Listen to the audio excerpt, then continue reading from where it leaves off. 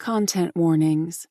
Reference to sexual abuse, assault, date rape, suicide, emotional trauma.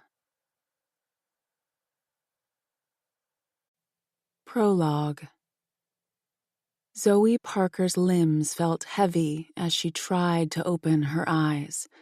When they finally cooperated, she jolted upright. She was on a bed she didn't recognize. Her dress was ripped, her breasts exposed. Between her legs, her underwear was gone. She frantically scanned the sheets, searching for signs that her virginity was still intact. She didn't find blood on the bed or between her thighs. A rush of heat stormed over her as her stomach flipped and skin crawled. Needing to rid herself of it all, she ran to the trash can in the corner of the room and threw up, twice. After she emptied her stomach, she gulped down shallow breaths to stay calm. A quick survey of the room, and she found a sweater lying in a heap. She threw it on and was out the door a second later. The scent of beer hit her nose as she made her way down the staircase. Plastic cups littered the hallway and the stairs. Passed-out bodies were everywhere, sleeping off the booze from the fraternity party the night before. She didn't think she drank that much. 3 drinks, she remembered. The rest of the night was dark. When she made it outside, she decided to walk instead of waiting for a lift. Each barefooted step felt like it took a lifetime, and the world seemed so far away. Miss? Zoe blinked, finding a woman with a kind face pulling up next to her.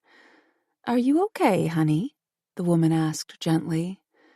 Her breath became stuck in her throat, the inside of her body wanting to flip itself on the outside, just to repel the unwanted feelings. No, she whispered. No, I don't think I am.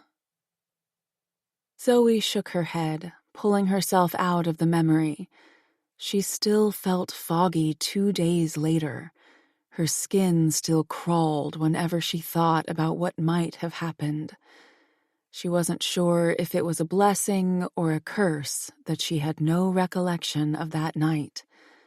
She didn't feel like she knew anything anymore, except that New York City no longer felt safe. She didn't feel safe. Laughter and voices carried across the warm breeze while she sat beneath a tree, trying to focus on writing her paper. In only a few months, she'd finish up at New York University and apply for veterinary college. All of her hard work would soon pay off. The long nights of studying, the lack of a social life, were all worth it. She missed her home in Sacramento, California, where her happily married parents lived. Once her schooling was finished, she'd go back home to her family and her high school friends to get the life she was working so hard for.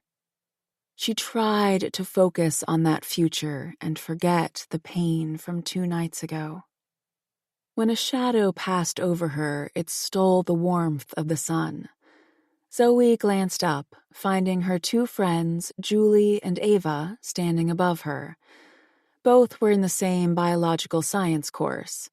On the first day of freshman year, they had all clicked, so much so that eventually they'd all rented an apartment together. Where Zoe considered herself more natural in style, Julie and Ava always had their makeup and hair done to perfection. She envied that about them as much as their outgoing personalities. But now they both looked pale, eyes glassy. What's wrong? Zoe asked, setting her laptop aside on the grass. I'm so sorry, Ava said, pressing her hands to her chest. An unexpected rush of heat washed over Zoe, sweat beading along her spine. Sorry for what? She asked, unsure she even wanted to know the answer. You don't know, do you? Julie asked, her shoulders dropping, her voice breaking. You haven't heard? On any given day around campus, there was some gossip running wild. Only this time, it felt personal. Will someone tell me what's happened? She doesn't know, Ava breathed, her hand snapping out to hold Julie's arm. Every warm space in Zoe's chest grew cold at the pity in their gazes. The world slowly dropped out from under her. Please, she barely whispered. What don't I know? Julie knelt next to her, placing a comforting hand on Zoe's leg. I wish I wasn't the one to have to show you this. She pulled her phone from her pocket and hit a few buttons before handing Zoe the cell phone and adding, I'm so sorry, Zoe. One look at the screen, and Zoe's body begged to collapse in on itself. The campus faded around her. The view was all too familiar. The black dress she'd worn with the strappy sandals, the lace bra. Every footstep walking by her sounded like thunder to her ears. Every laugh or word spoken was too loud. Her focus narrowed on the rip of her dress, her bare breasts, her legs spread wide, and her vagina on display for all to see. But worse than the image was the message. A pretty piece from NYU. We destroyed her. Who wants her next? Zoe's hand trembled as the phone slipped from her hand. She looked into Ava's and Julie's slack expressions and wet, dull eyes before she heard the laughter and the voices. The fingers pointed her way. Some snickers and slurs. Slut, whore. She recoiled, feeling each blow. Hey, sexy, a deep voice suddenly said from her right. A handsome face filled her vision, cold arrogance gleaming in steely brown eyes. Busy tonight? Zoe's stomach roiled, and she fought against the chill stealing all the heat in her soul. She got up to run, to hide, to escape, but her legs gave out, the world disappearing around her as she threw up on his shoes. Chapter 1. 1 year later. The streets of Midtown Manhattan were foggy from the rain earlier in the day. Reese Harrington breathed in the heavy night air as he strode up the stone steps of the ultra-exclusive upscale sex club, Phoenix, shortly after 9 o'clock. In the 1920s, the historic building located on Fifth Avenue was a gentleman's cigar club. When Reese bought the property and business 10 years ago, he'd done so with another thought in mind. This corner piece of New York City, where anyone who stepped inside the doors left different than they came in, now housed fantasies and sexual delights. Reese wrapped his hand around the smooth golden handle and opened the heavy wooden door, entering the classy cigar lounge. Round tables were full of customers enjoying a drink of fine bourbon and a cigar. 3 bartenders dressed in tuxes served up drinks, while waitresses and waiters tended to the customers at the tables. Reese continued on, heading through the door at the back that led to his large office.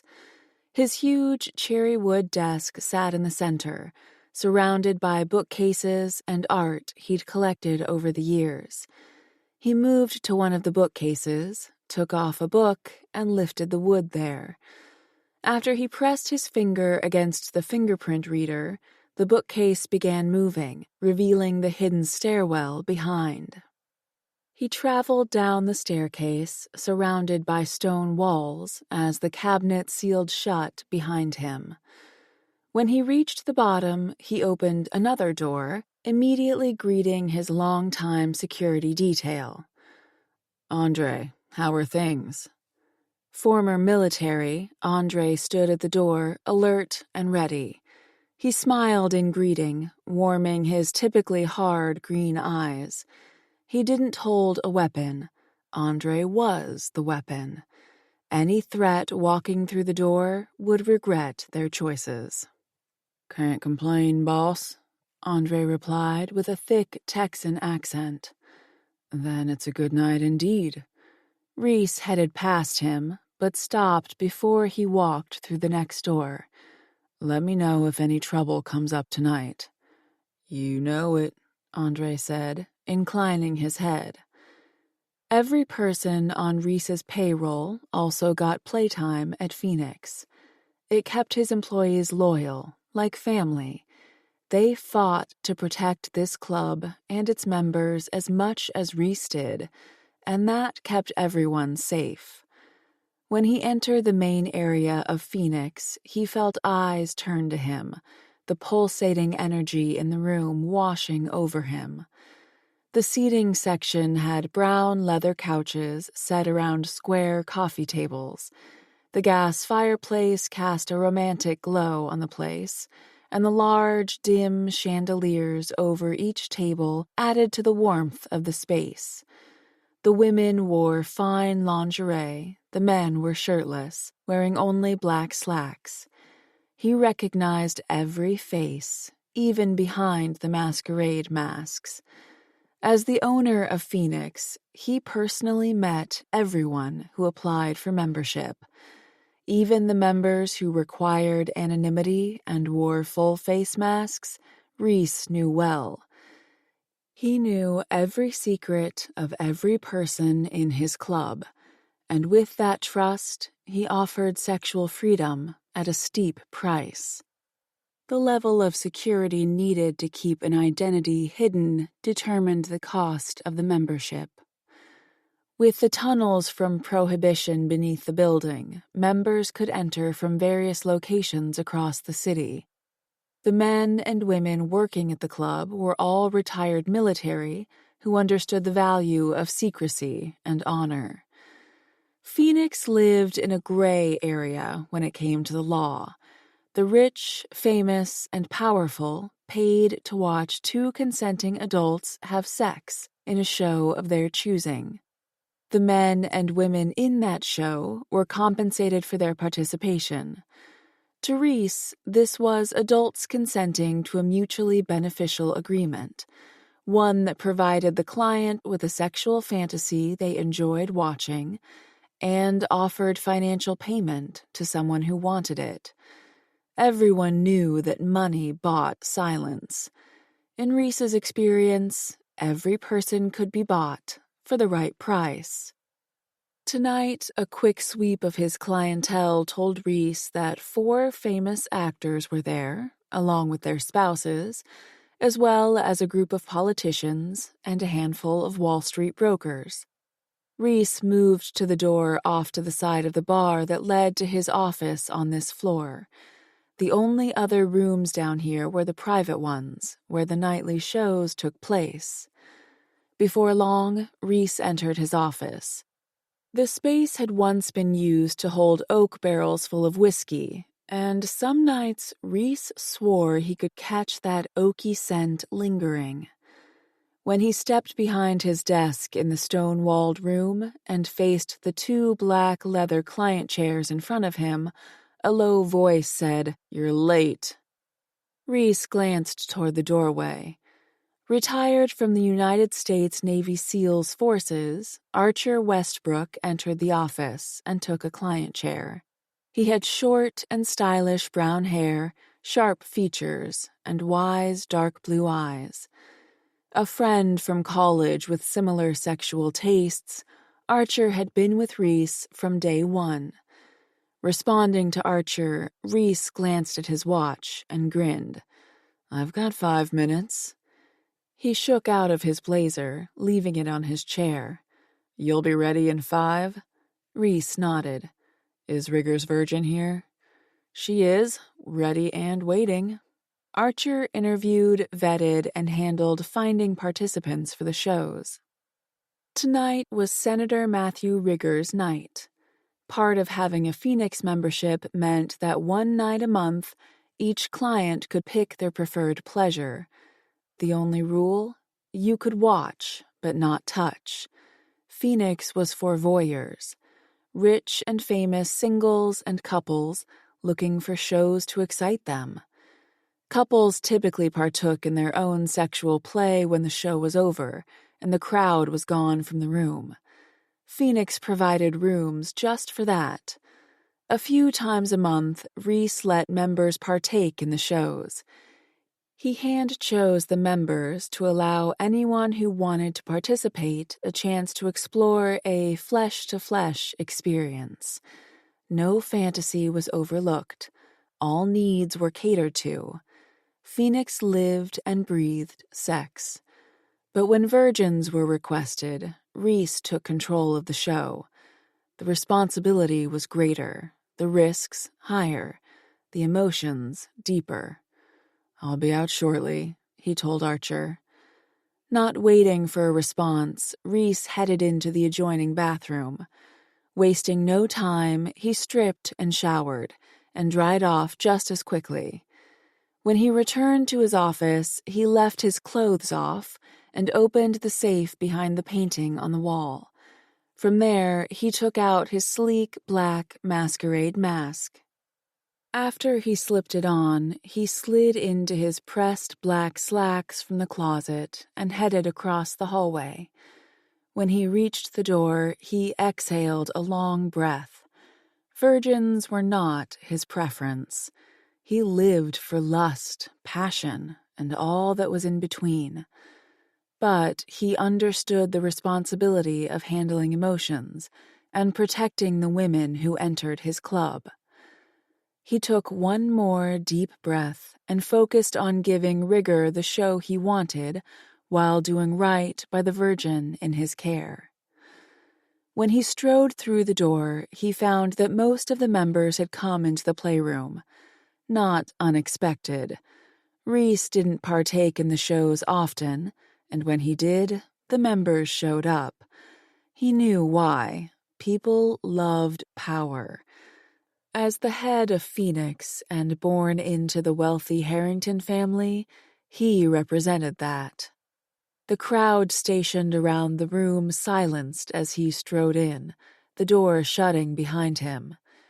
This space was the size of a typical conference room, but surrounded by stone walls, flickering candles, and with a velvet chaise against the far wall, it felt intimate. Next to the chaise was a gold platter with a condom and a black silk robe resting on top. But none of that held his attention when he finally caught sight of the woman waiting for him. She stood next to the dark purple velvet chaise. Behind her delicate mask, he saw light hazel eyes, accentuated with soft makeup that led down to high cheekbones, a gentle nose, and burgundy-painted lips. All that delicate beauty was surrounded by long, strawberry blonde hair.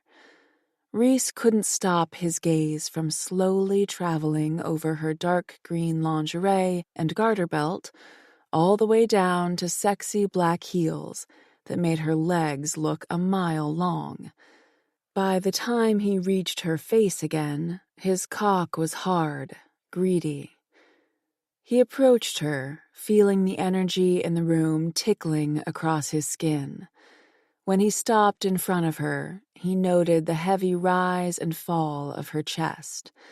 She had trouble holding his eye contact, and yet she appeared to force herself to. Shy, but brave. A combination he hadn't known he liked until right now. She didn't once look away as he circled her, eyeing up his treat for the night. He tested her, stroking a finger down her arm, and the response she gave was immediate. Her cheeks flushed and lips parted, a slight tremble running through her. Gorgeous. Heat flooded him as he made his way back in front of her and tucked a thumb under her chin, lifting her gaze to his. More to try to understand her than for the show, he stared into her eyes, then dropped his mouth to hers. He kissed her, soft and gentle, showing her they were in no rush tonight. He had no plans to toss her onto the chaise and steal her virginity.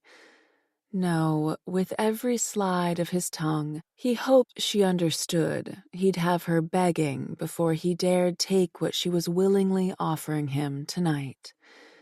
She gave a soft moan that had him moving forward, pulling her tighter against him and deepening the kiss. He felt the crowd's eyes, sensed their stillness, and he embraced the spike of adrenaline burning through his veins. But when he heard the crowd shift, growing impatient, he realized how long he'd been kissing her, so he gave them what they wanted to see tonight. He broke from her to step behind the woman. She shuddered when he unhooked her bra and dragged the lacy straps down her arms. Her breathy sigh slid over him as he cupped her small breasts and teased her rosy nipples. Unable to stop himself, he pressed his cock against her bottom, giving her a taste of what she'd soon have, what she'd soon beg him for. When she wiggled her hips encouragingly, he tucked his fingers into her panties and slid them down. Every moment slow, easy, for her and for the crowd. He caught all the heated eyes on him, felt the burn of how much he liked that, and then he kissed her shoulder. He took her hand and guided her to the chaise. Drawn into those gorgeous eyes of hers, he dropped his mouth onto hers before he picked her up and laid her out on the cushions. Right here, right now, he didn't give two fucks about the show anymore. Innocence and purity waiting for him to take. But there was something unique about her, something that felt addictive. He opened his pants, unable to take his eyes off her. While she watched him undress, her cheeks burned deeper, and he wondered, as his cock spilled free, how deep he could make those cheeks burn. She took in the size of him, and her wide eyes made him grin. A most unexpected reaction. Usually, he kept things all business, all pleasure. But with her, what is it about you? He knew she expected him to cover her body and take her. Instead, he thrust his hands beneath her bottom and lifted her to his mouth. At the first gentle stroke of his tongue against her tight heat, her chin tilted up, a soft moan spilling out, a sound that tightened his groin. She tasted sweet as he slowly stroked over her clit, swirling the bud until he dipped lower and groaned at her lovely wetness. She shuddered beneath him, and a quick look up at her revealed those cheeks were even darker than he'd hoped. Over and over again, he teased her, taking her right to the edge, then slowing down, making her wild. When she gave a loud moan and a hard tremble, he lowered her bottom down to the chaise again, then knelt in front of her. She reached for his arms then, holding him in such a way that felt far too intimate for the surroundings. It occurred to him that this woman was unlike anyone he'd met before. A virgin, shy, but also full of passion. The contradiction fascinated and intrigued him. Unable to look away from her, he swiped his thumb over her clit. Her lips parted and soft moans spilled out. A sound so beautiful, he accepted the invitation. He leaned over and kissed her as he stroked his fingers down her drenched folds. She tightened her lips on his when he slid one finger inside her tight heat and slowly worked her over. By the time he inserted another finger, her fingernails were digging into his arms, not to stop him, but to bring him closer. Every swipe of her tongue against his was begging for him to take her where she'd never gone. Tonight, he'd take her far past that. Her breaths became heavy, her moans louder as she broke away from the kiss, her chin angling up. He was tempted to continue driving her wild with his fingers, but he knew better. She'd accept him easier on the edge of her pleasure. And with only her comfort and safety on his mind, he sheathed himself in the condom. He shifted closer, staying on his knees between her spread thighs. He became lost in the sweetness of her eyes, something in her soul, keeping him transfixed. He only looked away to drench the tip of his cock in her arousal. Around him, he sensed the crowd go quiet, eager for what came next. A whimper escaped her as he inserted just the tip, and he met her eyes. The crowd faded once again, and the most unexpected reaction overtook him. With a hand on her hip, he did what he'd never done with anyone to walk through Phoenix's doors. He cupped her face intimately and held her gaze, keeping her attention on him, protecting her, shielding her, becoming absorbed in her. Lost in all the unexpected magic that silently passed between them, he thrust forward, her shocked gasp echoing around him.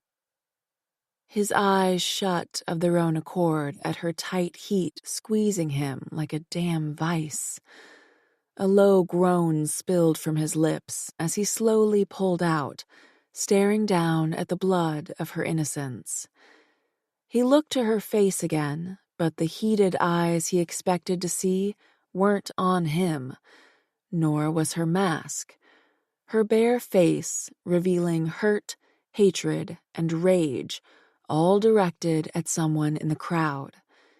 Then a single tear fell down her beautiful face, and a protective burn coursed through his veins, while a haunting truth dawned on him. This woman had an agenda tonight, and Reese had played right into her plan.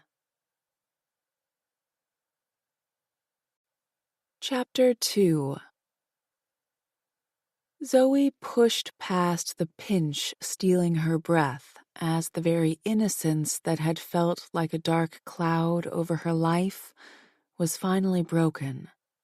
Oh, how much easier it would be to get lost in the masked man deep inside her. The sculpted lines of his face, squared jaw, jet black hair, and gray eyes looked oddly familiar, but she couldn't place if or where she'd met him. Most of all, his touch felt good, so not what she had expected for tonight. It made no sense, but she'd swear she knew him and had kissed him 100 times before now. Gorgeous and seductive, he oozed a passion she'd never known in her life. Like if she allowed herself, she could let go, and his capable hands and strong, muscular body could take her places she'd never gone, and she'd be safe. But that delight was never meant for her. Only one thing had brought Zoe to Phoenix tonight: justice. And even with their masks on across the room, she knew the men who'd altered the direction of her life, Jake Grant and Scott Ross, were there, in attendance, watching her lose her virginity. When her lover for the night had withdrawn from her, and she caught sight of the proof of her virginity, and knew everyone else did too, she had slid her mask off as accidentally as she could. Sweet revenge filled her when both Jake and Scott rose from their seats. She let every emotion they'd made her feel for the last year show on her face. She nearly didn't do it. She threw up before the show and almost walked out twice. But she did it, and tonight she'd leave all the pain, all the trauma, all of it, right there. Tomorrow was a new day with new beginnings, where she wouldn't be stuck in a loop of the past. She could return to the old her, the shy her, the one who would never do something this bold, the woman who trusted blindly, who wanted to find love, who believed people were inherently good. A soft swipe brushed across her face, and she realized the man hovering above her was touching her. Only then did she notice he was wiping away her tears. Some emotion appeared in his eyes, something protective and fierce, something that made her feel oddly safe, even when she'd never been more exposed, both physically and emotionally. And that was the most unexpected reaction of all, that being watched under this man's care stole her timidity away. She'd expected to hate his touch, not to want more of him while a crowd watched, and she certainly hadn't expected to feel safe with him. She had a plan for tonight, but that plan was fading under his penetrating stare. The truth was as clear as it was surprising. She wanted more. The masked man glanced over his shoulder, and she caught the narrowing of his eyes.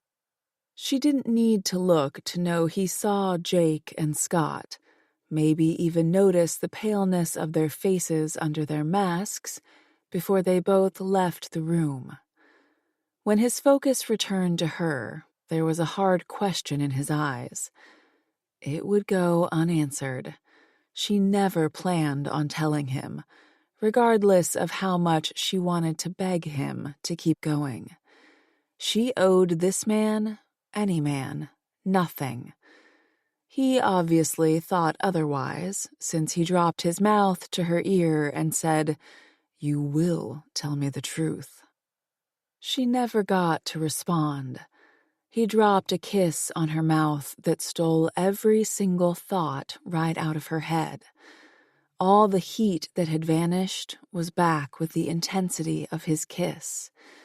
With each powerful move of sheer seduction, she began to forget why she'd come there tonight, why she'd spent the last year tracking Jake's and Scott's emails and text messages to find a way to get justice, to prove to them and herself that she was not the whore they'd made her out to be, that she was, until a moment ago, a virgin, and that they never broke her, that she could be this bold, this brave, and that no matter what they had done, they didn't destroy her. No matter what everyone on campus thought, she knew the truth, and now they did too. The masked man's mouth moved with intent, his fingers stroking over her clit until her eyes rolled back into her head from the hot pleasure. His kisses and sizzling touches were beyond anything she'd ever experienced before. They weren't to take, they were to give. Obviously, he enjoyed pleasuring a woman, and she'd never felt so wanted, so beautiful. All the things she'd never felt before in her life. A sudden gasp was pulled from deep in her chest when he took hold of her knee, sliding it up a little as he shifted his hips. His cock felt impossibly huge, stretching her until a whimper escaped her mouth. The noise only made him deepen his kiss. Then his mouth slid to her neck, her breast, her nipple, sucking and playing until her body was lit up. Every touch rocked through her and to her core. Every stroke tickled in all the right places. His body felt like a beacon of light, and she felt consumed by the warmth of him. She sensed the crowd watching, but she couldn't find shame. In fact, she liked that she held their attention, that she was the reason they were likely turned on, that they were enamored by her. The masked man broke the kiss with a low groan that rumbled in her belly, and he cupped her face. Holding her pinned, he moved faster, and the pleasure was endless, making her curl her toes and arch her back. But she wasn't meant to enjoy this, to need this, to fully let go. She bit her lip, struggling against where he took her, not wanting to give him everything. His fingers tightened in her hair. A low growl rumbled beside her ear. "Don't fight me." She snapped her eyes open to his burning gaze beneath his mask. Trapped in the power of that stare, and enduring thrusts that sent never-ending pleasure coursing into every molecule of her body, her breath hitched. He drove in harder and grinned when she shuddered. He brought his mouth close to hers, then nipped her lip. "That's right, sweetheart. Give me what I want." What happened next was completely unexpected. He thrust once, hard enough to make her scream again, and any pleasure she thought she'd had before this moment was incomparable to the sheer force that stormed over. Wave after wave of penetrating euphoria blasted across her senses, until there was no man, no crowd, no phoenix, only the intensity erupting deep in her soul. Sometime later, a round of applause forced her to reopen her eyes. She wiggled her toes, but her legs were heavy, far too heavy to move. She found herself staring into the masked man's gorgeous eyes, his softer cock still buried deep inside her. Her first surprise was that the fire in his gaze hadn't lessened. The second was that the protectiveness she felt emanating from him seemed stronger now. Tonight, she did what she'd planned to do, and suddenly the weight of the last year slammed into her. Her throat squeezed and chin quivered.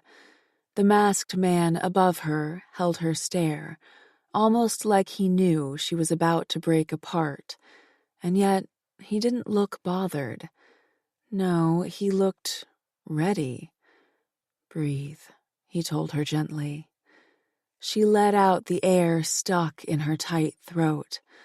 A moment later, the crowd began to leave the room, talking and laughing like they hadn't just witnessed her having sex for the first time.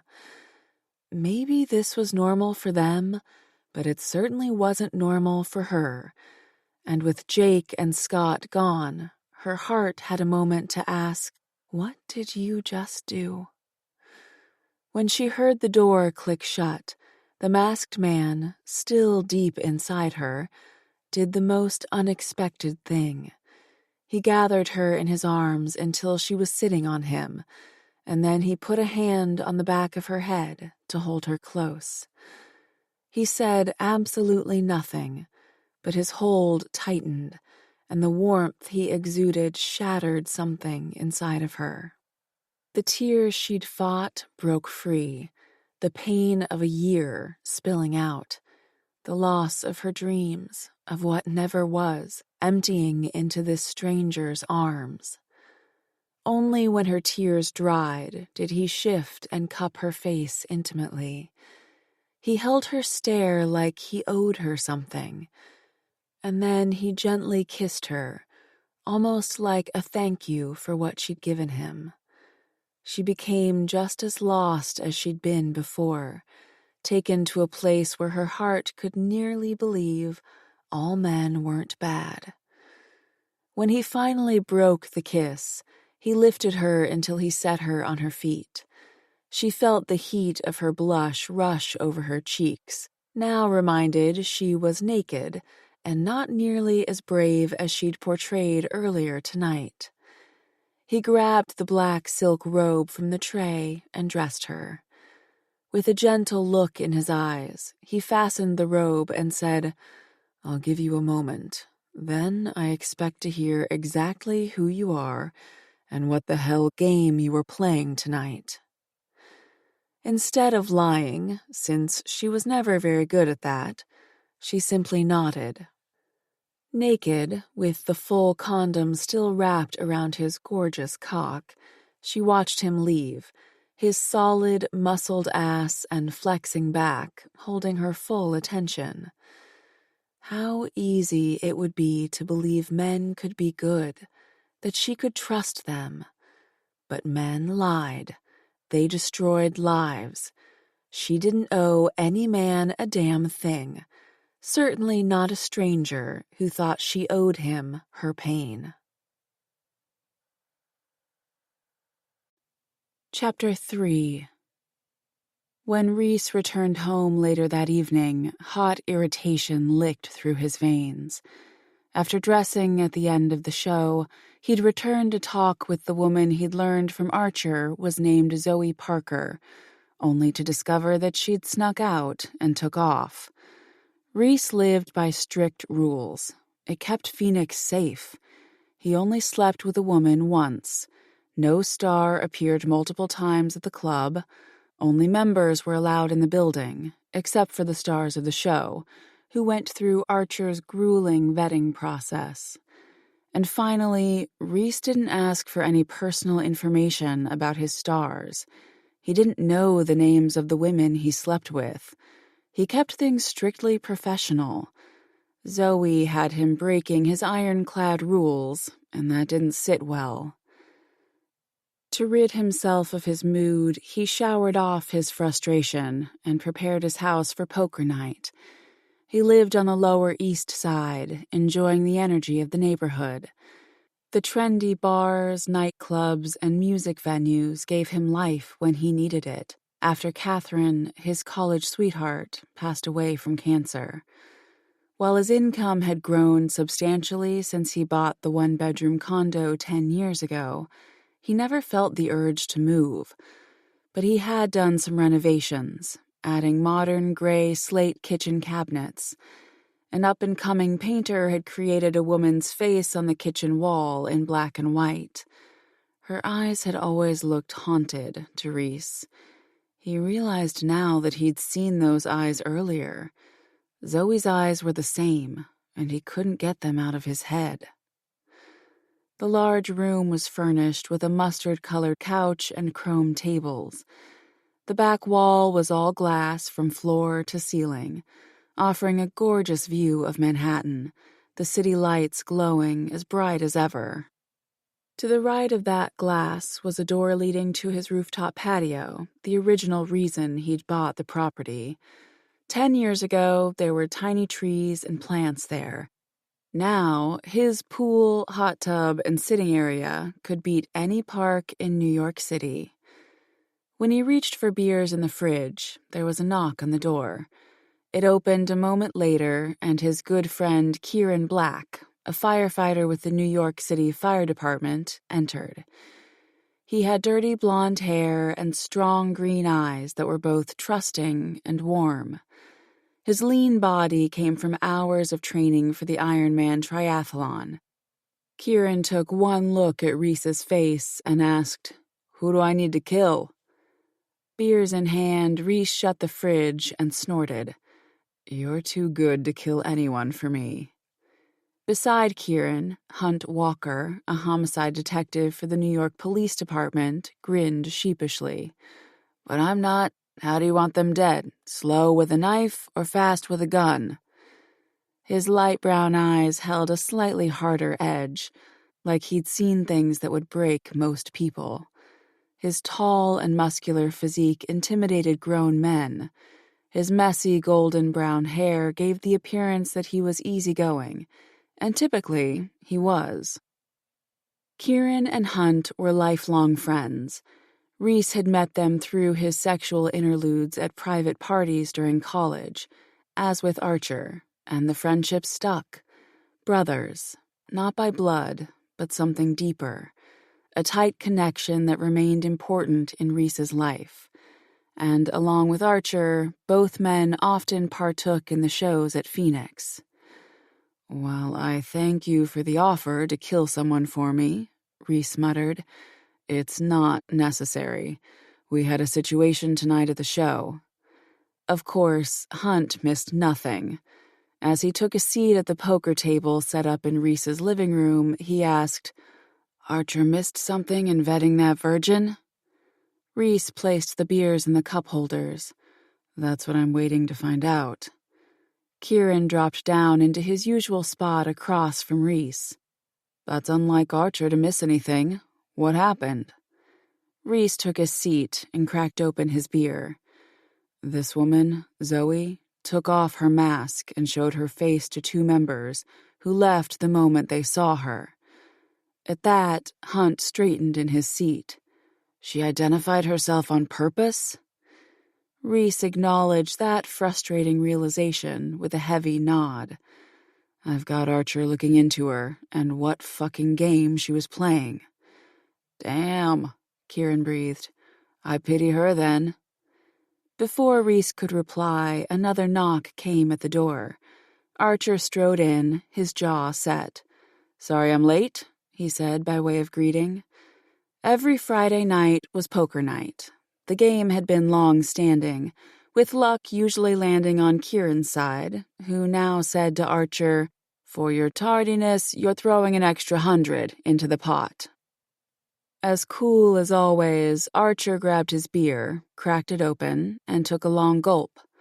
"Reese can toss that cash in. He's the one making me hunt down information from a year ago." No secrets were held between Reese and his chosen family. They were his sounding board, his confidants in his world of so many secrets, the only people Reese trusted. He shuffled the deck of cards and nodded Archer on. "Let's hear what you found." "As you know, the woman is Zoe Parker," Archer reported, taking his seat at the table. "In college, she got drunk at a party and two frat fools took a picture of her naked. I got hold of it." The long pause that followed said enough about what type of photograph it was, but Archer added anyway, "It's explicit." Reese didn't like where this was going. "All right, go on." Archer set his beer back in the cup holder on the poker table. "From what I discovered, rumors about her being a slut, a whore, trash, any name you can think of, spread like wildfire throughout the campus. She was bullied for the final 2 months of school, and it was bad. Most of the things in that file came from old social media posts." Hunt asked, "Which is why you didn't find this out during vetting?" Archer's jaw muscles clenched, twice. Then he nodded. "The situation is unusual. Her profile's gone now, so her name wasn't linked to the social media post, which is why it didn't show up in my background check. Zoe never reported the incident to the NYPD or the college police, so there's no paperwork on her assault." "Wonder why that is," Kieran murmured. Reese wondered that himself. He began handing out the cards. "What was she in school for?" "Biological science. She got that degree, but it looks like she had originally planned to attend vet school at Colorado State University. She was accepted, but turned it down. Now she works at a veterinary clinic as a groomer in Brooklyn." When Reese finished dealing, he lifted his cards and began putting them in order. "Any information come up about her mental health?" Archer organized his cards, then set them down. "She went to therapy for 6 months. That's all I could find without going any deeper. To get the actual records, it would cost you some cash." Archer had a couple of hackers in his pocket. "But she's not on any medication or had any arrests." From the way it looks, she lives a very quiet life with a couple roommates. Another long stretch of silence settled in as Archer's lips thinned. Something came up that you're not going to like. Reese arched an eyebrow. What's that? The two men who took the photograph are Phoenix members. Oh, shit, Kieran drawled. Hunt snorted a laugh. Not for long. That explained why the men had run out. Who were they? Reese had been too enthralled by Zoe to notice anything but the back of their heads as they were leaving. Scott Ross and Jake Grant? Both were hotshots on Wall Street.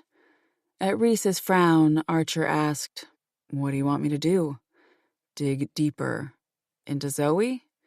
Reese shook his head. Anything else he learned, he wanted to come from her mouth. Into Scott and Jake. Get me a solid file on them and what happened that night. Archer lifted his eyebrows. And Zoe? Let me think on her.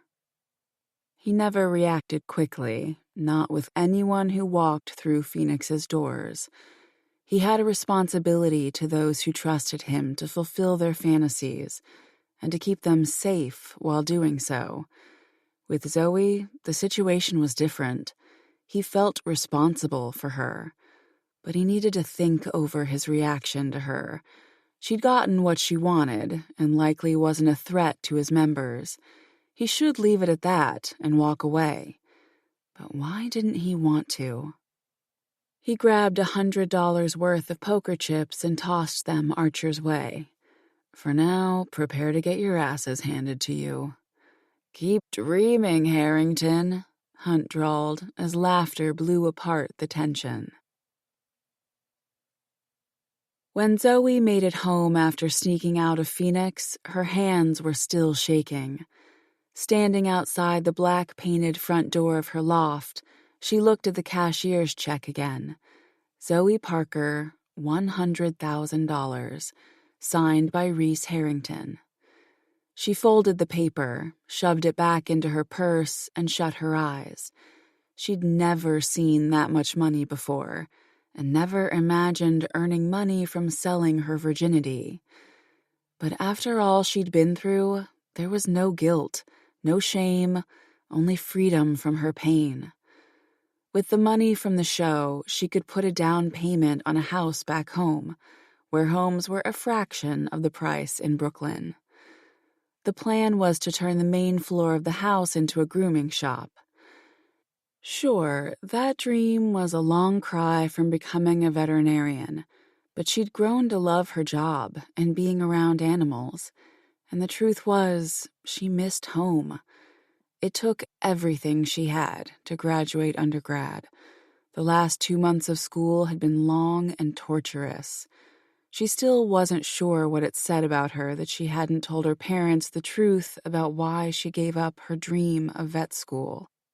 That being burned out wasn't the reason at all. She also hadn't admitted that she avoided going home the last year because she couldn't face them, not with the complete failure her life had become. Both her parents were doctors. Mom, a family doctor, Dad, a vascular surgeon. While they offered support, she could hear the disappointment in their voices. She couldn't bear to see it on their face, too. But that was then, and this was now. She felt ready to face them. The weight of a year of pain felt gone from her shoulders.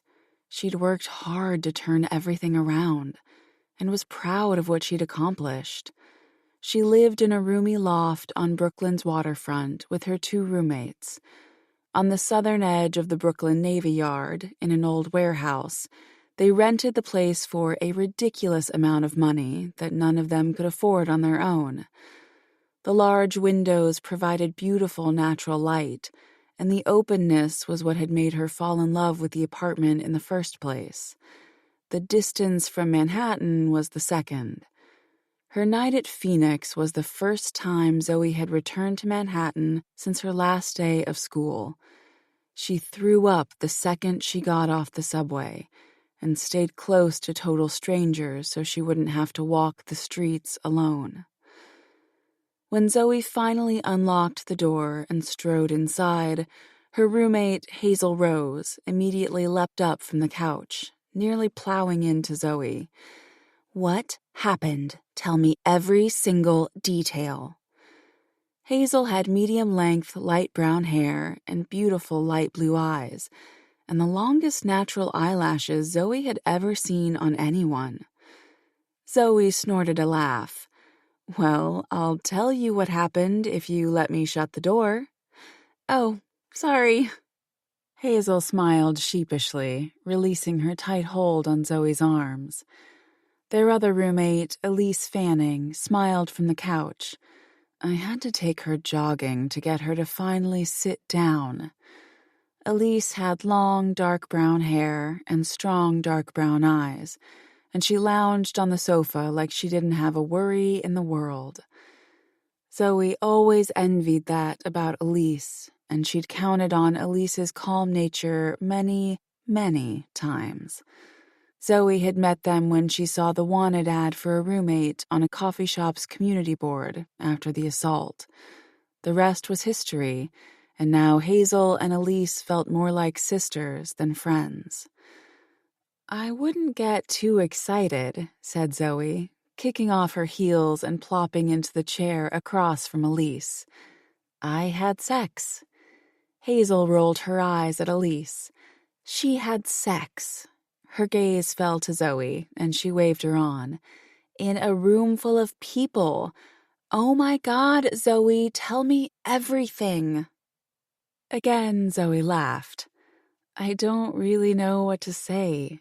It's just as you'd imagine it to be. Rich, luxurious atmosphere. Everyone wears masks, which honestly made things less scary." "So it wasn't creepy?" Elise asked. "Surprisingly not creepy," Zoe replied after a moment's thought. "Actually very sensual, like the room was vibrating with lust. It's like there is no judgment there, just a connection to watch others." She was sure she wasn't getting it right, so she shrugged. "It's hard to explain. It's just not creepy. It's sexy as hell, and I shockingly liked it." Hazel sat next to Elise, leaning forward. "And did you take off your mask? Did Jake and Scott see you?" Zoe nodded. Even behind the masks, I knew who they were. Their faces were burned into her mind. "And," Elise pressed, "what happened?" "They took one look at me, lost all the color in their faces, and left." "Fucking cowards," Elise snapped. "Wow," Hazel breathed, leaning back against the couch, hands pressed to her chest.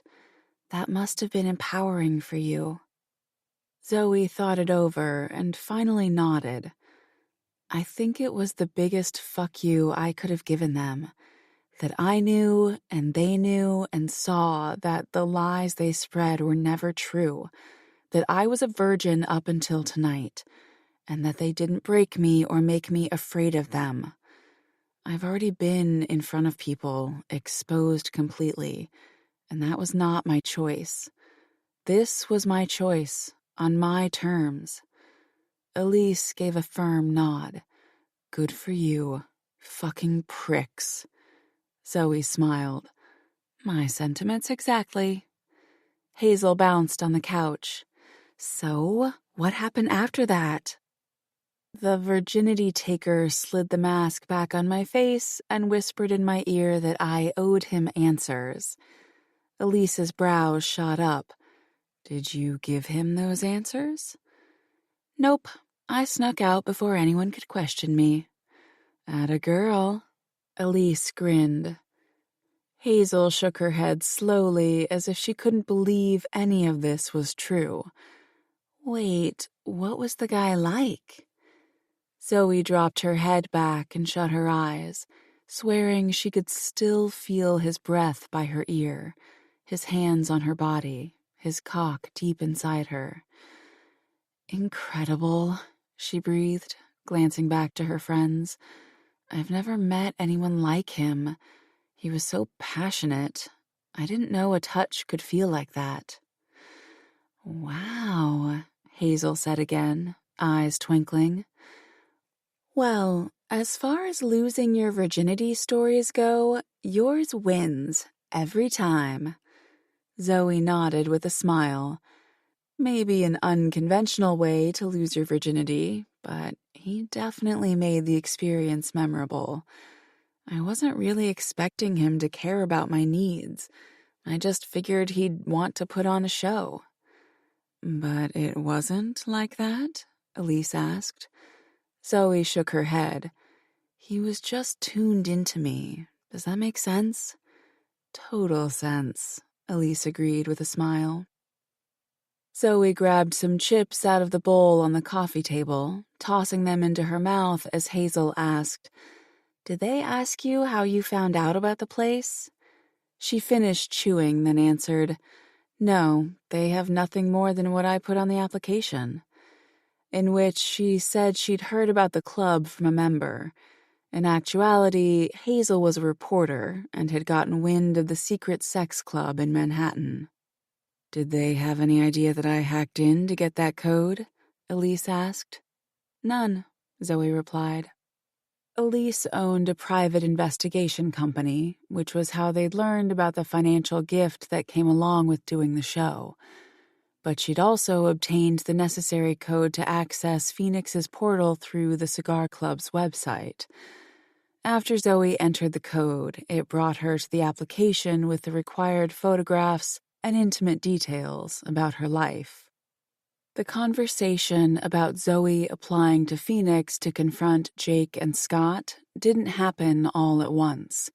It was a handful of conversations and lots of late-night thoughts. Both Elise and Hazel had been there for Zoe after she graduated and began trying to bandage her life back together again. Two strangers had been her shelter through a fierce storm. Ava and Julie had moved back to their hometowns, and the communication grew silent after that. Zoe hadn't spoken to them in over 6 months. She'd never forget what Elise and Hazel did for her, picking up all her broken pieces until she resembled a human again. But one night, after a first date ended with Zoe having a panic attack, she decided this was her way out, her do-over. "Well, I'm glad they didn't suspect anything," Elise commented, grabbing some chips out of the bowl. "The last thing I need is Reese Harrington coming after me." Zoe nodded. "Yeah, no kidding."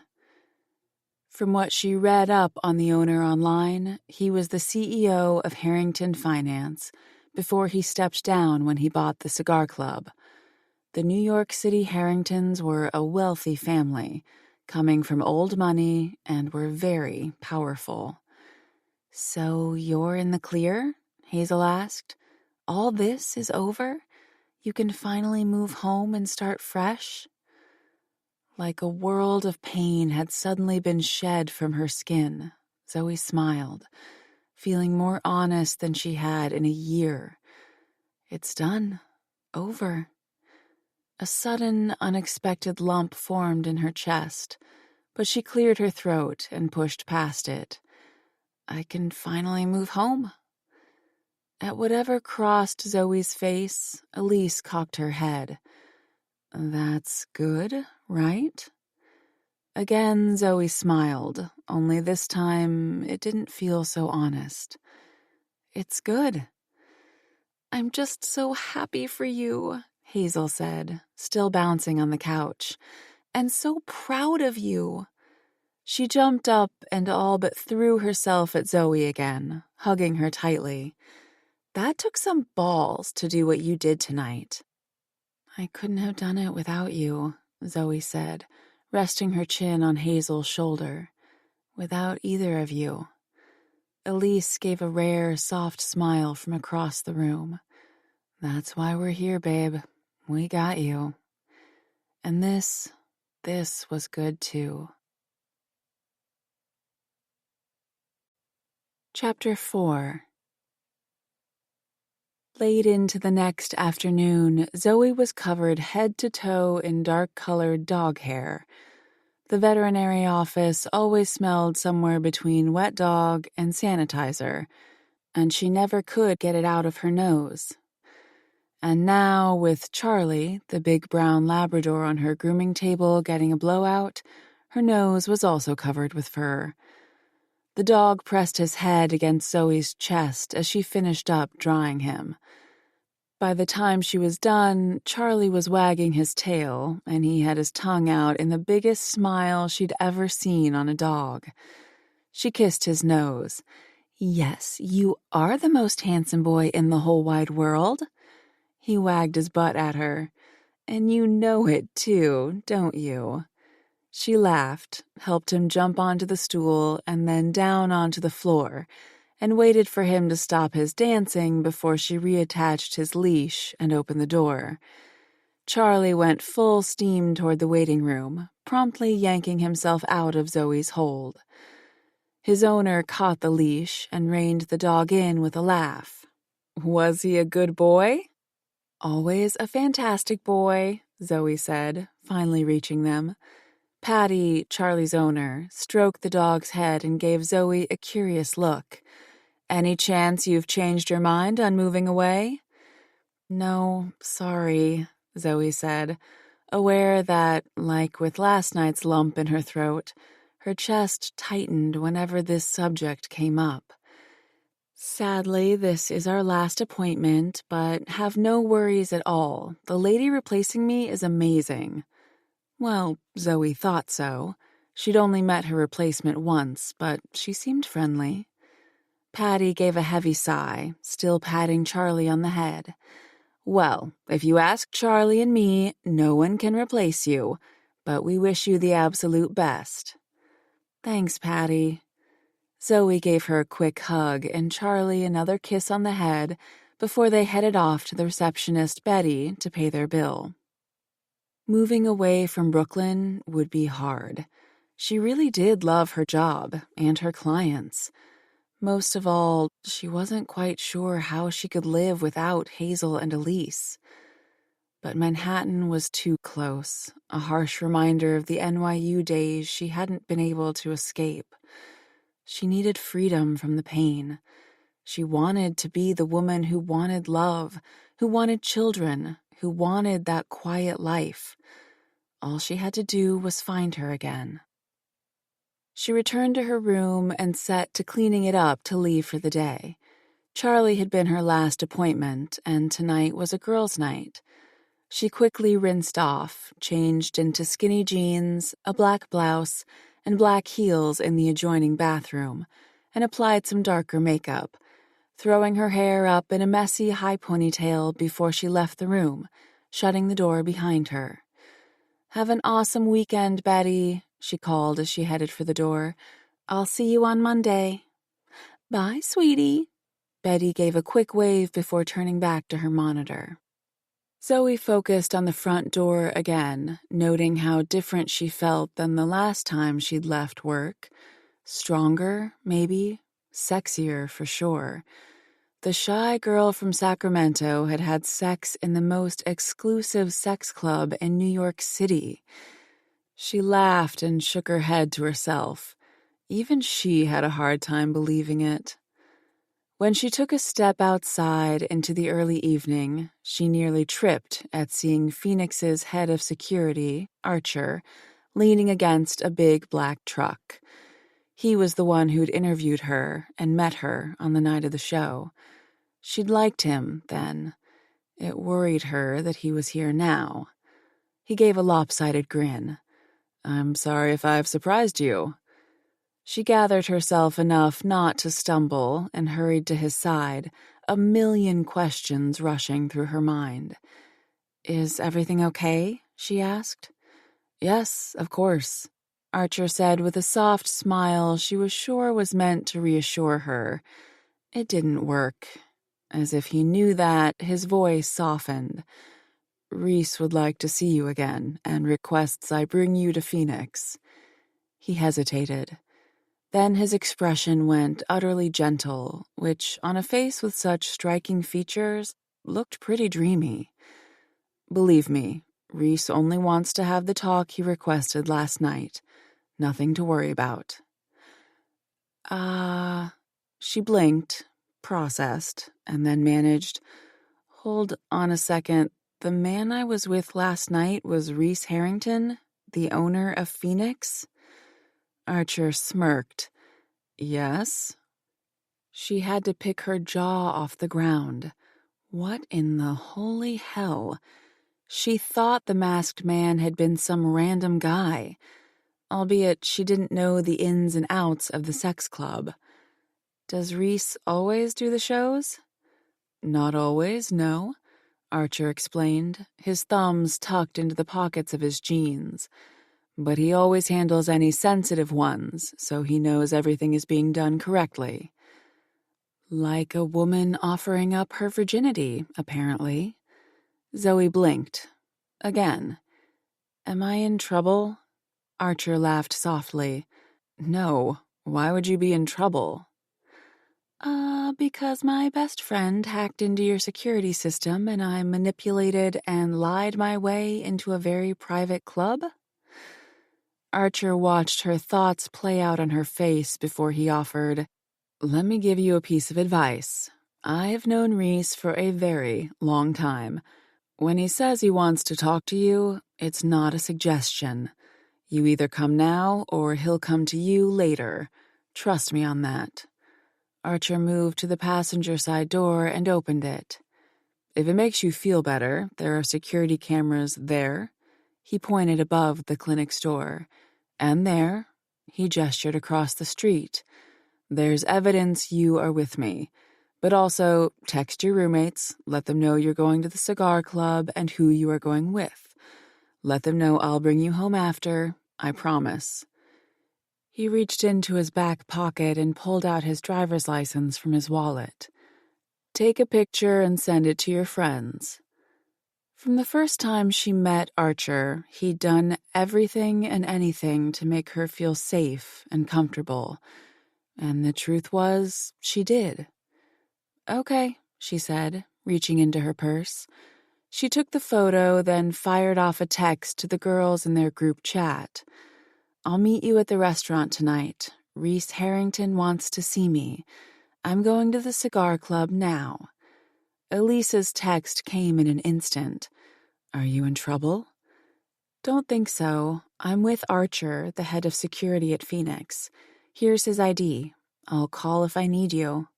"Yes, do." Hazel's message popped up. "What? Holy shit. Reese fucking Harrington?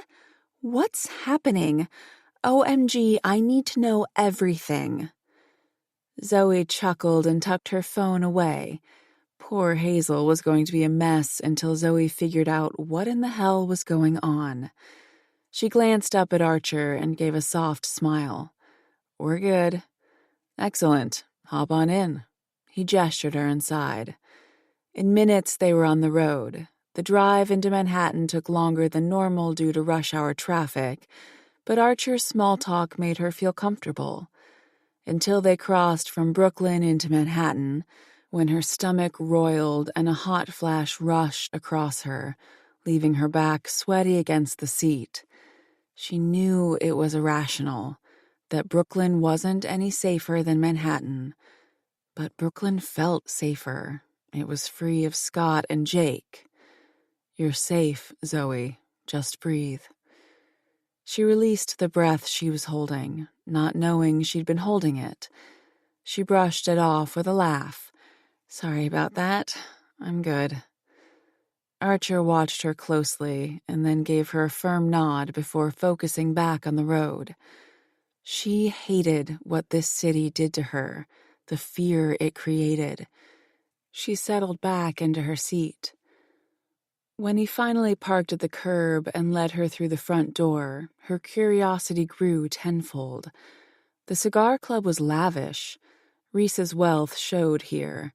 Fabrics were luxurious, antique furniture even more so. No expense was spared with the design. And she was pretty sure the intricate gold floors on the bar were real. The place was busy, most tables full of customers drinking dark liquored alcohol, thick cigar smoke lingering in the air, an oddly pleasing aroma of cedar mixed with a pungent scent of tobacco. Amazing, considering the laws in the city banned smoking indoors. Which, of course, only told her that, when it came to Reese Harrington, rules didn't necessarily apply. She kept silent and followed Archer down a long hallway and through another door. Then her steps faltered at the view unfolding before her. Behind a one-way mirror, in what appeared to be a private room with whiskey barrels lining the stone walls, Scott and Jake sat on brown leather couches beside each other. They sipped bourbon, smoked cigars, and chit-chatted with Reese sitting across from them. She recognized him immediately and chided herself for not noticing it the night they were together. She'd seen pictures of him on the internet when Elise had researched Phoenix. Even if he was the most gorgeous man she'd ever seen in her life, with a body of sculpted muscles, a chiseled jawline, and a mesmerizing presence that demanded she continue to stare at him, her stomach dropped. "What the hell is this?" she snapped, whirling on Archer. "You're safe," Archer said, holding up his hands non-threateningly. "You've got a choice here. I can take you home right now, or you can watch Reese deal with them. He thought you'd appreciate the latter." Archer's expression showed only kindness and strength as he added, "Let Reese right this wrong in the way he can. These bastards deserve far worse." "He's going to right a wrong?" Her head spun as she moved closer to the one-way mirror. She stared at the two men who'd ruined her life, destroyed her in ways she never thought anyone could destroy her. Beside her, she saw Archer fire off a text, and she noticed Reese glancing at his phone. His gaze lifted to the one-way mirror, and she felt the power of that stare like a punch to her stomach, knocking the wind right out of her. She was sure he couldn't see her, but it seemed like he was looking right at her, reminding her how last night had felt. To hold this man's attention was something powerful, something addictive, something profound. Reese gave a slight nod, approval shining in his eyes. Then his gaze hardened when he looked at Scott and Jake. "I have no doubt you're wondering why I've asked you here," he said, picking up a file. "Explain this to me." He slid a photo across the coffee table between them. One look at the paper, and Scott went ghostly white. Jake snorted and leaned back in his chair, crossing his arms. Zoe didn't know what had truly happened that awful night, but their reactions now made her believe that Jake was the leader and Scott had followed. She couldn't help but wonder what would have happened if Scott, obviously a guy with a smidgen of a conscience, hadn't been there. "Hot chick," Jake said. "Should I know her?" Something deadly flashed across Reese's expression. He arched a very slow and deliberate eyebrow. "Try again." Jake averted his gaze. Scott bowed his head. Reese grabbed the photo and tossed it aside like he couldn't stand to touch it before addressing them again. "Let me explain the situation to you.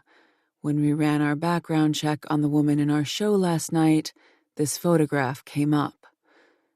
Jake shifted in his seat. Scott had yet to look up. Reese continued, "Of course, we put this photograph through a ruthless investigation after we discovered the woman did not give her consent. I don't think I need to tell you that, at the end of the investigation, your names were at the forefront. Do you care to explain that?" Scott finally looked up, his skin ashen.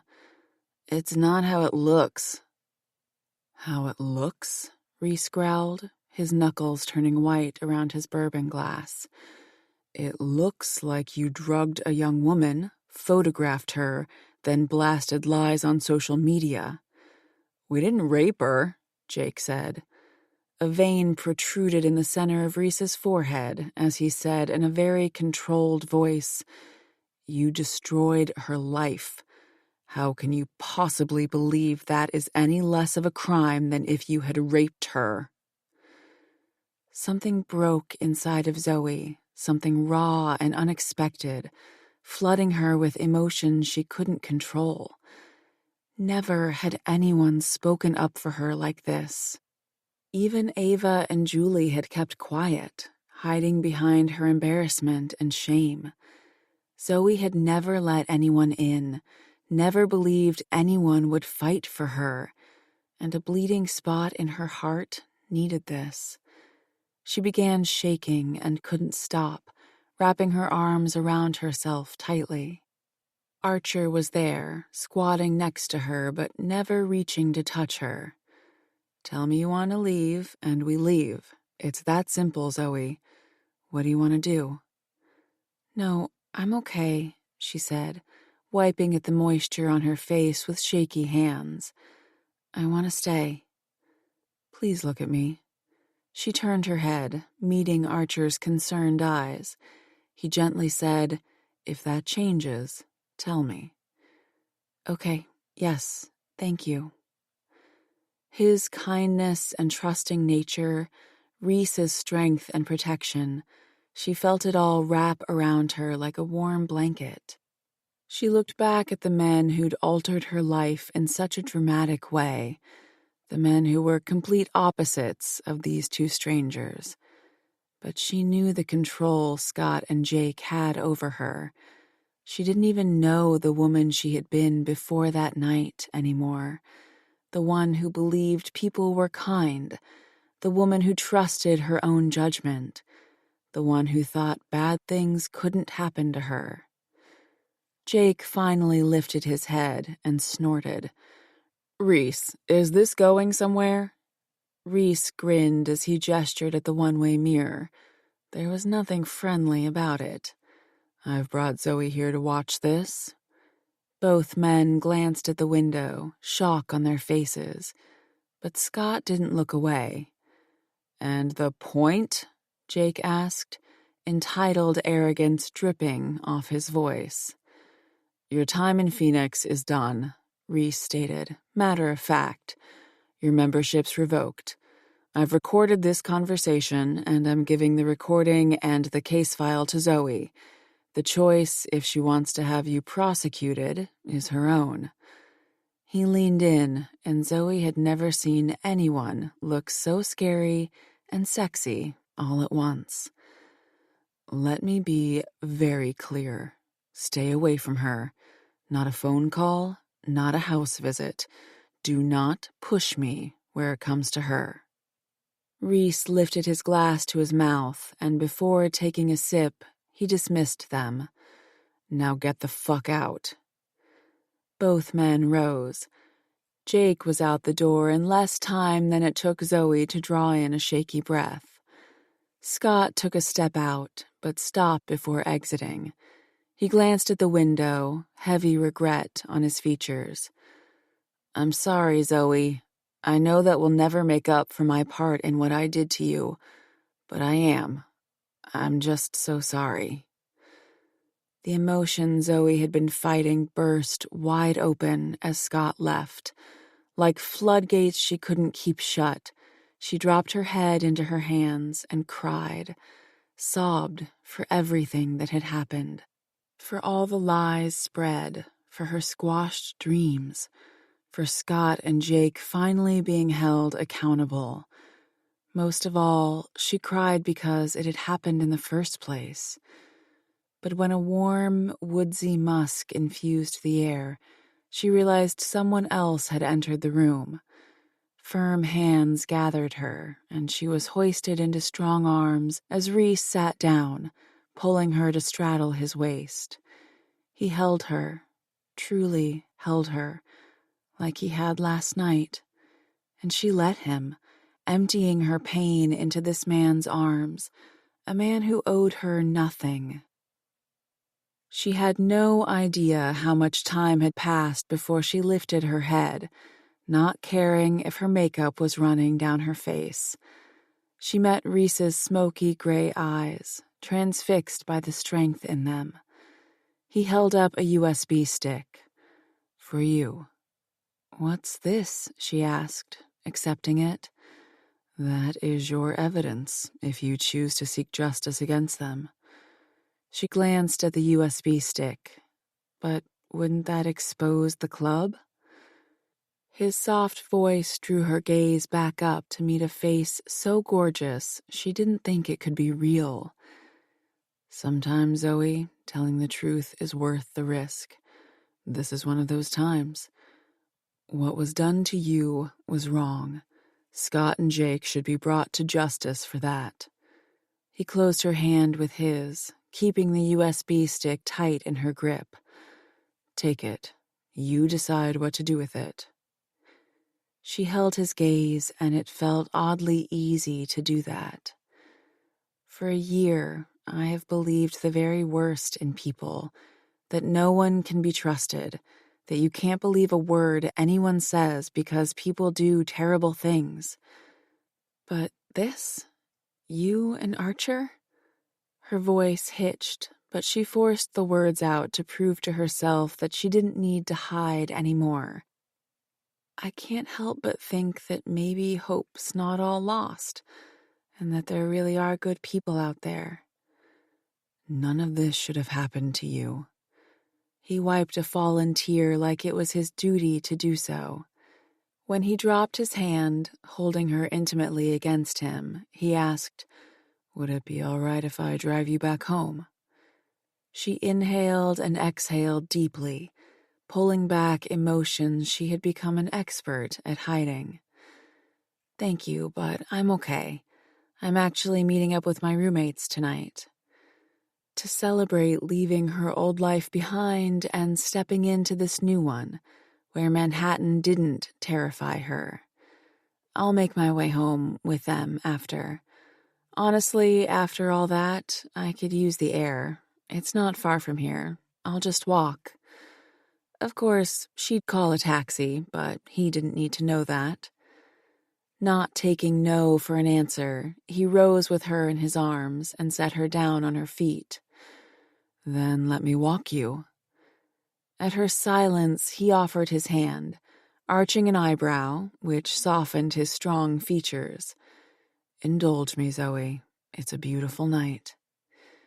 There were 1,000 reasons to say no, but she realized she didn't want to. She slid her hand into his. "You're right. It is a beautiful night." Chapter 5. On any given day, Reese could look a person in the eye and tell what their greatest desire was. He'd learned how to read people a long time ago. However, he realized on his walk through Central Park with Zoe that part of her allure was the mystery behind her. All the secrets Reese had yet to discover, and how exactly she'd pulled off something he never thought possible. She was brave, but cautious. He noticed when they began walking that her gaze was darting, searching for any threats. Her posture was tense, ready. He liked how, 15 minutes later, she smiled more, laughed a bit, and her shoulders lowered. Along the path hugged by mature trees, Reese gestured at an empty bench. "Come sit with me a moment." At the curious tilt of her head, he smiled gently. "I'd like to talk a minute, if that's all right with you." She took her phone from her purse, glancing at the screen. "Let me just text my roommates that I'll be a few more minutes." He waited for her to fire off the message before gesturing at the bench again. After she sat, he joined her. Knowing he needed to take this slowly and gently, he leaned forward, resting his elbows on his knees, but turned his head toward her. You owe me no explanation, but I'd like to hear your truth. About what happened that night with Jake and Scott? At Reese's nod, she asked, "Why are you so interested?" Why, indeed? Because your story is the only one that matters here, he told her. She breathed in and out slowly, turning away from him, staring out at nothing. But even from a side glance, the weight of her pain rested heavily on her face. I wasn't really a party girl in college, but 2 months before I graduated, my old college friends talked me into going to a frat party. She met his gaze and her lips thinned. The next morning, I woke up in a bed I didn't know, half naked. I thought that was possibly the worst moment of my life, but as you now know, it wasn't. Jake and Scott took that picture of me and shared it on the college discussion website with a message that read, "A pretty piece from NYU. We destroyed her. Who wants her next?" Reese clenched his jaw, controlling the hot rage burning through him, and he watched every twitch of muscle on her face. She took another deep swallow, obviously shoving her sadness back to that place where she kept it to survive. "Can you tell me why you never reported them?" he asked gently. She gave a small shrug, glancing down to her wringing hands. "Because I wasn't technically raped, so I thought the punishment wouldn't be severe. Ultimately, I just wanted to finish school, get the hell out of there, and move on." He suspected she hadn't moved on at all, but it wasn't his place to make a remark on that. "You obviously wanted your own type of justice, since you went to great lengths to show them you were still a virgin." Her response was immediate, her chin lifting in clear defiance. "I wanted to show them that they didn't break me, that yes, I was a virgin, and I was smart and strong enough to get close to them to show it. That if I wanted, I could always get close to them. I wanted them to feel their control slip." Shy but brave, strong but hurting, this woman utterly fascinated him. "That's what this is about?" She gave a firm nod. "This time, and every time from here on, I give my consent, my choice, my rules." A raw truth lived in her eyes. Power, too. Such remarkable power he had a hard time looking away from her. "What did you get out of the experience, then?" Everyone had their own reasons for coming to Phoenix, to leave the person they used to be at the door and come out someone different. She took a moment to consider his question, then answered, "In a month, I'm moving back to my family in Sacramento. I need to leave New York, leave all of the reminders here. I've lived in this sort of hell for the last year. I feel stuck in this pain because this dark cloud is always there, hanging over me, suffocating me. I refuse to be the person I am right now when I move. Last night, I left all my shit at your club's door. No more pain. No more thinking about those bastards. I'm officially moving on." It all sounded logical, but Reese knew most women usually led with emotions. "I think that all makes a lot of sense, but the question begs to be asked. Did you not want to give your virginity to someone you love?" "I can't love," she said, holding his stare. "Can't or won't?" "Can't," she repeated, with a slight shrug. "I've tried to date. I can't get past the first date, and even on the first date, I have full-on panic attacks. I know it's hard to understand, but my virginity didn't mean what it used to mean to me. It's not special or sacred. It was a dark cloud over my life, and I'm glad it's gone. That was my choice, my decision. And in the end, with the financial gift, I can move back home, buy a house, and have the life I should have had before two assholes decided to ruin everything. Reese listened to the trees rustle in the breeze, unable to take his eyes off her. He had seen people hurting before, and he could split them into two types, one hiding from their pain, the other dealing with it. Zoe was the latter, and he found her awareness refreshing. He'd been there once, too. Hell, he owned Phoenix because it was part of his recovery after Catherine passed away. Her death was not easy. She fought death right to the end, and with her last breath, she screamed at the injustice of it all, a sound that haunted him ever since. He'd opened Phoenix out of frustration and anger that Catherine's life was cut short, with so many hopes, dreams, and desires unfulfilled. Back then, he held back. After Catherine died, he stopped holding back from what he truly wanted. He'd stepped down as CEO of Harrington Finance, the company his family owned. He bought the cigar club as a playground to indulge his voyeuristic desires and to keep his emotions out of the game. Of course, with the frustration and anger over Catherine's death fading, he enjoyed what the club brought to others, freedom and happiness. He found fulfillment in seeing others living authentically. "So," Zoe said after a long, deep breath, drawing Reese from his thoughts, "are you upset with me for using your club for my own personal gains?" He took a moment to examine her. She thought she was this hardened woman. That question proved her wrong. Pain hardened people. Reese had seen that happen to Catherine, and she never recovered. Her cancer had created a hatred in Catherine that became all-consuming, and Reese couldn't pull her out of that darkness.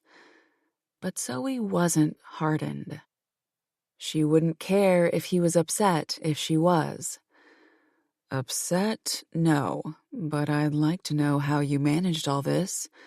How you not only found out about the club, but also managed to get on the inside." She shrugged and gave a sly smile. "A girl can never tell her secrets." He gave that smile back. "To let this matter go, I need to understand how you breached my security. Save me the trouble of digging. You owe me that." She watched him closely, obviously judging his character as a couple strode by, hand in hand.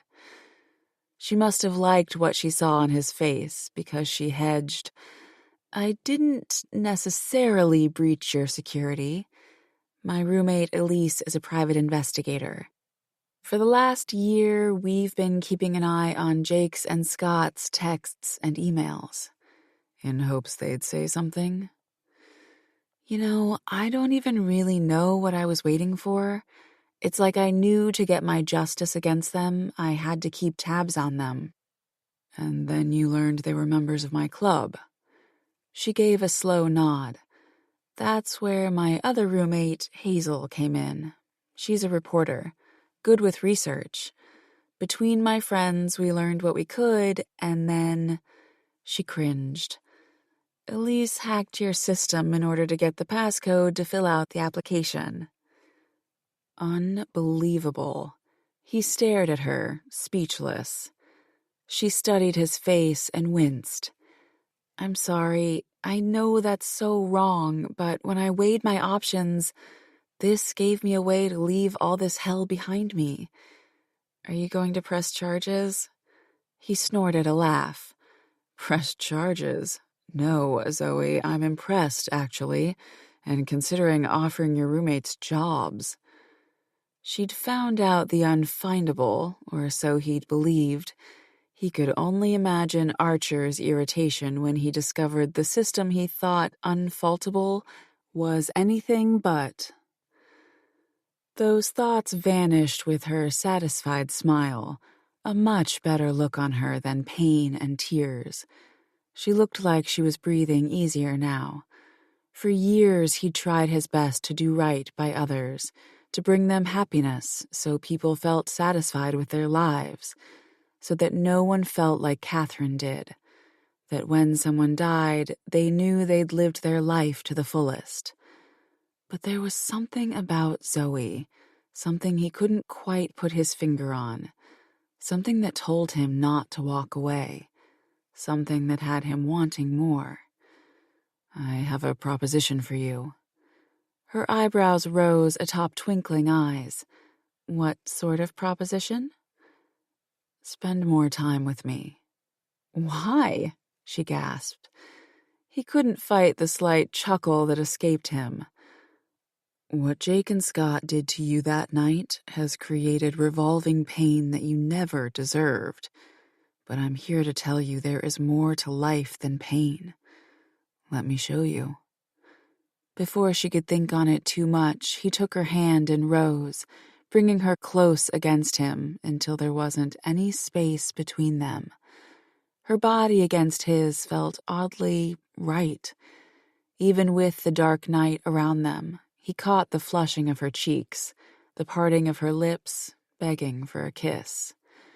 "Here's my proposition. Spend your final days in New York City with me. Let me show you how you should have been treated, how intimacy should be." "Why would you want to do that for me?" He hesitated, then told her the truth. "Because the look on your face when you removed your mask haunts me. That pain is burned into my mind. Don't leave New York City with that pain. Let's erase it, together." She took a step back. "I'm fine." He stepped forward. "Are you?" "Yes." She hesitated, and something shifted on her face, a coldness breaking into uncertainty. "Okay, maybe I'm not totally fine, but you're surviving, right?" Her eyes searched his. "I guess you could say that." He got that. He'd been there once, too, surviving watching Catherine die and hating every second of not being able to save her. When did just surviving end up being good enough? Oddly protective of her and determined to help her heart weather this storm, he added, "Last night, I took your virginity. You gave that to me willingly, and I appreciate the hell out of it, believe me. Now I'm asking for you to give me more. Can you offer me that too?" But why? For her, for him, for this connection between them that he couldn't quite figure out but couldn't let go of either. "Ah, that's where you'll have to trust me. Think about it." He took a business card out of his wallet and offered it to her. "That's my personal cell number. Text me if you want what I'm offering." She examined the card, then lifted her heated gaze. "Which is what, exactly?" He lowered his mouth to hers until they were nearly touching. "To find that out, you'll have to say yes." And just as she reached for the kiss, he strode away. "Better get going. We don't want you to be too late." Her soft curses had him grinning like a fool for the rest of the walk. One-night stands were supposed to be emotionless and distant, but nothing about Reese was cold. In fact, he'd been attentive and thoughtful last night when he took her virginity. He listened to every word she said on their walk like it mattered to him. Even as she strode next to him after their talk, his imposing height and muscular form, matched with his social status and wealth, should unnerve her. And yet, she felt more comfortable with him than almost anyone, especially since the assault. But that little voice in her head that told her men were dangerous stopped her from immediately accepting his proposal, no matter how intriguing. She needed her friends to weigh in. When Reese stopped at the Devil's Cafe, a cocktail bar in the heart of Manhattan, Zoe spotted Elise and Hazel already sipping their fancy drinks, with Zoe's unopened bottle of wine waiting in front of the empty seat. A little pang hit her heart. Those martinis looked delicious, but she wouldn't dare drink anything not opened in front of her. Not anymore, probably never again. "This is good night, then." Reese's warm, velvety voice lifted goosebumps across her arms. She met his eyes and felt an unexpected heat rush through her. Reese was deliciously intense. She'd never experienced the draw of a man. Against all her judgment and trust issues, she wanted to move closer. "It is good night. Thank you for walking me." "I was very happy to." He nearly purred, closing the distance between them. He stood over her, this powerful presence of a man, looking at her with a smoldering gaze. "Goodbye, Zoe." Then his hand was cupping her cheek and his lips met hers, promptly taking Zoe somewhere other than the streets of Manhattan. God, the man knew how to kiss. When he finally pulled back a long while later, she slid back into her body and reached for more. His throaty chuckle hit her like he'd stripped all her clothes off and entered her, as he did last night. She snapped her eyes open to find a devilish grin on his face. "There is no expiration date on my offer," he told her before walking away. She remembered how to breathe and gasped for air. Sudden loud voices and cars honking hit her. She blinked, following Reese's long, steady gait until he faded off into the shadows. Reminding herself how to walk again, she entered the cocktail bar and was greeted by the pop music and her two best friends gawking at her. "What in the actual fuck?" Elise asked by way of greeting when Zoe reached the table. Zoe slid onto the wooden chair. "I wish I could explain, but I don't even understand what's happening." She opened the wine bottle with the opener left for her and poured herself a gigantic glass. Hazel's eyeballs were bulging out of her head. That was Reese Harrington. Zoe took the largest sip she ever had, cringing against the dryness. "He was the guy," she said after she swallowed. "The guy?" Elise asked. "The one who took your virginity?" Zoe nodded. "Yes, that guy." "Jesus," Hazel breathed. Zoe nodded again and again. "If you think that's crazy, then wait till you hear this." She recapped what had happened since Archer picked her up at work until they just saw her kissing Reese fucking Harrington. They both knew exactly who he was through the research they'd done on Phoenix. When Zoe finished, Hazel gave her head a few shakes. Yep, that is crazy." She planted her hands flat on the table. "Okay, first, are you going to go to the cops with the evidence?" She didn't even need to think about it. A part of me knows I should come forward. Maybe they've done this before. Maybe they'll do it again. But the other part of me is terrified. I know what it feels like to have my whole world exposed and twisted. If I speak up, my life will be ripped apart. Again. And I would probably get blamed. I just don't feel strong enough for that right now. I want to focus on moving on. Elise reached across the table. "You deserve to move on and be happy." "Yes, you do," Hazel nodded firmly, taking Zoe's other hand. "Thanks." Warmth flooded Zoe's chest as she squeezed their hands back. She never expected the friendship she had with Hazel and Elise. Leaving them would not be easy, and that stupid lump rose in her throat again. Zoe washed it away with a long sip of her wine as Hazel asked, Okay, so now let's circle back to Reese Harrington taking your virginity. Did you know it was him last night?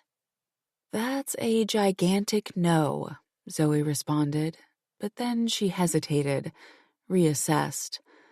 I mean, I guess I should have because of his eyes. He's got these incredibly smoky eyes, so powerful and intense. I've really never seen anything like them. But I didn't think about that until I saw him earlier.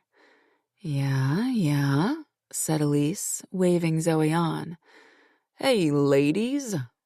All eyes went to the cute 30-something guy grinning at them.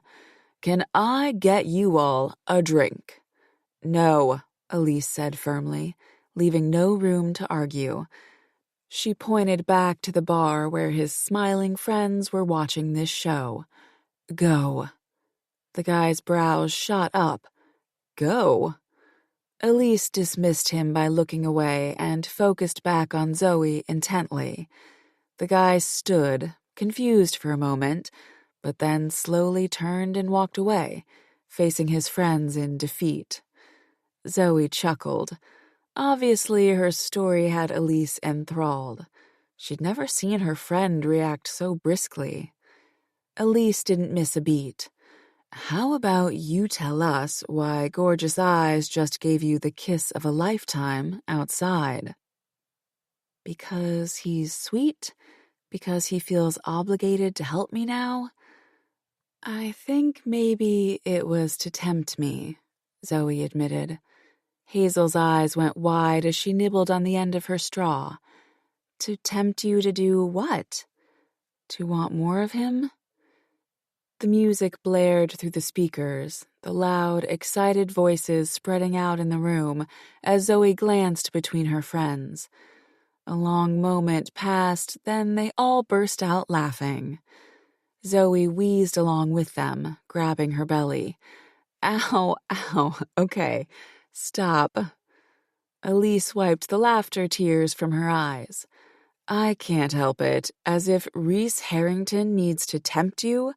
The man is fucking hot. I know, Zoe breathed, leaning back in her seat. This whole thing is absolutely ridiculous. I go from having no sex to having sex with one of the hottest men in New York City, who can have any woman he wants, but apparently he wants more of me.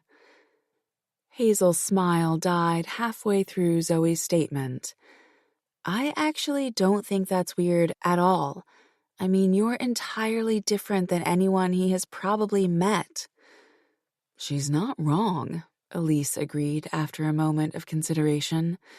He deals with people who live a passionate lifestyle and who are rich. They aren't innocent dog-grooming virgins.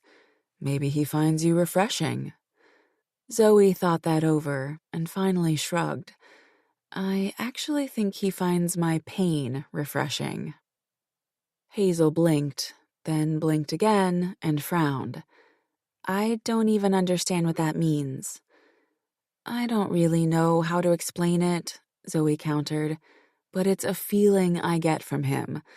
Like he wants to, I don't know, take my pain away. Elise grabbed her cell from the table and began typing, as Zoe added, in some weird way, I think he likes protecting women, or bringing them happiness, or at least, that's what it seemed like he was saying to me. He wants to show me a life I don't know exists, a life where a man doesn't hurt a woman.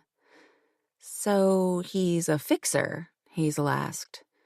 Yeah, a fixer. That's a good way to put it, Zoe agreed. And seriously, do I really want to be someone's therapy project? Hazel gave a firm nod. If that therapy includes hot sex with Reese Harrington, then yes. Zoe laughed but stopped when Elise slid the cell phone across the table. Who is this? She asked, staring at a beautiful brunette. Catherine Rothschild, Elise said, Reese's late girlfriend. Zoe looked up. What happened to her? Elise took her cell back and began scrolling. She had cervical cancer and lost her battle. She was only 24 years old. Wow, that's sad, Hazel said. Zoe agreed with a nod. Which is a red flag, right? I mean, this guy owns a sex club and obviously has baggage. Probably best I stay away. She couldn't ignore red flags anymore. Those flags kept her safe. Maybe, Elise said with a shrug. Maybe not. I think, logically, anyone who has lost a loved one would do whatever they could to make sure the people around them were living their best life.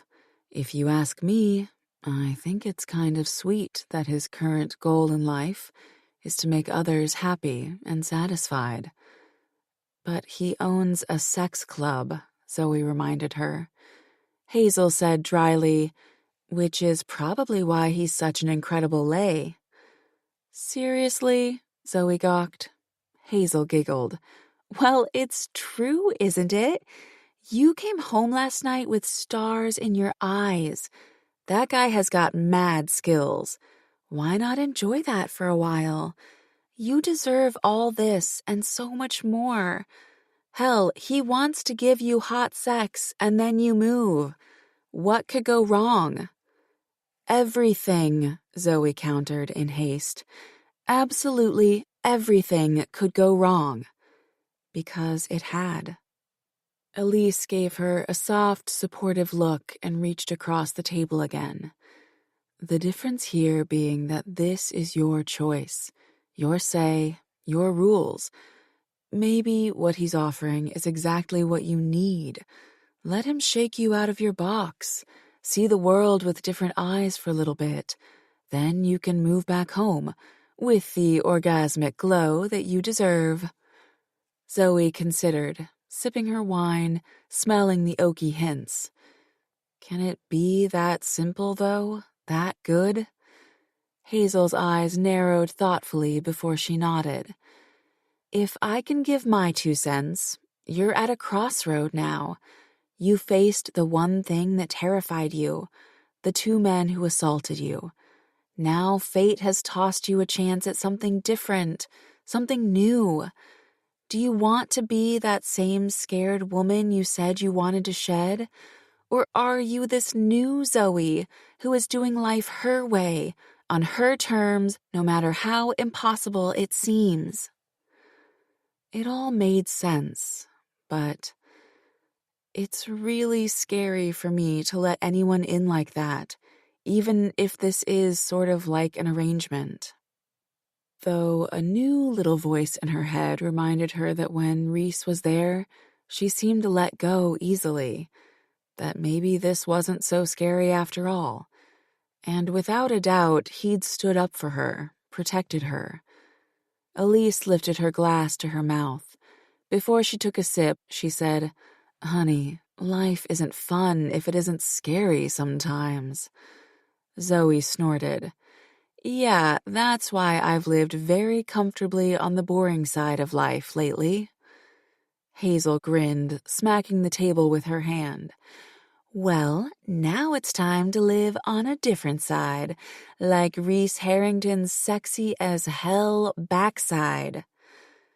It is a pretty spectacular backside, Zoe agreed with a laugh. So, Elise drawled, eyes dancing. Does that mean you'll be seeing more of him? Zoe pointed to her wine and smiled. I need at least 2 more of these before making that decision. Elise reached for the bottle and filled up her glass. There, now you can make the best decision of your life.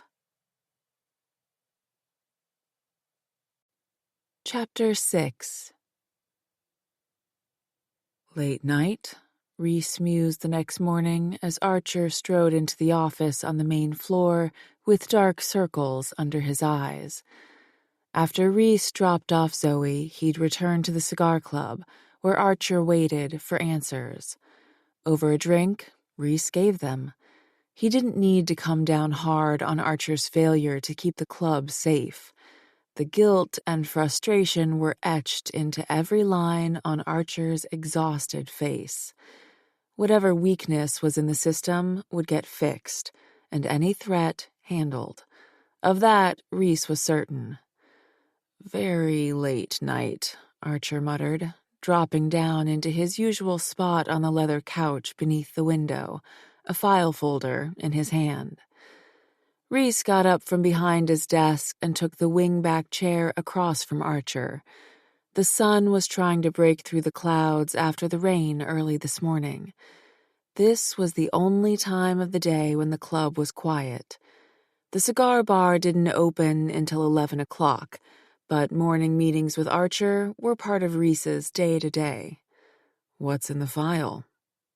"It's, who pissed you off?" Hunt asked, gaze set on Archer as he entered the office followed by Kieran, with coffees in hand. Reese grinned at his friends. Neither Hunt nor Kieran worked for him, but they were both there for one specific reason: to find out if they would be partaking in the show tonight. They were as much a part of the Phoenix family as Reese and Archer. Reese knew part of the success of his club was not just the stars, but the regulars who partook in the shows and knew how to fuck and give his members something glorious to look at. That passion made others want to watch. It was addictive, even to Reese. "Elise Fanning pissed me off," Archer said to Kieran. Kieran offered Archer a coffee before taking a seat. "Should we know that name?" "Maybe not, but I suspect you won't forget her." "Consider me intrigued," said Kieran, leaning back in his seat and crossing his ankle over his knee. "Who is this mysterious Elise?" "She's Zoe's roommate," Archer explained, taking the lid off his paper cup and sending steam rising. "She's also the private investigator who got past my security and hacked into Phoenix's system." Hunt took a seat in the other wing-back chair and whistled. "I'm guessing that explains your mood." Archer set his coffee down on the table in front of him and scrubbed his face. "I don't know how she fucking did that. All night I've been on with my best hacker, and he can't see how she got in. She didn't leave a single fucking trace." Reese nodded his thanks to Kieran for the coffee and opened the lid to take a small sip, tasting the rich hazelnuts in the brew. He didn't want to suggest that perhaps Elise had a better hacker in her pocket, or she was that hacker, but you should talk to her. If there is someone better out there, getting into places you thought were impenetrable, let's get them on our payroll."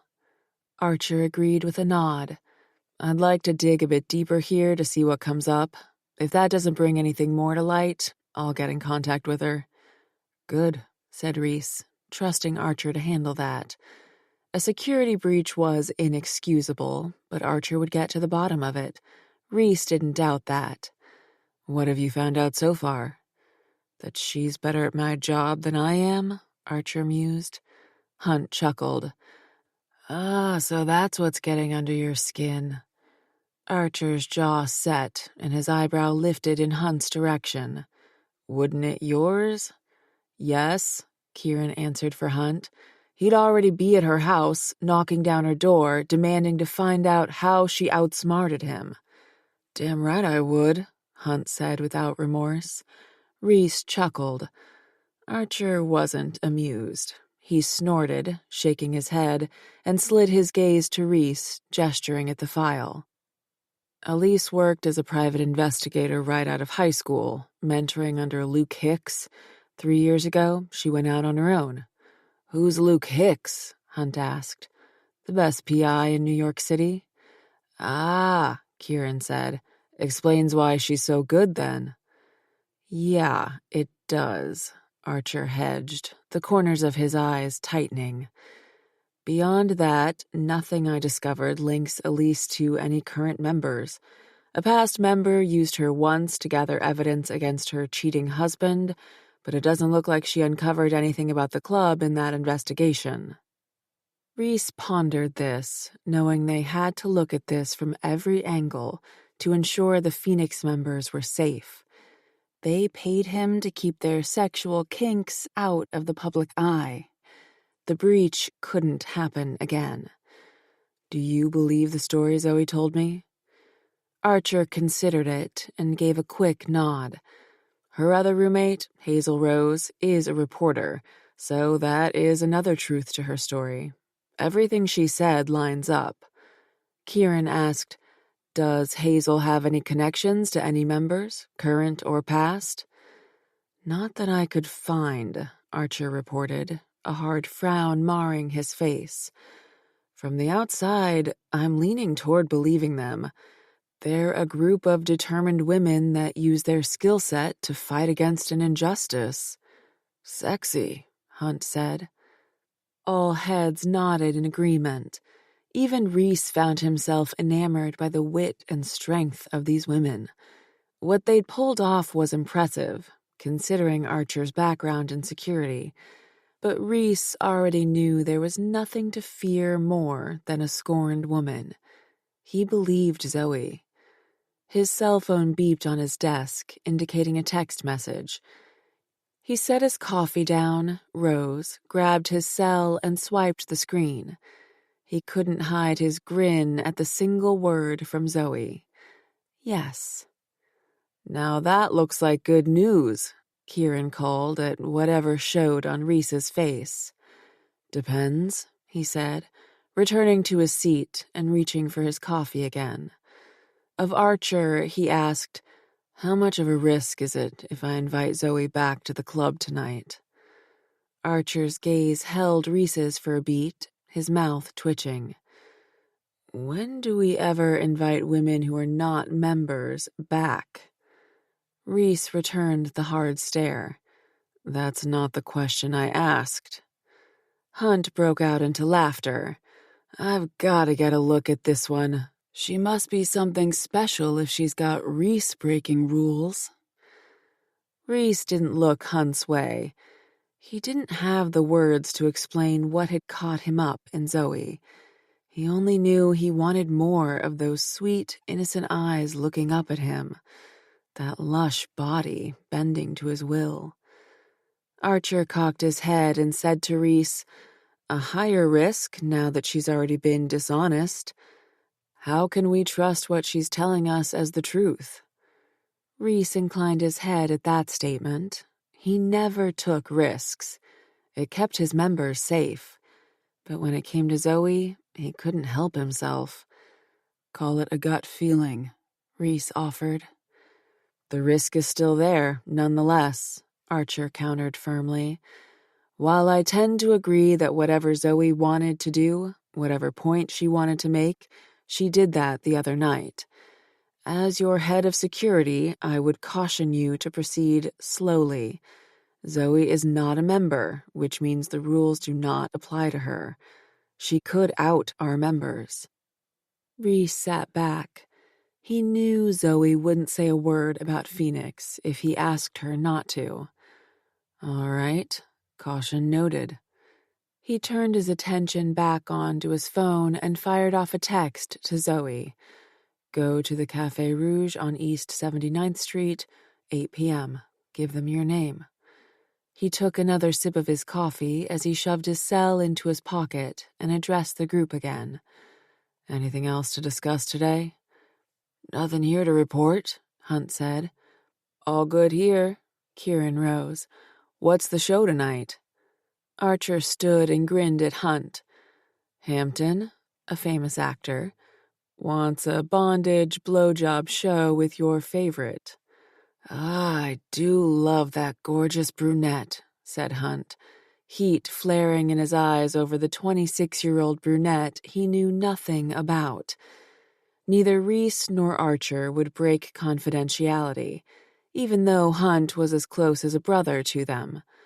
Hunt had set his sights on Lottie Harlow the night of her first show. He'd been lusting after the well-known regular at Phoenix, who many members specifically requested. Lottie had originally gained membership through another member who she was engaged to, and her fiancé paid for her membership. Her fiancé enjoyed watching her with other men. When they broke up, Reese intervened. Lottie could barely pay rent, let alone the steep membership fee, so she asked to become a permanent star. Reese had never let a star come back more than once, but since Lottie was a previous member, and since other members had requested her participation in their shows, he agreed.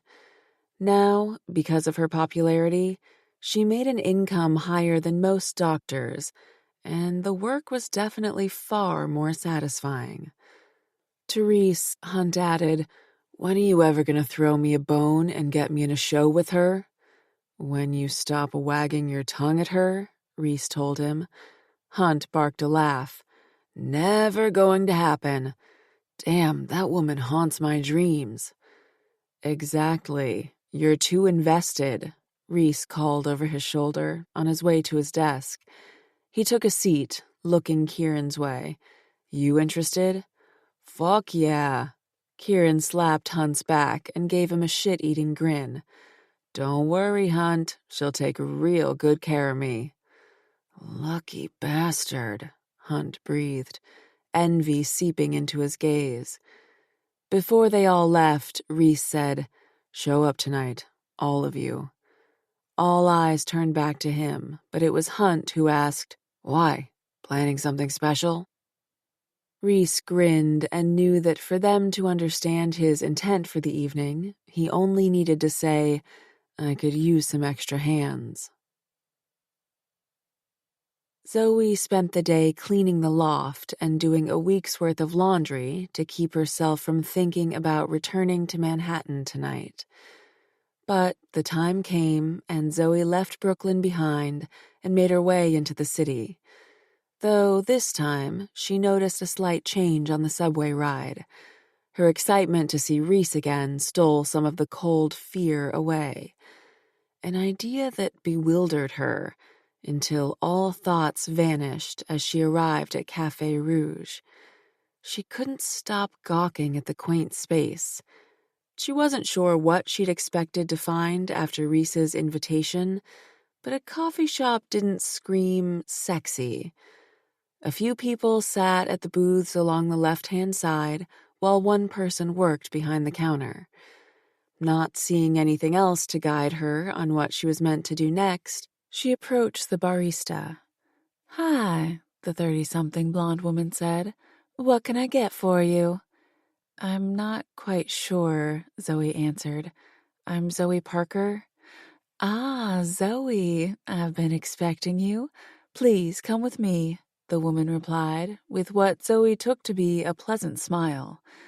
"I've got what you need just in the back." Zoe hesitantly followed, not wanting to look back to catch anyone's eye. She stayed close to the woman into the back storage room. Boxes of coffee lined the one wall, and there was a small kitchen where some baked goods were currently sending scents of warm apples and cinnamon in the air.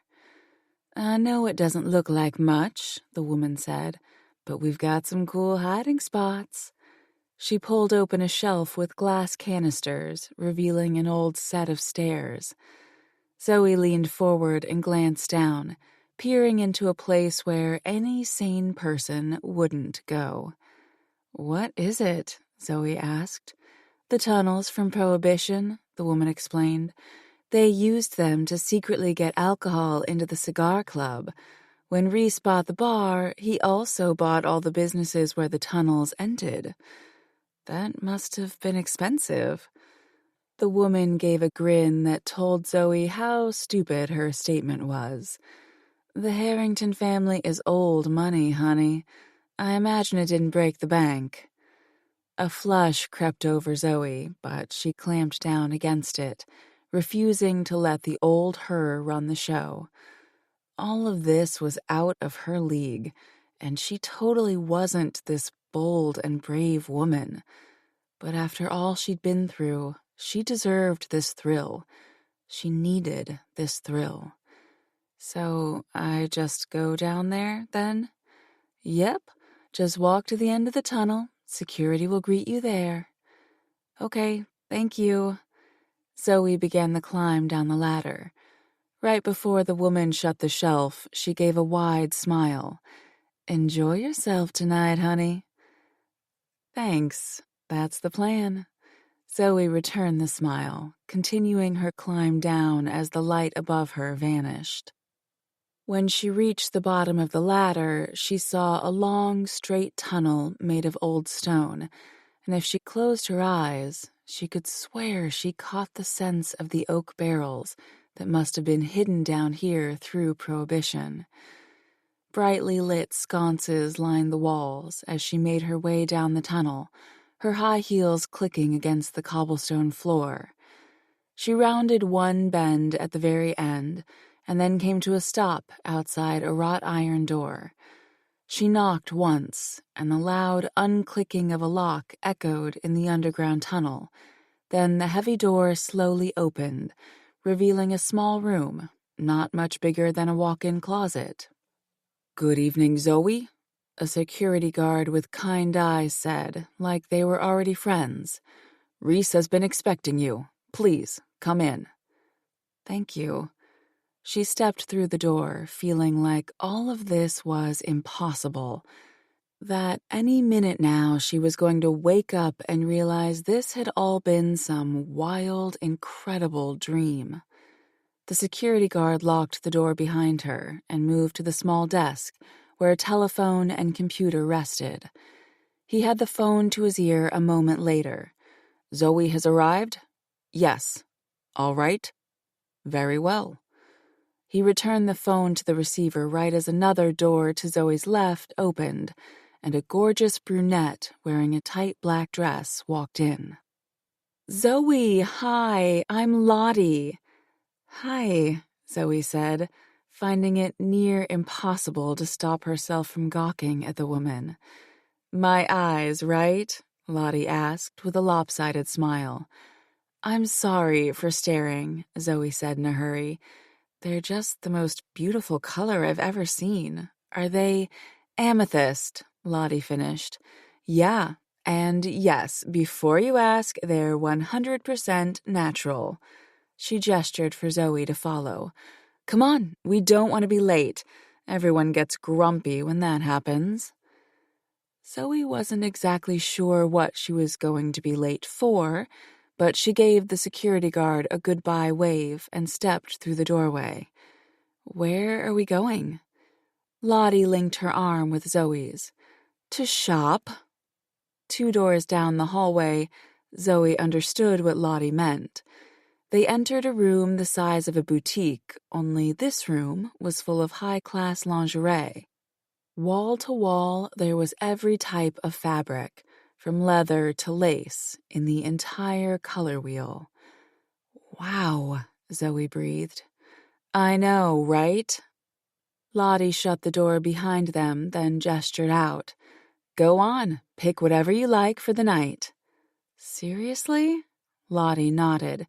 "Free lingerie is part of Phoenix's membership." "But I'm not a member," Zoe gently reminded her. "You're Reese's guest," Lottie countered. "That's one and the same." "Where does he get all this?" "It all comes from a shop here in Manhattan. The owner, Adeline, is a longtime Phoenix member." Zoe's brows shot up. "I thought this club was a private one. Masks, no names, no identity, that type of thing." Lottie shrugged. "Adeline uses her name on the regular, probably because Phoenix members are rich. She wants the clients." Lottie went quiet and tilted her head, giving Zoe a long once-over, and approached the racks with the green lingerie. She picked out a sexy, strappy, dark teal set. "If you ask me, go for this. You'll look amazing in this color." "It's gorgeous, thank you." Lottie handed Zoe the piece. "The changing room is right over there." She gestured to a small fitting room off to the side. "The heels you have on will look great." Zoe moved to the changing room, closed the curtain, and began undressing, feeling the heat rising to her cheeks. "Do you work here?" "Work? Not exactly." Lottie said with a smile in her voice. Play, yes. And I just so happened to make some good cash from that. It's a good way to make money, Zoe mused, slipping out of her dress and hanging it on the hook on the wall. You can say that again. Zoe removed her panties, replacing them with the new ones. After she finished with the bra, she slid back into her heels and then opened the curtain, finding Lottie standing there, wearing an intricate metal mask and dark red lingerie that did amazing things to her figure. Dangling from her fingers was a gorgeous gold and black metal cat masquerade mask. This was Reese's only request for you tonight, Lottie said with a sly smile. Here, turn around. I'll help you get into it. Zoe turned, only then catching her appearance in the mirror. When Lottie settled the mask in place, she stared at her reflection. Who was this woman? Zoe barely recognized the strength in her eyes, the confidence, the beauty. But then she remembered she wasn't this woman at all. Her arms instinctively wrapped around herself, her gaze lowering to the floor. Oh, hell no, girl, Lottie said, tucking a finger under Zoe's chin until she was looking at herself in the mirror again. As she uncrossed Zoe's arms, she said, The most powerful man in this club requested you be here tonight. Reese never does that. She stepped behind Zoe and said, dead serious, Ever, Zoe, so don't be shy or meek. He could have anyone, and he wants you. Just you. Own that shit. I'm not used to this, Zoe admitted, rubbing at the back of her neck. I'm just not this woman. Lottie grinned. You are now. Her gaze flicked to the clock on the wall. Right on time. Perfect. Let's get this show started. She strode off, and Zoe forced her feet to move and did her best to hide her nerves. They headed down another hallway, and Lottie stopped at a door. Enjoy the show, Zoe. It was great to meet you. Nice to meet you, too. Thanks for the pep talk, Zoe said. Lottie gave a quick smile and entered the room. Only she didn't stop to mingle. Lottie headed straight for a gorgeous black-haired man who wore a mask that, to Zoe, looked slightly demonic and yet sexy all at once. Though it might have been that he was bound to the stone wall, with leather straps covering his arms that increased the appeal. One look at Lottie heading his way, and the man went from soft to hard in a heartbeat. Damn, to have that power. What must that feel like? It occurred to Zoe that she wanted to find out. She was aware of other people around her, but she couldn't look away as Lottie kissed the man like she'd been starved of him. After she took her fill, leaving the man's breath rough, Lottie slowly lowered to her knees, and Zoe felt herself grow damp between her thighs as Lottie took the man's cock into her mouth and slowly began teasing him. With every move of her mouth, every tremble and moan the man gave, Zoe felt pleasure coursing through her, building more and more heat between her legs. She could tell he wanted to look down, to watch this talented woman giving him what looked like a mind-blowing blowjob, but the binds refused him. As the minutes dragged on, Zoe became lost in the erotic energy pulsating in the room, the crowd silently watching, admiring, enjoying, until she felt a hard body step in behind her. She inhaled in surprise, but caught Reese's aroma, something that was close to the woodsy oak barrel scent she'd noticed in the tunnels, with a little bit of added spice. You like watching her pleasuring him? He asked, pressing his rock-hard erection against her bottom. She melted against him, shivering at Reese's breath on her neck. Suddenly, she needed what he'd promised. Wouldn't everyone? No, Zoe. Not everyone likes to be watched or to watch. He nipped at her neck, his voice lowering to a seductive purr. But you do, and so do I. Her eyes rolled back into her head as his hand reached out to stroke her belly. Any timidness left, vanished under that powerful touch. Tell me, what about this do you like most? She angled her head, giving him better access to devour her neck. All of it? The bondage? Yes? His hand inched its way lower. Is that what you'd like, Zoe? To be tied up for my own personal use? For my pleasure? Yes, she whispered, needing him, wanting more. Her breath hitched when his finger sneaked into the top of her panties. Does it turn you on how she's sucking his cock, drawing him deep into her mouth, making him shudder and lose control? Oh, yes, she gasped as his fingers stroked over her sensitive clit, taking her far away from there. I like watching her control him like that. Reese's low chuckle brushed against her neck, causing goosebumps to rise along her skin. A deep groan escaped him when his fingers touched her drenched heat. Would you like to own me like that, Zoe? To control me? To do whatever you want to me? Yes, she moaned, wiggling her hips into the pleasure. He nipped at her neck at the same moment he began stroking her clit faster, harder. Another night, I will be yours. Tonight, I'd like to play. Will you let me? Her legs began trembling as pleasure cascaded into her. Yes, please. Whatever I want. Another moan broke free. Yes. Her eyes slowly opened to the bound man's groans growing rougher. Lottie moved fast now, bobbing on his cock, and Reese's finger began moving faster and harder on her clit. Zoe felt in rhythm with the man being brought to climax, and she was right there.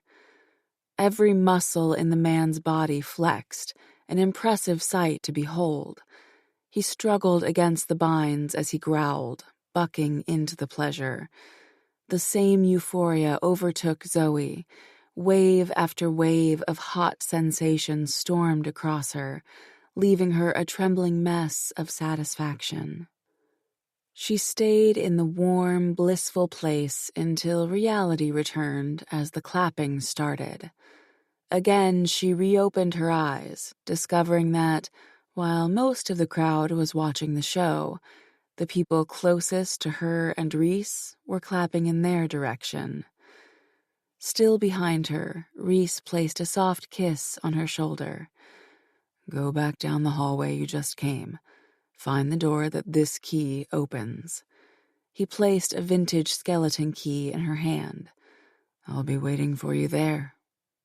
She felt a cold void as his strength left her, and she turned, only to find a door shutting behind him.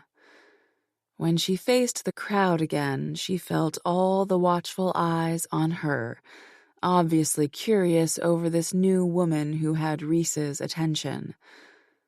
But she couldn't find it in herself to be shy, or even ashamed that she'd orgasmed in front of them all.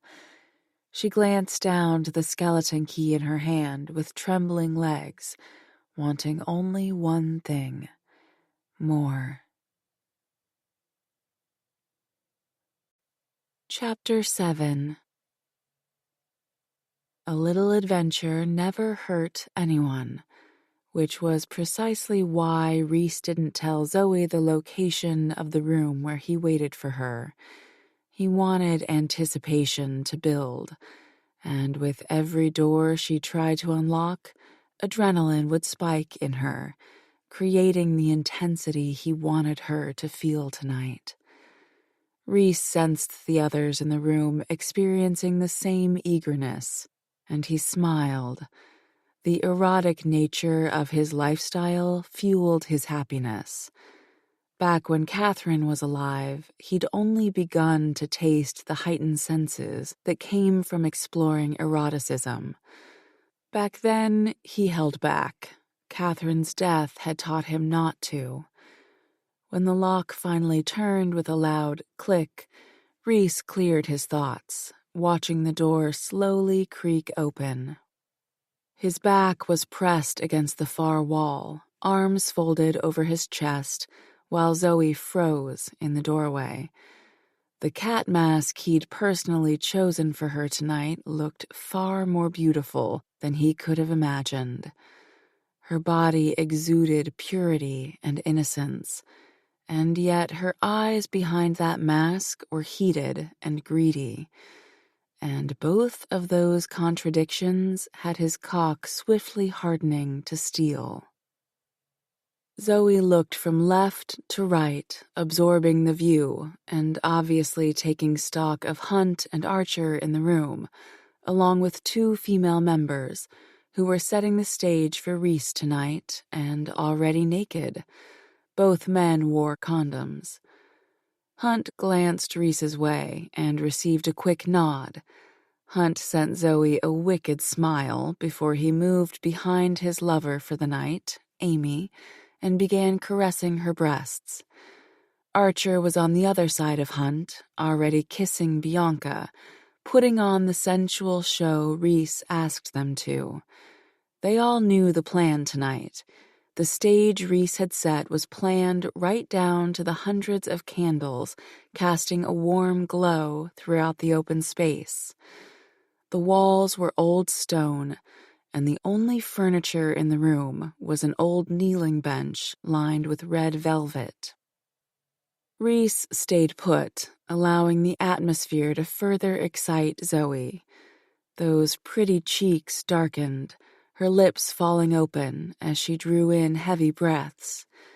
His cock twitched as she watched the others engage in foreplay. They were beginning to heat up, the intensity building.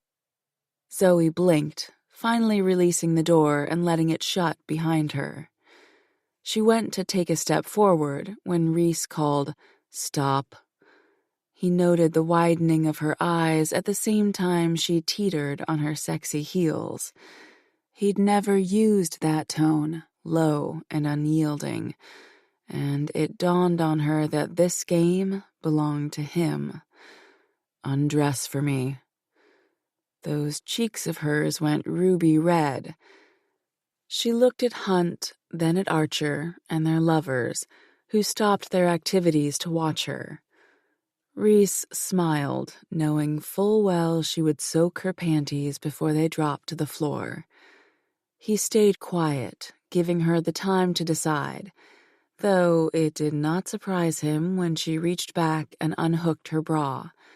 She was far braver than she gave herself credit for, and he hoped by the time she left New York City, she would realize it. Her bra dropped to the floor a second later, revealing her puckered, light-colored nipples.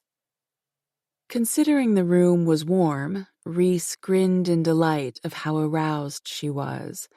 She was a dream come true, turned on by eroticism, eager to please and explore. When she began removing her panties, Reese caught the slight glistening of her arousal on the inside of her thigh before she stepped out of the cloth. Reese licked his lips and scanned her, naked, exposed, and ready, from head to toe, a sight of womanly perfection. He'd seen many naked bodies, none like hers. None that made him want to bring her in close and not let go. He caught the tightening of her hands into fists, the stress no doubt nearly suffocating her. To ease her nerves, he glanced at the group. "Tell our guest what's on your mind right now." Hunt swung his arm around Amy and grinned sensually. I'm thinking it's a damn shame that tonight will end without me inside you. Archer didn't miss a beat. You're a lovely treat for us all, he murmured, squeezing his partner's bottom. Bianca added, He took the words right out of my mouth. Amy stopped from licking her way up Hunt's chest and grinned sensually at Zoe. I'd like a taste of all that sweetness you exude. To Reese, she added, Can I have her? Zoe's mouth parted with clear surprise, those wide eyes most definitely a treat for all. But sharing had never been Reese's style. No, you may not. Pity, Amy drawled, then returned her tongue to Hunt's chest. Reese smiled at her and then addressed the group. But you can have each other. Make Zoe ready for me. He saw Zoe's slight shudder at the same moment he sensed his friends take things up a level, pressing their ladies against the walls to offer pleasure, and take it, too. Reese could only watch Zoe, noting how the compliments had lifted Zoe's shoulders a little bit more, which was why he'd asked the question, to show her, to prove to her, that she wasn't only there as a participant, but that she was the damn star of the show, that this night was for her, and secretly for him too. Her breath grew raspier as she watched the lust unfold. Reese let it play out. Out of the corner of his eye, he noted Hunt hook Amy's leg on his arm. Heard Amy's gasp, followed by Hunt's grunt as he roughly entered her. More importantly, Reese saw Zoe's heightened reaction, squeezing her legs together tightly. Give yourself what you need, he told her. Zoe's gaze flicked to his, and he added, Pleasure yourself. He expected her to do as he told her, but what he hadn't expected was how remarkably beautiful she looked when one hand found her nipple and the other slid between her thighs. Her chest rose and fell with heavy breaths as she stroked herself, pleasure washing across her expression. His cock twitched, and he fought against his desire to take her. Around him, Reese sensed the others turn to watch her, this innocent beauty that should not have the sensual nature she exuded. And yet it was there, captivating the room. When she began stroking her clit faster, her eyes focused on something, Reese followed her gaze. Hunt had started pounding Amy from behind, his hands tight on her hips. Archer had his lover up against the wall, thrusting in long, slow strokes. All of which wasn't by chance. Reese wanted to watch Zoe and learn. Her tells, her wants, her desires. And she was revealing everything.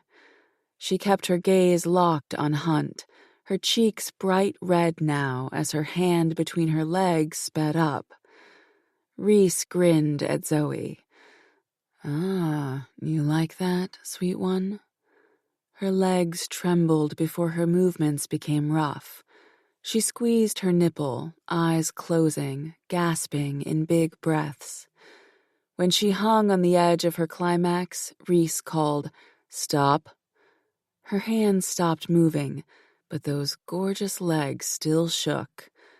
Reese's cock ached at her responsiveness, at her natural ability to fall into this sensual lifestyle. Go to the bench, bend over it, spread your legs. Her gaze flicked to the one-way mirror running the full length of 2 walls. She was smart, wondering if members were behind that glass, and obviously now aware that when she bent over, they'd all see her, most intimately.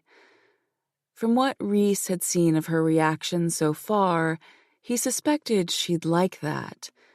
He didn't know how many members were watching this show, But he knew word spread like wildfire when he partook in an unplanned personal show.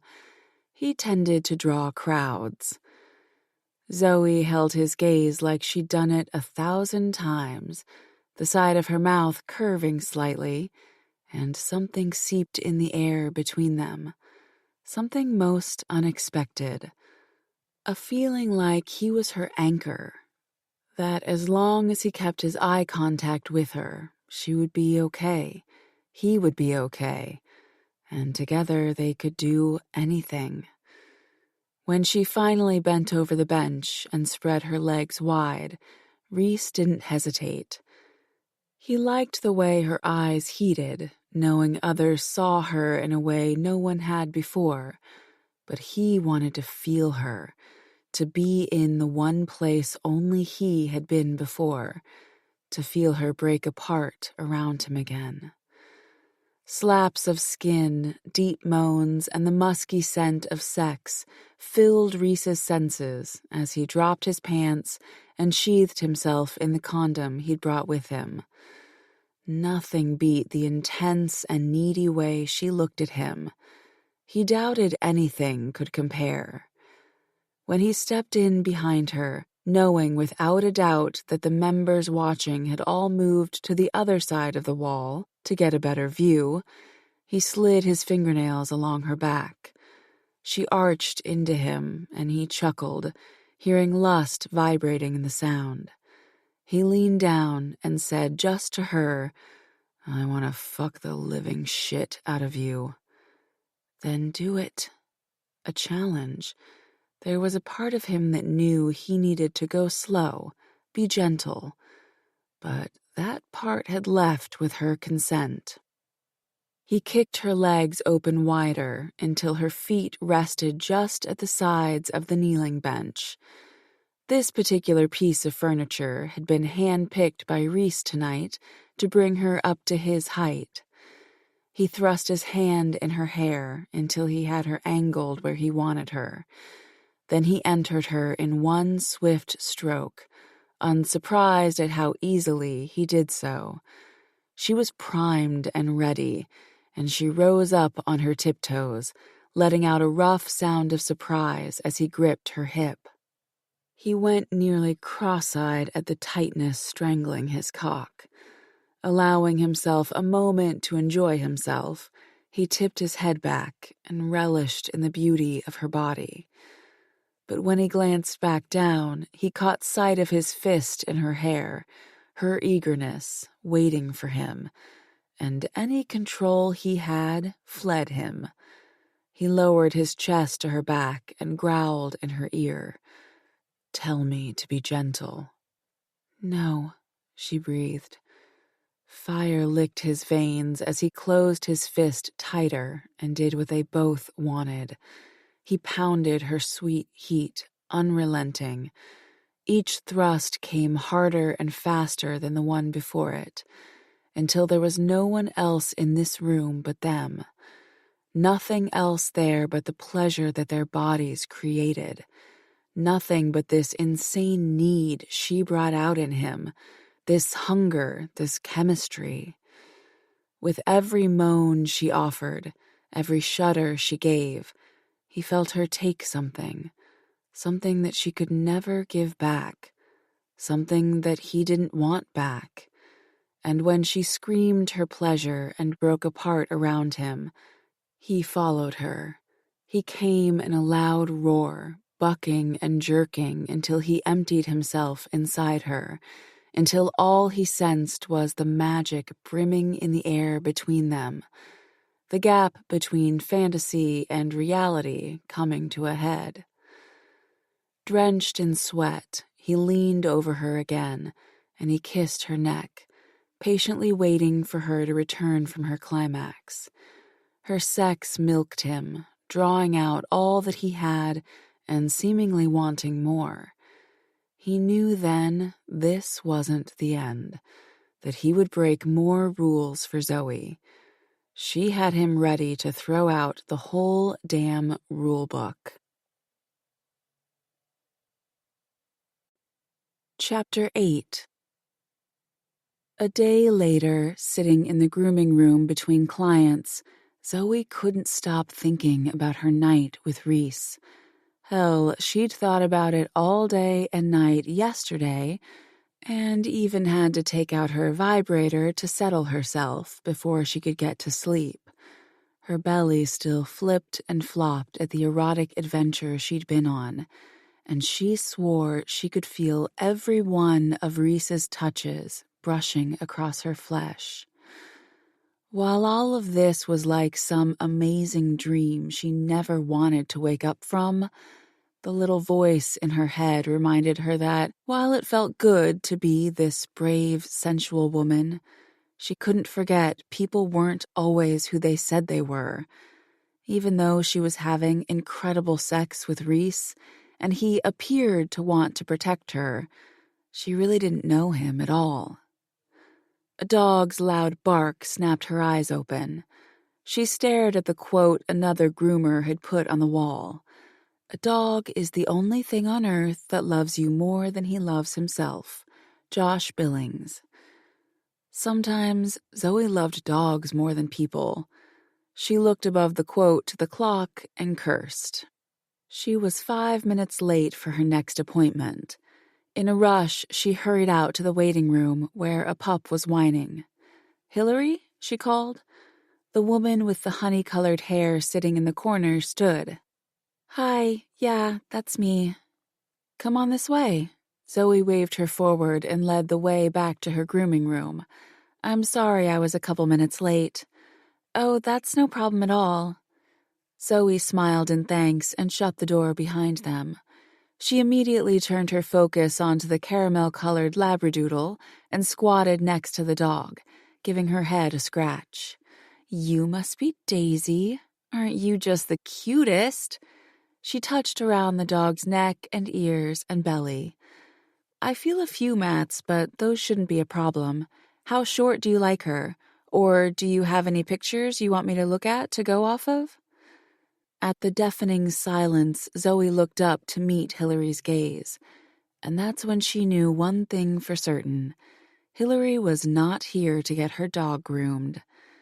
Zoe didn't know if it was the sadness in Hillary's eyes or the paleness of her face, but all her internal alarms began blaring.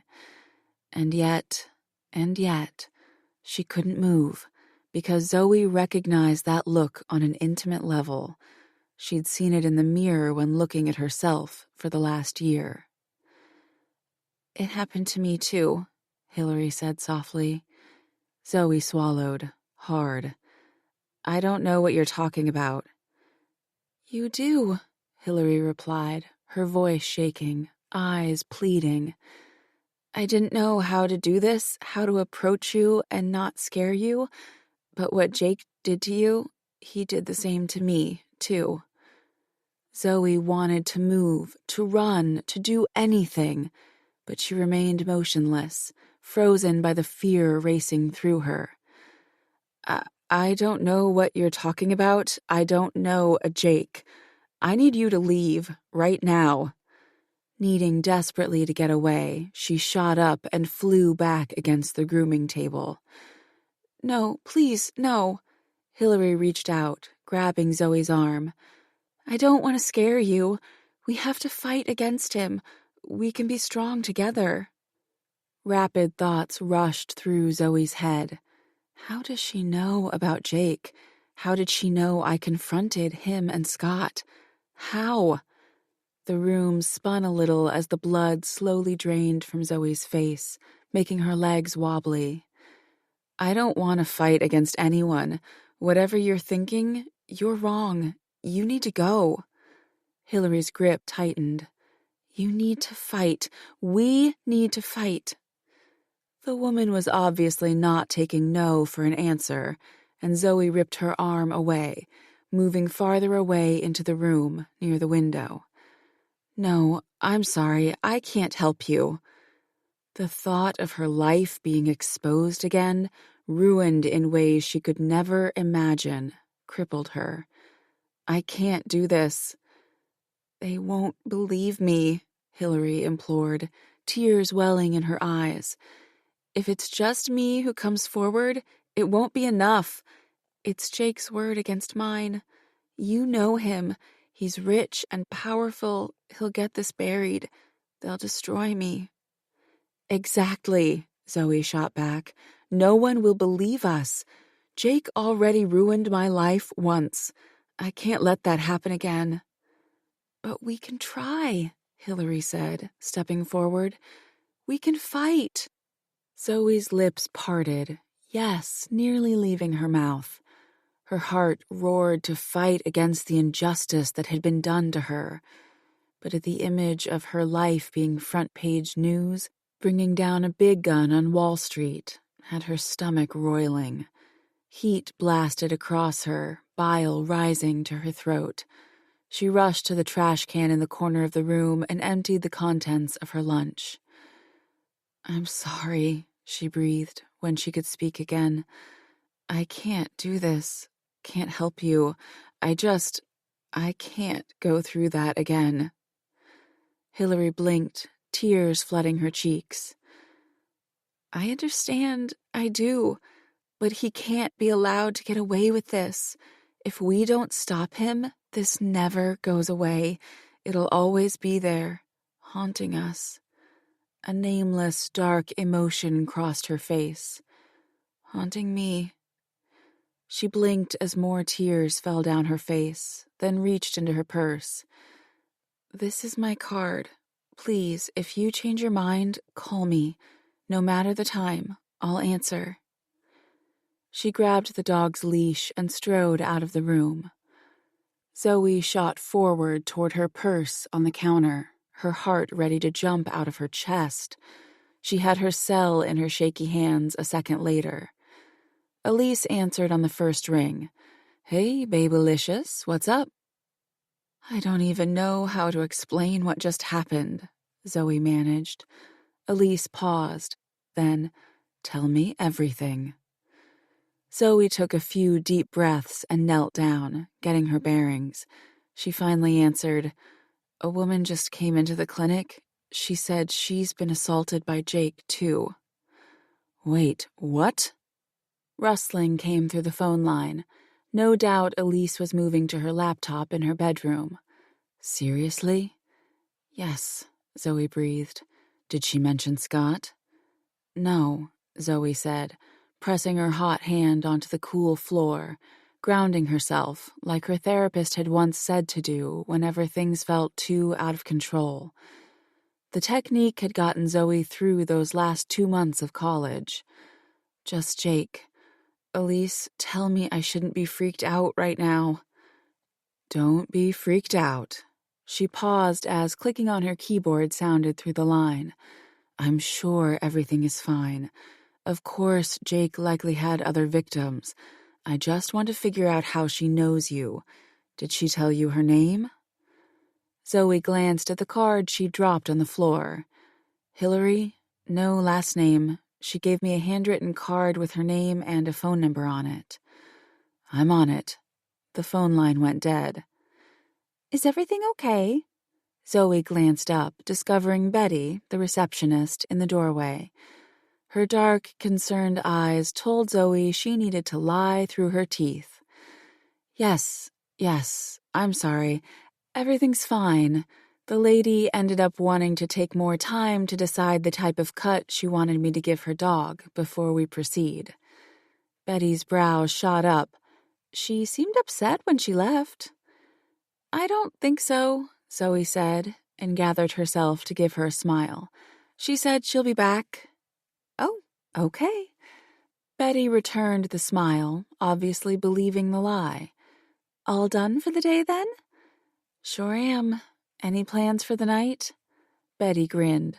I've got a date with Netflix. See you tomorrow. Bye, Zoe said, still stuck on the ground, her legs nowhere to be found. Betty gave a final wave and strode away. Zoe leaned back against the grooming table and released the breath she hadn't realized she was holding. The room swam a little. She shut her eyes and breathed past the panic creeping up her throat. She was done with lies. Having just told one made her feel like crawling out of her skin. Her cell phone beeped in her hand. She expected Elise, but that wasn't who texted her. "The guys and I are going for dinner tonight at Skyline. Interested in joining us?" She stared at the message from Reese, feeling like the world was determined to keep messing with her. Was this a date? Okay, no, his friends were going. Did that make her one of his friends? Friends with benefits, maybe? All the logical parts in Zoe's brain fired off a hard response of no. Wasn't it better to keep things strictly to Phoenix? But her head was spinning, her heart all types of confused. Both Elise and Hazel were working tonight, which meant she'd be left alone with her thoughts. Feeling a step away from falling back into that dark place she'd just crawled out of, she fired off her response. "What time?" 7 p.m. See you then." Zoe pressed her cell phone against her chest and exhaled. One breath after another, after another, after another. A few more weeks was all she had to get through. Then she could leave this city and her pain behind. Until then, she had Reese and his ability to help her forget everything. Stars blanketed the sky later that night when Reese answered his phone. "Hello, Mother?" He sat atop New York City's hottest dinner spot, Skyline, a rooftop restaurant. Lights from the high-rises were gleaming as far as the eye could see. "Reese, my dear, how are you?" His mother, Alice Harrington, asked, her voice soft yet lacking the warmth Reese had heard from other mothers. "Things are good here," Reese replied, one arm stretched across the bench seating. "I take it you've been sent the quarterly report?" Earlier today, Harrington Finance delivered the report he knew his father had been waiting on. "We did receive it, yes," Alice said, "but that's not the only reason why I'm calling." "Yeah, right." Reese kept the thought to himself as Alice replied, "But since we are talking about it, your father was quite pleased with this quarter." "I'm sure he was." Profit for the Harrington fortune was up 10% for this last quarter. Reese's personal finances were up by 20%, something he kept to himself. Reese took the Harrington fortune under his wing when he'd stepped into his father's role at Harrington Finance when his father retired. But that stress became tiresome, especially after Catherine's death.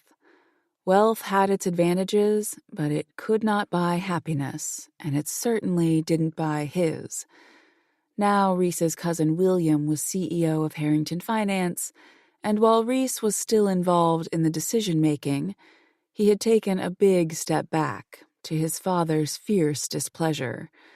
Now, alongside being CEO of the Cigar Club, he also invested his money as a silent partner in up-and-coming companies, hedge funds, new drugs and research for cancer, and real estate.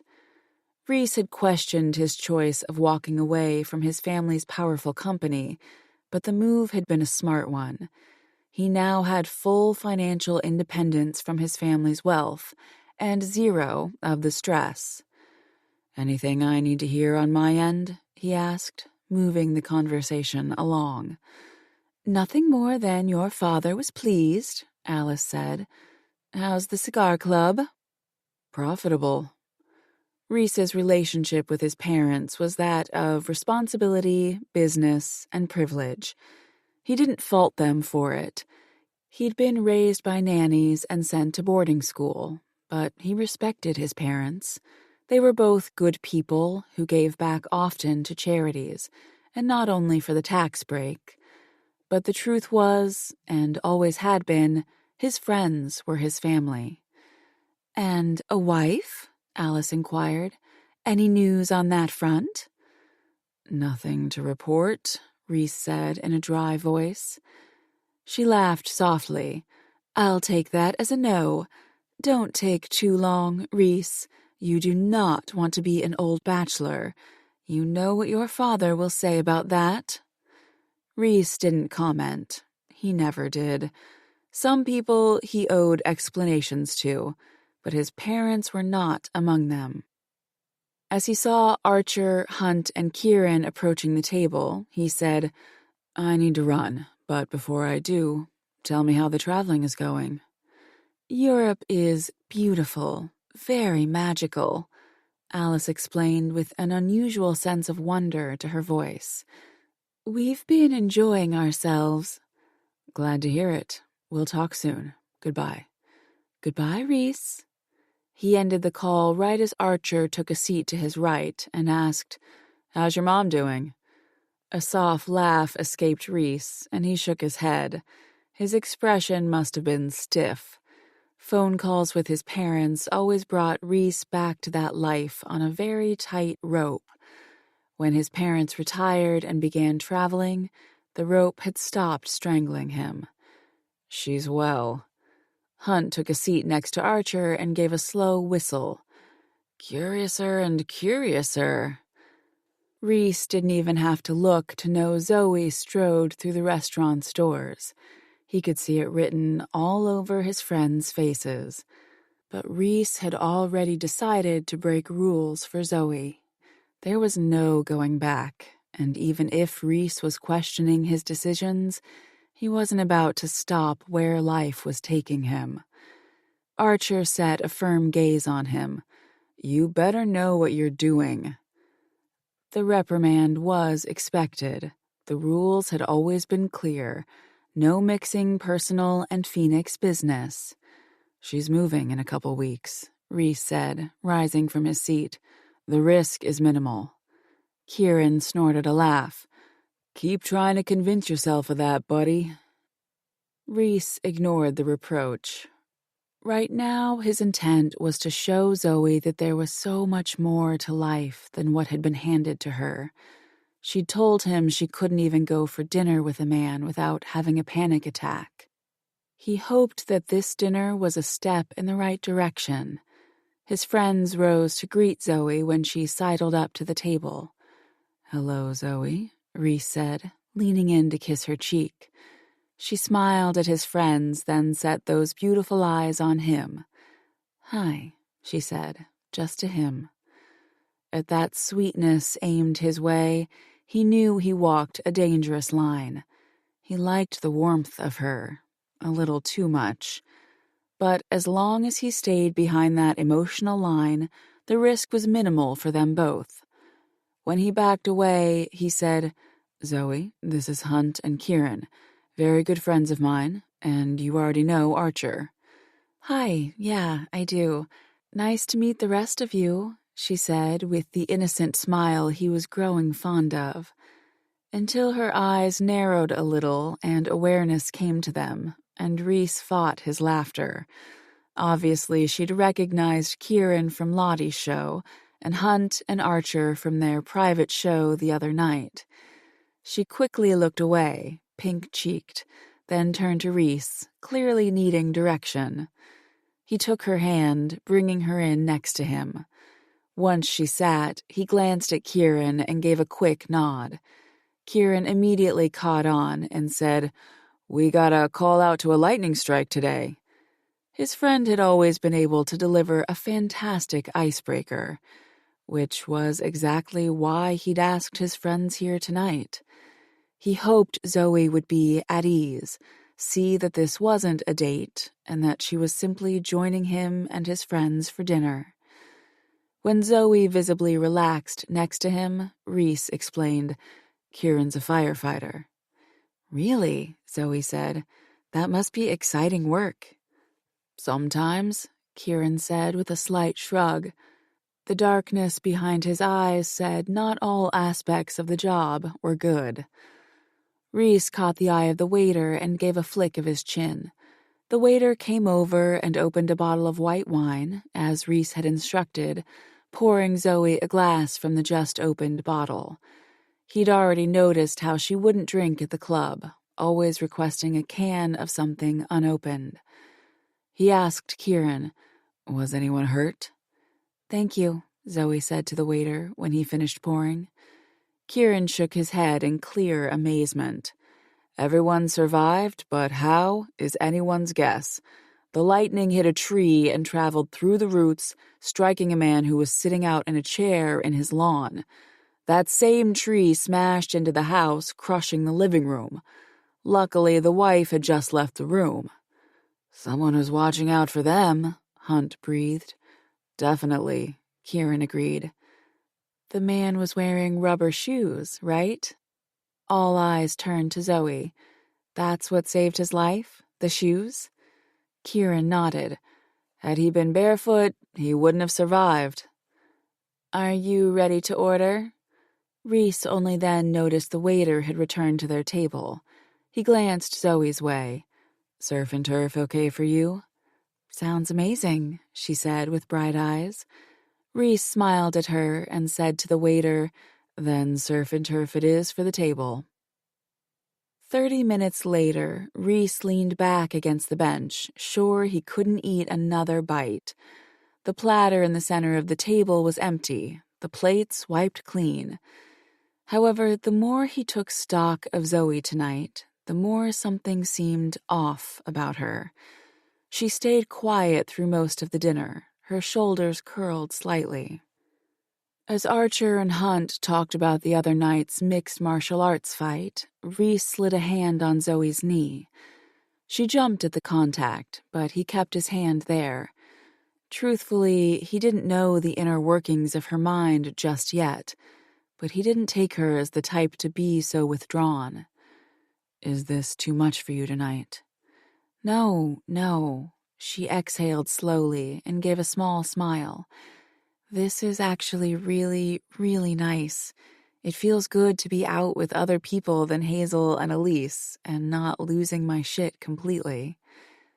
She nibbled her lip, obviously weighing the option of telling him more. Delight spread through him when she decided to share. A woman brought her dog in for grooming today, but things got weird, she said. Weird how? Reese asked. She glanced around, obviously wanting to keep the conversation private. Then she leaned forward and said quietly, She told me Jake assaulted her. A fork clanged on a plate. Zoe jumped. Reese didn't even have to look to know she now had everyone's attention at the table. He saw the panic in her expression and rushed to explain. As I'm sure you've already figured out, these men are like brothers to me. We share everything, which includes any developments at the club. They knew your story before I truly knew you. Nothing you say and nothing they have already learned will ever leave this table. You can trust them, Zoe. She looked each man over one by one, then gave a slow nod. Okay. Sounding much like the detective he was, Hunt asked in a steady voice, Do you know the woman? Zoe shrugged. I have no idea who she is. I know her name is Hillary. Elise has been looking into her, but she had to work tonight, and things are moving slowly on learning more about this woman. Her worried gaze connected with Reese's. I can't figure out how she knew what happened. He took her hand and squeezed tight, noting the tremble of her fingers. We'll find out, believe me. But the question begs asking, did she know you confronted Scott and Jake at the club? Or is the timing just suspicious? To Archer, he added, Thoughts? Archer leaned his elbows on the table, gaze focused on Zoe. It could be as simple as this woman went to the same university as you. She could have heard what happened directly, and that the timing of all this is a coincidence. Zoe shrugged. That's what Elise is looking into now. At that, Archer frowned. To Reese, he still looked mildly annoyed at the mention of Elise, but he added, More likely she's a member of the club and put two and two together when she saw Scott and Jake leave. His gaze returned to Zoe, his voice softening. Did she say what she wanted from you? She wanted me to come forward, Zoe answered. to make Jake pay for what he did, to get justice. Archer's jaw clenched, a telling sign he didn't like what Zoe had said. And you told her that's not an option. She gave a slow nod. Hunt interjected. Do not need to explain yourself or your choices to anyone. A look of pure relief washed over her face. Thanks for that. She sighed heavily and added, all I want to do is put this behind me. Reese had never been prouder of his group of friends. He hadn't had a woman in his life for so long. He forgot what it felt like to not only protect her himself, but have his chosen family protect her too. You deserve to do that too, Archer countered. His head cocked as his stare became probing. What did she do when you told her you wouldn't come forward? She gave me her card with her phone number and left, Zoe said, voice thickening. Reese squeezed her thigh, the only comfort he could give. Did you enjoy the surf and turf? The waiter asked, sidling up to their table once more. Reese nodded. Dinner was excellent. Compliments to the chef. I'll tell him you said so, sir, the waiter said with a proud smile. Any dessert to cap off the night. Reese looked to Zoe. She held her stomach. I couldn't possibly eat another bite, she said. Everyone at the table shook their head, so Reese responded, No, thank you. We'll just finish our drinks. Excellent, the waiter said. Enjoy them and the rest of your evening. When he wandered off to likely print off the bill, Reese asked Archer, Did any other victims come up in your investigation? Archer gave a slow shake of his head. I didn't dig that deep. There will be more, his expression declared. Reese was determined to make sure Zoe didn't feel pressured. Her choices were hers, only hers, always hers.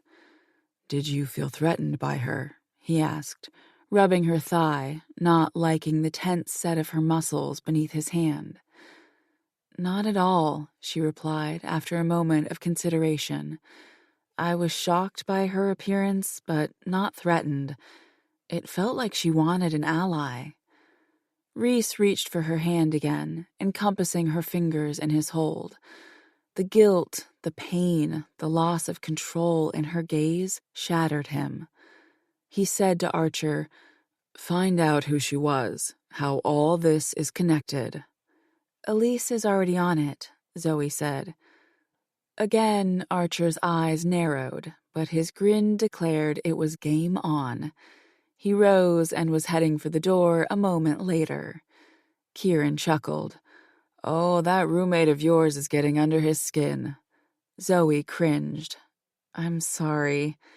Don't be, Reese interjected, reaching for the bottle of wine to top up Zoe's glass. Archer lives for this shit. Chapter 9. He brought you out with his friends, Hazel said the next morning, while Zoe slipped into a white lace summer dress in the changing room of a boutique in downtown Brooklyn. The little shop belonged to a young designer who, as far as Zoe was concerned, should have been showing her clothes on the runway. She zipped it up halfway as Hazel added, That's a statement, girl. A statement declaring what? Zoe asked in all seriousness. He knows I'm moving. Besides, we both know he wanted to help me get over all my hang-ups. I told him I couldn't even date a guy without having a panic attack. Yeah, well, I don't really think Reese is the type of guy to let anything stop him from getting what he wants. Zoe agreed wholeheartedly.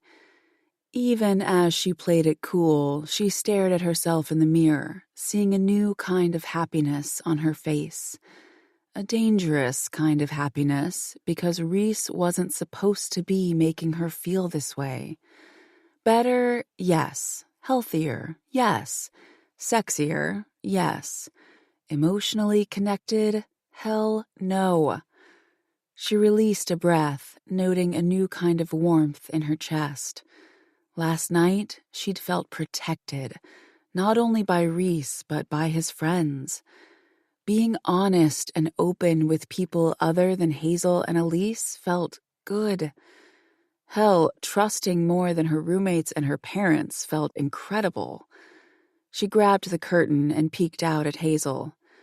Tell me that continuing to see him is a huge mistake, that I should stop whatever is happening right now, that I'm actually in way over my head and this is going to end up with me devastated and even more broken. Hazel gave a lopsided grin. Well, you're not broken, you're awesome, and Reese is rich, gorgeous, and obviously has a soft spot for you. Why on earth would I tell you to stay away from him? You wouldn't, Zoe hedged. She'd be insane to stay away. You're right, I wouldn't, Hazel agreed with a firm nod. Now get back out here and let me see that dress on you. Zoe hurried to do just that, all the while questioning where exactly life was taking her now. She'd decided to move, start over, and yet, Reese. Everything felt different than it had when she walked through Phoenix's door. She felt different. Before, she'd felt like she wanted to run away. Now, she wasn't sure why she was running. She loved her friends, her job, her life in Brooklyn, and she was beginning to love this new erotic life she'd found. She was even beginning to not hate Manhattan. Sure, she missed home, too, but she could visit often. That lump in her throat rose up again, but she forcibly swallowed it back as she whisked the curtain open. Oh, you must get that, Hazel said, with big eyes from the other side of the store. Isn't it gorgeous? Zoe shifted from side to side, studying the white lace summer dress that fit her like it was made for her. But it's also expensive. Oh, please. Hazel stopped to glance back as she shifted through the skirts hanging on the rack. Do I need to remind you that you can afford it now? I guess, Zoe hedged, running her hands over the lacy fabric, wondering what Reese would think of this dress. Would he like it? Would he want to take it off her immediately? Would he think of something totally erotic to do with the dress? Okay, you're right. I never do anything like this, she finally said. It's just so pretty. I must have it. Hell yeah, you do, Hazel said, going back to the skirts. By the time they were done shopping, Zoe'd only bought the dress. Hazel bought a long maxi skirt and a crop top that showed off her midriff. Before long, they returned to the subway and headed back home. When they finally made it back to the loft, shopping bags in their hands, Hazel whistled. Well, that's certainly a nice view to come home to. You're not kidding, Zoe agreed, embracing the butterflies filling her belly, as she spotted Reese leaned against his black sports car in front of the loft, scrolling through his phone. Her heart flipped over a few times, threatening to melt in a puddle. His head slowly lifted, eyes connected with hers, and the corners of his mouth curved slightly.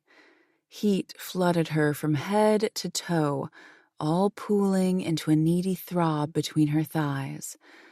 Oh, the power this man had over her body was unreal.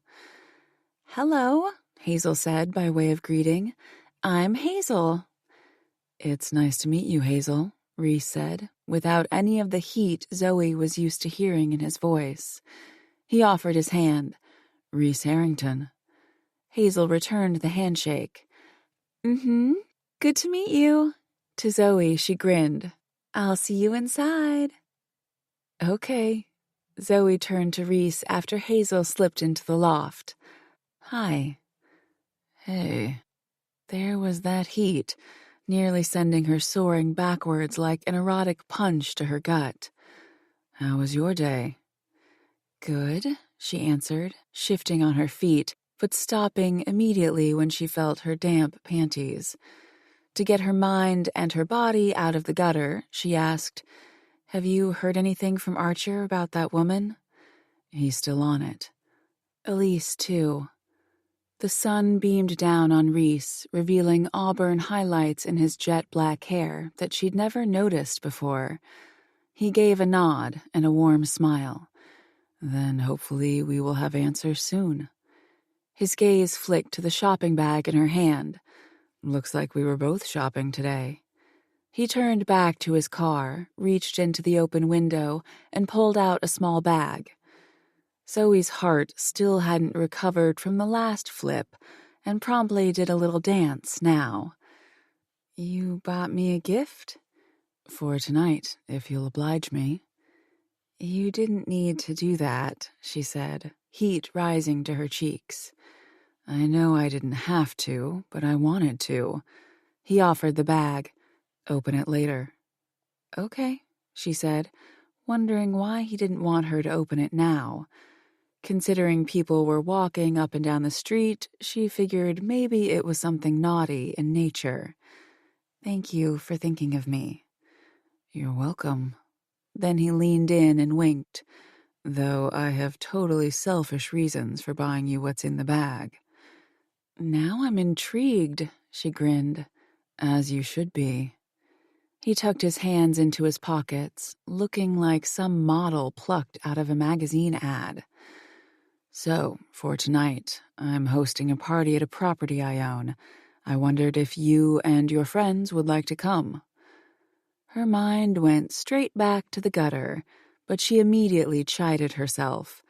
Last night, they had done something so simply normal, eating out at a restaurant. "I don't think anyone has plans, so I'll definitely ask them." "Excellent." He slipped his hands from his pockets to take her in his arms. "I'll send a car." It was dangerous how easily she molded herself to him. "Do you need me to bring anything for the party? Food or anything?" "Just yourself." He dropped his chin and gave her a long moment to stare into his gorgeous, smoky eyes before his lips met hers. His kiss was full of promise of a night to look forward to. When he leaned away, his grin turned naughty. "And don't forget what's in that bag." "I won't, promise," she said, stepping out of his arms. "Good. I'll see you later." He opened his car door and she waved. "Bye." She forced herself to stay put and watched him drive off. She'd never met anyone like Reese. He seemed so in tune with her emotional state, always doing whatever he could to reassure her, to help her move past what had happened, doing sweet things for her. It made her aware she was doing absolutely nothing for him. When his car faded off in the distance, she decided that needed to change. When she hurried inside, she found Elise on the love seat, her legs dangling off the side while she ate popcorn. "Okay, I have to know what's in that bag." Zoe laughed and asked, "Did Reese knock earlier?" "Yep," Elise said, "and he had that bag in his hand. I told him to come inside to wait, but he said he didn't want to interrupt my soap opera." Hazel snickered. "Probably saved himself the torture." "Yep, probably." Elise tossed a kernel into her mouth. "Actually, wait, before you get to the gift, let me tell you what I've learned about Miss Surprise You at work." Zoe shut the door behind her and locked it before addressing Elise again. "Lay it on me." "Her name is Hilary DuPont, but she didn't go to school with you. Her family is rich, like stupid rich, which of course leads me to believe she's a Phoenix member, but annoyingly, they've upped their security." Hazel rolled her eyes. "I wonder why that is." She headed into the kitchen. Elise grinned at the retreating Hazel. It's nothing to worry about. Just makes me stretch my brain a little, that's all. I'll find out what I need to, and will let you know. Please don't get into trouble, Zoe said in all seriousness. Reese has his security looking into it too. Elise smiled, all teeth. Oh, then let the race begin. She had always been competitive in nature. At Zoe's heavy sigh, Elise laughed loudly. Don't you worry, I won't get myself or you in trouble. I can handle Reese's security. But enough about annoying security men. What did Reese get you? Before Zoe could find out, Hazel returned with 3 wine glasses and handed them out. What did Reese say to you? She asked, not having heard Elise's question. He actually invited us all to a party he's throwing tonight, Zoe said, sliding out of her sandals. Do you want to go? Elise and Hazel exchanged a look and then said in unison, Yes. Zoe fought her laughter, waggling her eyebrows. Didn't even have to think about that one, huh? Not one bit, Hazel said, taking the seat next to Elise on the couch. But what kind of party is this? I suspect it's a PG-rated one, Zoe replied. Still fun, Hazel said. I bet it's all fancy and stuff. Yeah, good stuff. Elise waved Zoe on, then shoved more popcorn into her mouth. Okay, now can we see what he bought you? Zoe set both bags down on the coffee table, plus her wine glass, then reached into the smaller one. Her fingers touched delicate lace before she pulled out a stunning black lace bra, the type that cost money, expensive lace that had never touched her body before. Holy wow, was all she managed to get out before she caught more lace in the bag. She lifted out the matching panties, noticing the heaviness of them. What the... She touched the front, feeling more to the material. There's something in them. Hazel took the panties, studied them, and a second later her cheeks burned bright. They're, vibrating ones. What? Zoe asked with a laugh. Elise snatched them next, examining them this way and that. I bought similar ones for fun once. I mean, not nice like this, and I suspect mine probably don't work as good, but they're vibrating panties that come with a remote control. Hazel leaned forward, peeking inside the bag. Is the remote in the bag? Zoe shifted through the paper. No. She turned around, hoping she didn't lose anything. I didn't see a remote. Did it fall out? Yeah, into Reese's hand. Zoe turned back to catch Elise's shit-eating grin as her friend added, And here you thought this party was going to be PG-rated. The Harrington Lake house had been in Reese's family for 3 generations, sitting on Long Island's North Shore. The 5-bedroom stone colonial house stood slightly atop a hill, which faced out to the water. Behind the house were manicured gardens designed to impress at parties. 3 smaller cottages were spread out on the 3+ acres of forested land. The property had been bought and used for business, though Reese had many parties and spent a lot of time at the lake house during his teenage years. Now he held quarterly parties there to schmooze the right people, to keep his business connections tight, but he also invited Phoenix members to the party. Tonight, they were all in attendance, enjoying cocktails and live music beneath the canopy of stars and twinkling string lights. However, Reese's focus had stayed with Zoe since she arrived. From the other side of the bar, Reese couldn't fight his smile. He had yet to talk with her, but for the last 20 minutes, he'd been tormenting her with the vibrating panties through the remote control in his pocket, something she'd hid well from her friends. He couldn't take his eyes off every little wiggle of her hips. Every moment she froze under the force of the pleasure, and the way her gaze searched him out. When she turned again, looking for him, he decided to end both of their suffering. He turned off the vibrator that had been set to the lowest speed and approached from behind her. "Ladies," he called. Zoe turned first, her friends' gazes following. He took Zoe in, every spectacular inch of her in the fitted white sundress. He wondered if this was what she'd purchased earlier today. He liked this look on her, a little innocent, definitely not overdone, and yet she stood out as the most beautiful woman here tonight. She didn't have diamonds on her neck or wrist. She didn't need them. She sparkled without anything added.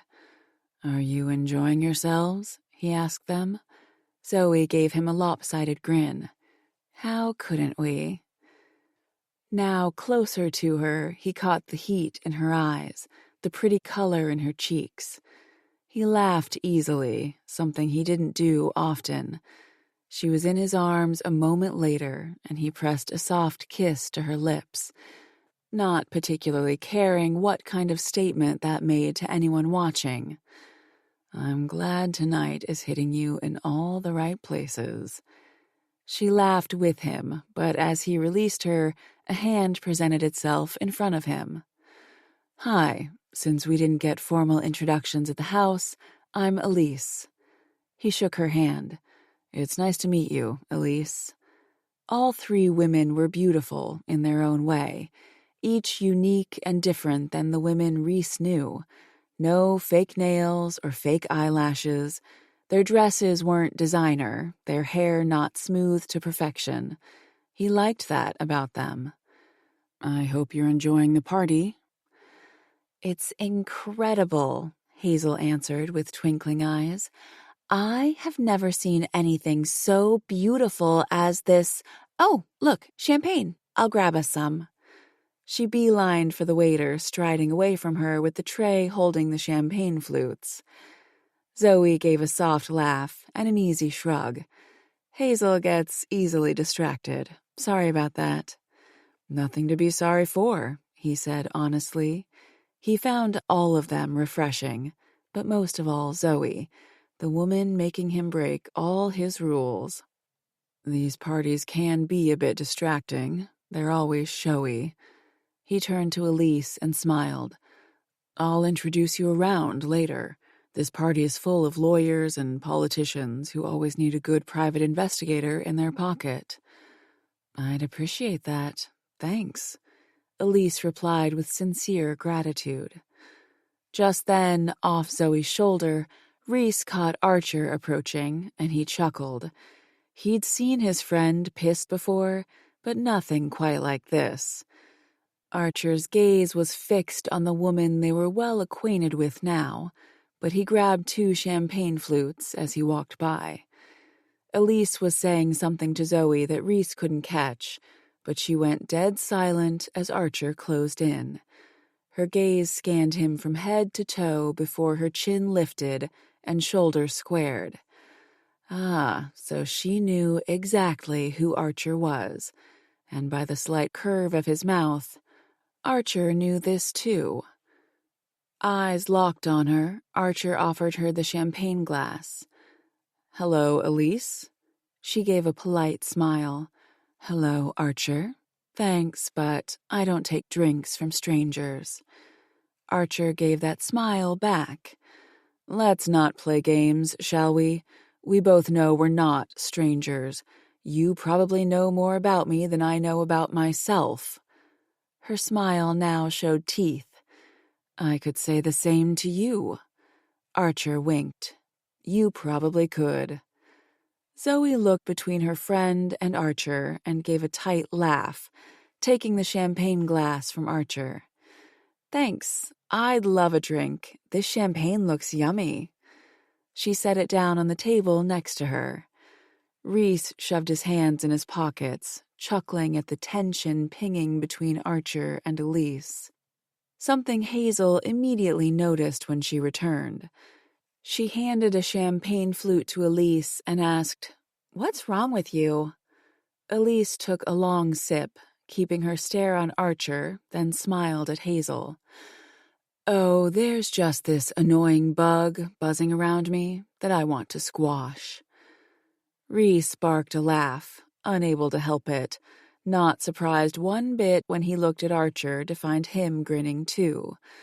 Elise was just the type of woman Archer liked. Strong, beautiful, but more importantly, a challenge. "I really hate bugs," said Hazel, obviously unaware who the bug was. She sipped her champagne and let out a long sigh. "Beautiful night. Gorgeous party. Seriously, can this night get any better?" "It can," Reese said, then offered Zoe his hand. "Let's go get you a drink." "Leave that one," he interjected, knowing she'd never drink it and understanding why. "Indulge me." Zoe looked at her friends. Elise waved her off, still in a fierce stare-down with Archer. "We're fine." Zoe's expression declared she didn't believe her friend. "No squishing bugs tonight, all right?" "Can't promise that," Elise said, smiling at Archer. It wasn't a sweet smile. "When did Zoe start caring about bugs so much?" Hazel asked Elise, as Reese took Zoe's hand and led her away. "Don't worry," Reese said to Zoe, tucking her arm in his. "Archer won't let her squish him." Zoe asked softly, "He's pissed, eh?" "That's probably putting it lightly. Archer is not used to someone getting by him, but I'd be willing to bet he's more intrigued than angry. He likely wants to get into her head. He'll need a key that no one has found yet to get inside that head." If anyone could unlock a strong mind, it was Archer. He had the skill set, confidence, and patience of a saint. The man gained trust like Reese had never seen, and he was owed that too. When they reached the bar, he said to the waiting bartender, "An unopened bottle of your best?" The bartender responded without question, dropping a new bottle of champagne in front of Reese, along with 2 glasses. Within minutes, Reese had popped the cork, poured the glasses, and offered one to Zoe before adding to the bartender, "Whenever Miss Parker would like a drink tonight, open a new bottle for her and pour the drink in front of her." "Yes, sir," the bartender said, then strode off to the next customer. "You didn't have to do that," Zoe said, color rising to her cheeks. "Yes, I did," Reese said, leaning an elbow against the bar. "You deserve to enjoy a couple fine drinks as much as everyone else here." She rolled her eyes. "Yeah, but those are my issues." Reese had his arms around her, pulling her close. "Issues that are the result of trauma. You're not asking, I'm offering." He lifted his glass, wanting to show her that real men earned trust. "To a fun night." She smiled softly, a new warmth in her gaze that made his chest expand, and clanged her glass with his. "To a fun night." After she took a sip, he placed his glass back on the bar and drew her close again. "I'd like you to stay a little later after your friends leave tonight. I can drive you back to Brooklyn later." "Oh," she said, wide-eyed. "So you don't just plan on teasing me all night?" "Never," he said, licking his lips when she licked hers. Damn, that mouth tempted him. Her innocence seeped into the air around him, tasting sweet and eager. "Ask them to leave at midnight, all right?" "Okay," she said. "Am I in for a good surprise tonight, then?" He lowered his hand from the small of her back to her bottom, pressing her against his erection. "A surprise, most definitely." He dropped a soft, teasing kiss against her lips. "Midnight, Zoe. That's when our game will begin." He leaned away and grinned a slightly dark smile when he caught the arousal in her expression. To move things along in the right direction for their night ahead, he turned away and chuckled to himself at her loud gasp when he set the vibrator to full speed. Chapter 10. Shortly after midnight, when the party ended and all the voices grew quiet, Zoe felt the energy shift in the air. Elise and Hazel had gone home, and so had half the people in attendance. Zoe had said goodbye to her friends in the circular driveway as they hopped in the chauffeured car Reese had arranged for the night. When she strode back toward the house, a security guard met her there, one she'd seen working at Phoenix before. He gave her a gentle smile and handed her a black metal butterfly mask. "Reese requested you wear this tonight." He gestured down the lit pathway that led into the forest. "Follow it until it forks, then go right." Zoe glanced down the long stone path and smiled at him. "Thanks." Her stomach danced with nerves as she tied on her mask and followed the cobblestone path, but halfway down she stopped short. Erotic moans filled the air, all blending together like a beautiful song. "Zoe?"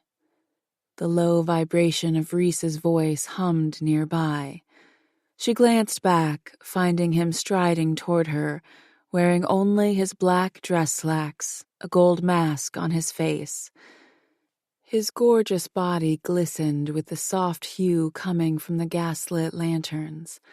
Every muscle flexed and moved with his long strides.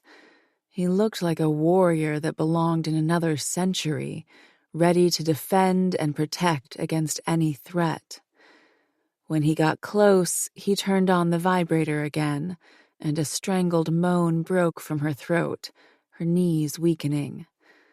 "You don't play fair," she said when he reached her.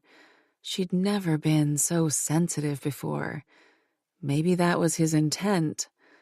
"I never said I would play fair," he murmured, taking her hand and leading her forward, continuing around the bend of the pathway. The night was a perfect mix of warm and dry, and when they broke free from the forest and entered a clearing, Zoe couldn't stop her surprised gasp.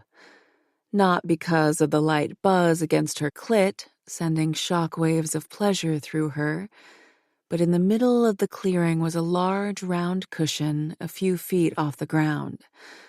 On it, dozens of men and women were engaging in every type of sexual act Zoe knew of, and some she didn't.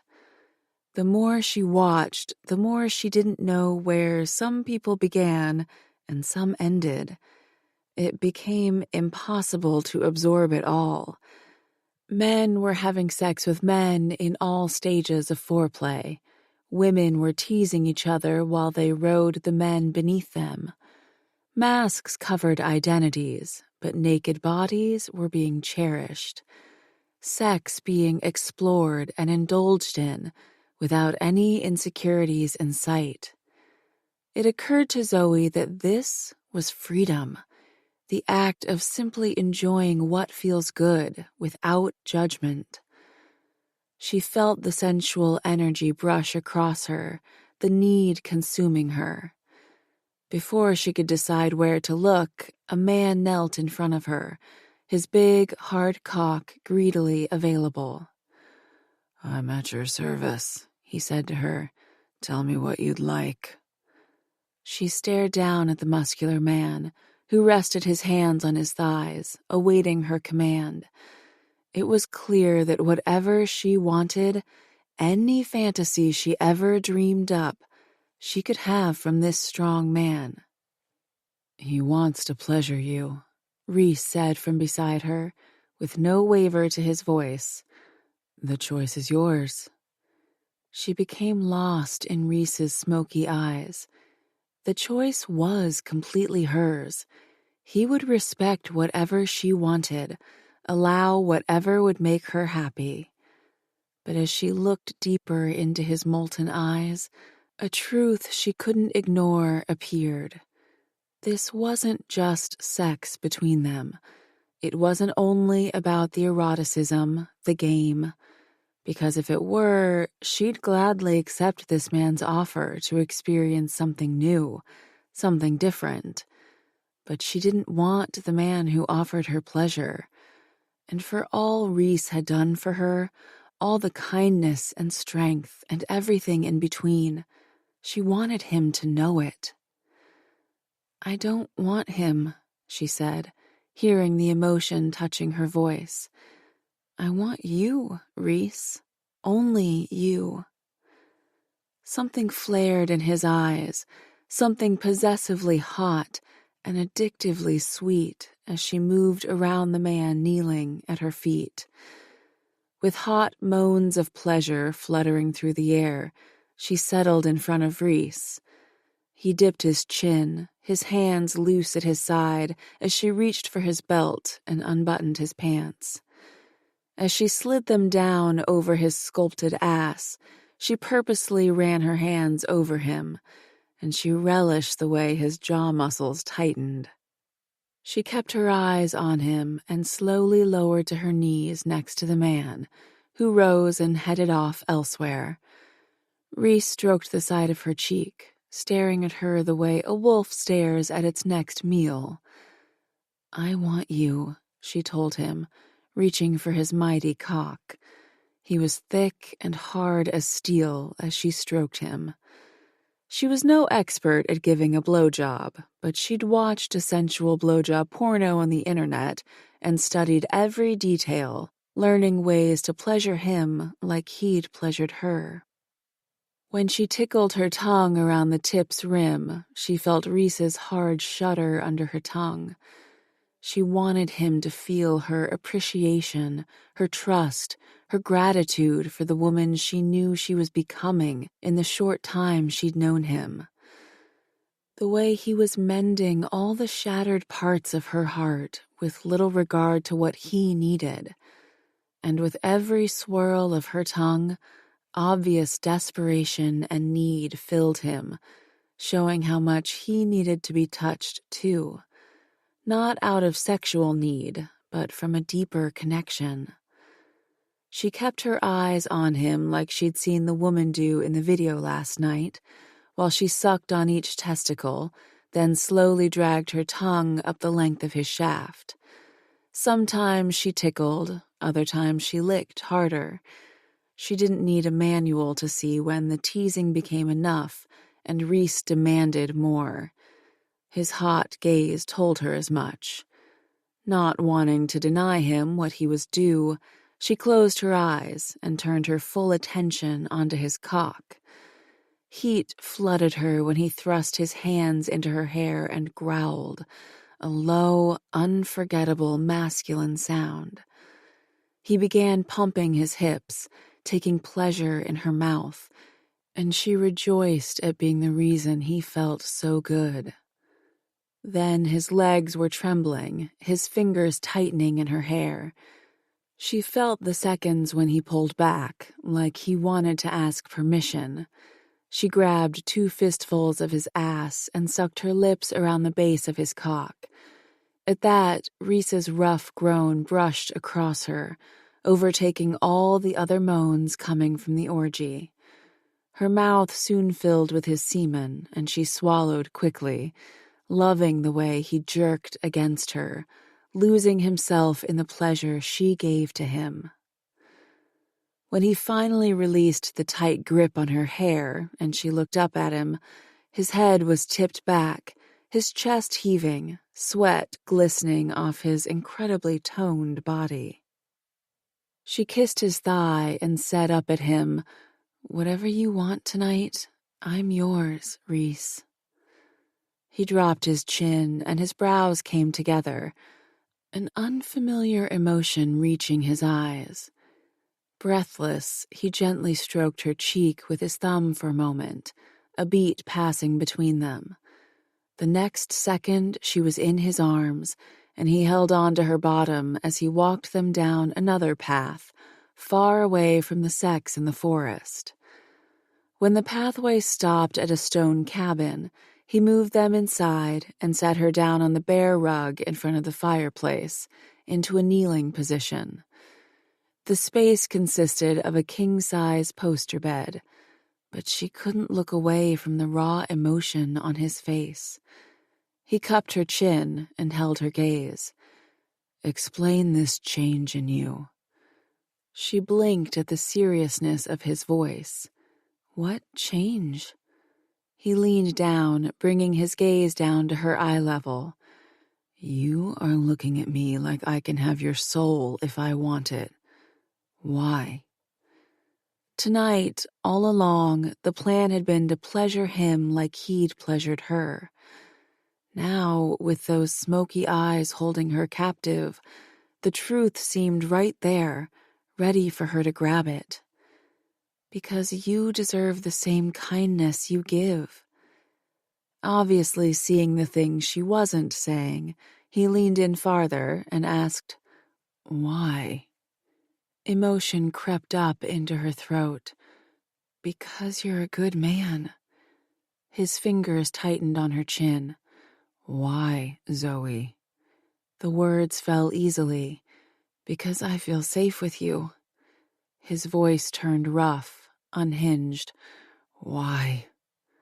For a year she'd been caged in, so afraid to speak her truth. But not now, not with him. "Because I trust you."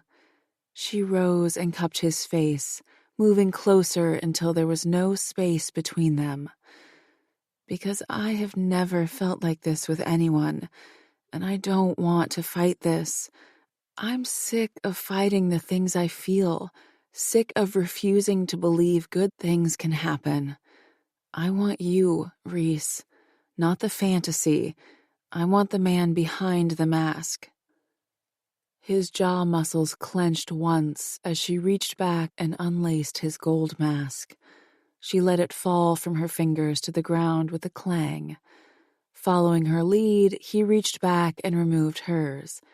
Then his lips met hers, and this kiss was different. Everything about him was different. Reese was a man who wore many masks, but he was her favorite without one. He kissed her with a hunger she couldn't catch up with. He kissed with meaning, with passion. But alongside all that, his kiss bled with pain, loneliness, neediness, vulnerability, and those were things she understood. Realizing she could give him exactly what he needed too, she quickly caught up with his intensity and kissed him back, climbing up his body until he had her in his arms, and he laid her out on the bed in the middle of the cabin. The bare tip of his cock touched her drenched folds. His kiss turned more urgent, his request loud even though he didn't say a word.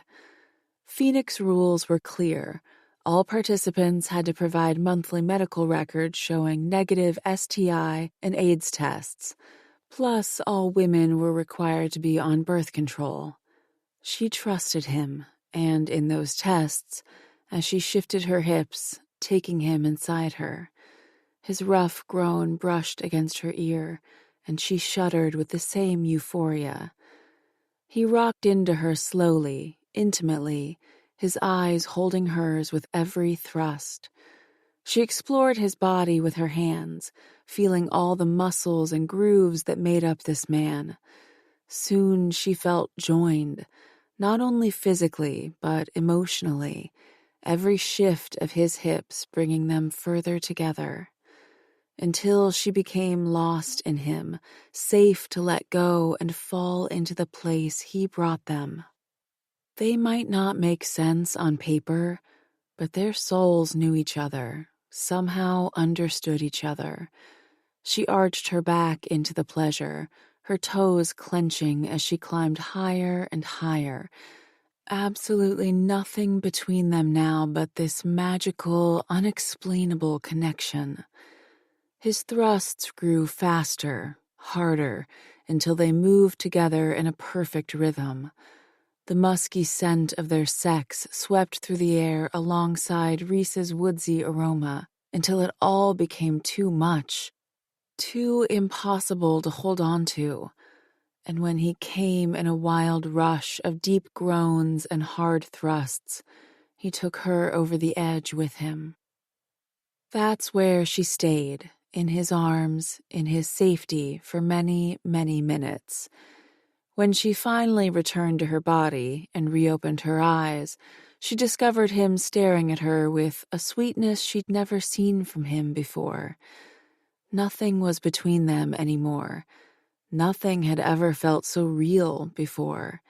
He saw her, all her faults included, and she saw him, the man behind the mask. Gaze locked on her, he said roughly, "You said you wanted me." She nodded slowly, cupping his smooth face. "I did. I do." He shut his eyes for a moment and breathed in deeply before looking at her again. "There's been no one for a long time. No one I have let in since I lost someone dear to me." Her heart broke, knowing he spoke of his late girlfriend, Catherine, and realizing for the first time that she wasn't the only one with some serious hang-ups. He leaned into her touch and added, "For you, Zoe, there is no pain I wouldn't endure for more time with you." Every spike in her heart, every lock on it, exploded. "Reese," she whispered, beginning to wonder what this meant for them now. His kiss promptly cut her off, ending a conversation she knew neither of them was ready for. Chapter 11. The following morning, Reese was riding a high. The sun was shining brightly outside his office window on Phoenix's main floor. The sky was as clear as the eye could see. Last night had made him happy, a feeling he had not felt in a long time. He hadn't touched a woman on such an intimate level since Catherine, and he'd crossed that line with Zoe last night. It made him remember how good it felt having a woman at his side. It opened something warm, a closed-off space in his heart, the part of him that had once wanted a wife, a family, and he could see him having those things with Zoe, going to bed with her every night, waking up next to her in the morning, sharing adventures together. As he continued to stare out the window, he couldn't ignore the truth anymore. He'd crossed the emotional line. Damn. "Is this a bad time?" Reese blinked and swiveled in his chair away from the window, aware he wasn't alone in his office. Archer stood in the doorway. Reese waved him in. "Not a bad time at all. What's up?" Tension creased the corners of Archer's eyes. When he fully entered the office, Reese understood why. Behind him, Hilary DuPont, a Phoenix member, made her way through the door. She was the daughter of Gregory DuPont, the CEO of one of the top tech companies in New York City, and Reese quickly put two and two together. "Good morning, Hilary." "Hey," she said in a small voice Reese had never heard from her before. Archer gestured to the client chair. After she sat, she bowed her head to her wringing hands. Archer gave Reese a knowing look and a nod as he took the seat next to her. "Hilary has something she'd like to tell you." She had yet to look up, so Reese said as gently as he could, "Hilary, I hope you know you're safe here. Anything you say now will not leave this room." "I know I'm safe here," she finally said. "It's just really hard for me to say this aloud." She drew in a long, deep breath, then looked at Reese, tears in her eyes. "Jake Grant assaulted me." Reese had to control his temper at the brokenness in Hillary's gaze. When did this happen? 6 months ago, at a party, she explained with a shaky voice. I only had one drink there, but obviously it was drugged. I woke up in his bed the next day, and he acted like nothing was wrong. I don't remember what happened between us, but I was sore in intimate areas that morning, so something happened. Sickness roiled through Reese's gut. He had to keep his feet planted on the ground to ensure he didn't do something stupid and go to Jake's house. The last thing Zoe and Hillary needed were reporters or the police digging into the reason Reese attacked Jake. Did you report the incident? He asked. A tear slid down her pale cheek. I told my mother the morning it happened. She took me to the hospital, but my father talked me out of the rape kit. Reese restrained his curses, stretching out his fingers atop his desk not to tighten them into fists. Hillary's shoulders curled, and at that, Reese rose and moved to the fridge. He offered her a bottle of water. I'm sorry your father failed you. Hillary took a quick sip, then held the bottle in her lap, her knuckles white. You know how it is. Your family is probably just the same. A scandal would hurt our name. That's where his thoughts were. Sadly, Reese did know how it was. His parents would have buried such a scandal for him, too, if the situation called for it. A family name meant everything in corporate America, even if that meant hurting a loved one. So they told you to be quiet. My father did, yes. Archer interjected. But something must have changed. You told Zoe you want to go to the police. A swift hardness swept over Hillary's face, stealing the weakness from earlier.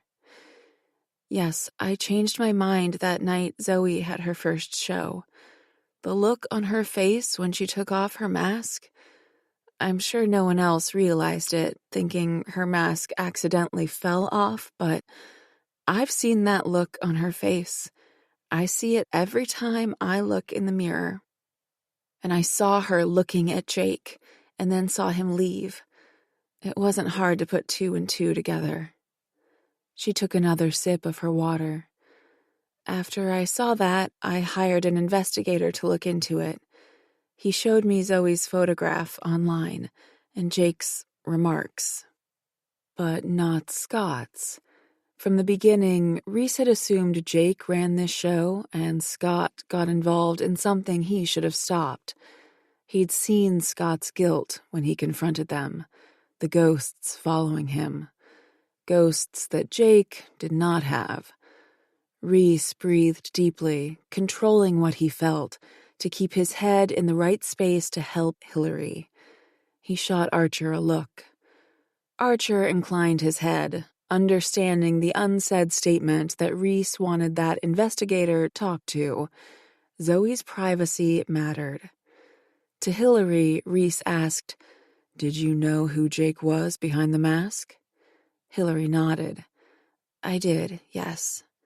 And yet, you've been here at Phoenix with him. Was that not upsetting to you? Something haunted crossed her face. Jake is in my inner circle of friends. I see him every weekend. Avoiding him is impossible. I've just grown to deal with that. I'm sorry, Hillary. That must be hard, Reese said gently.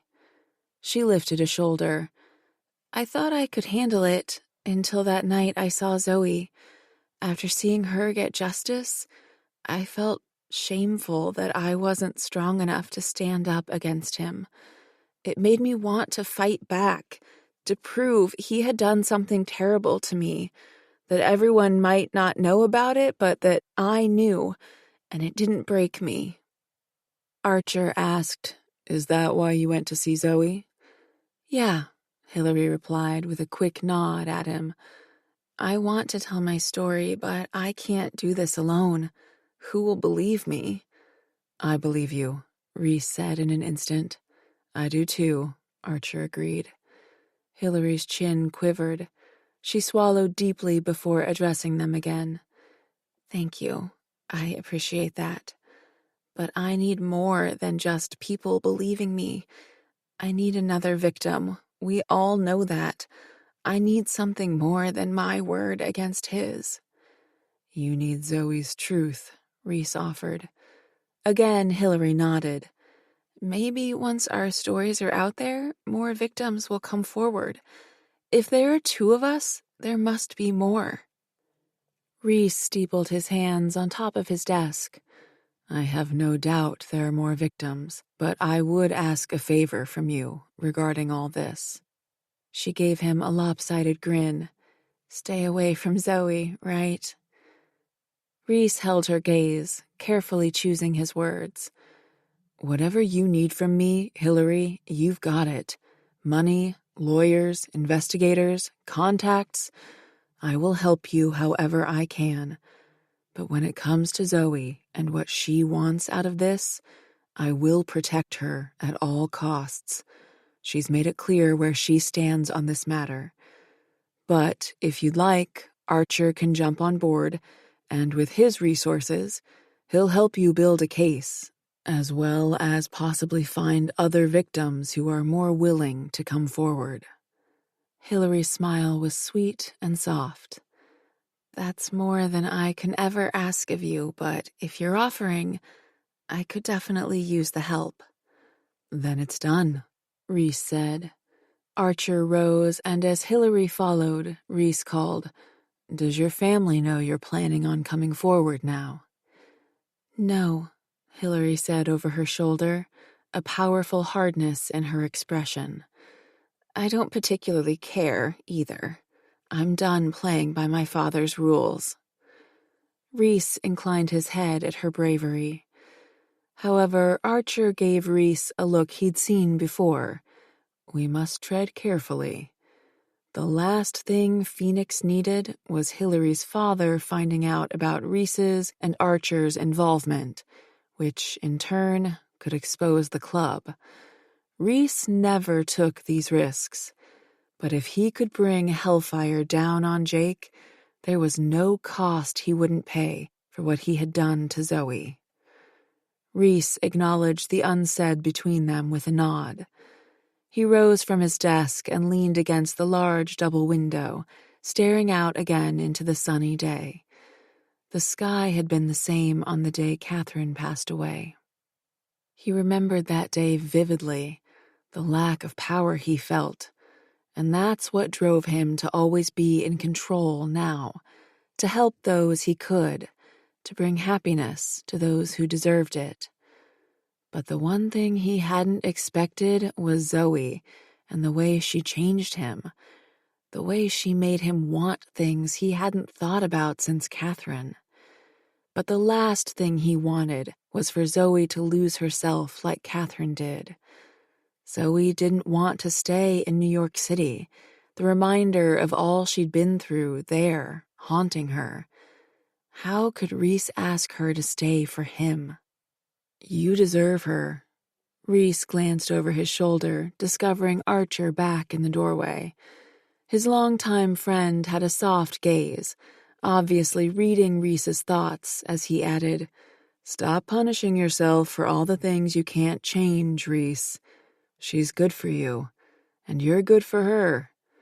Let's hope you're right about that, Reese said.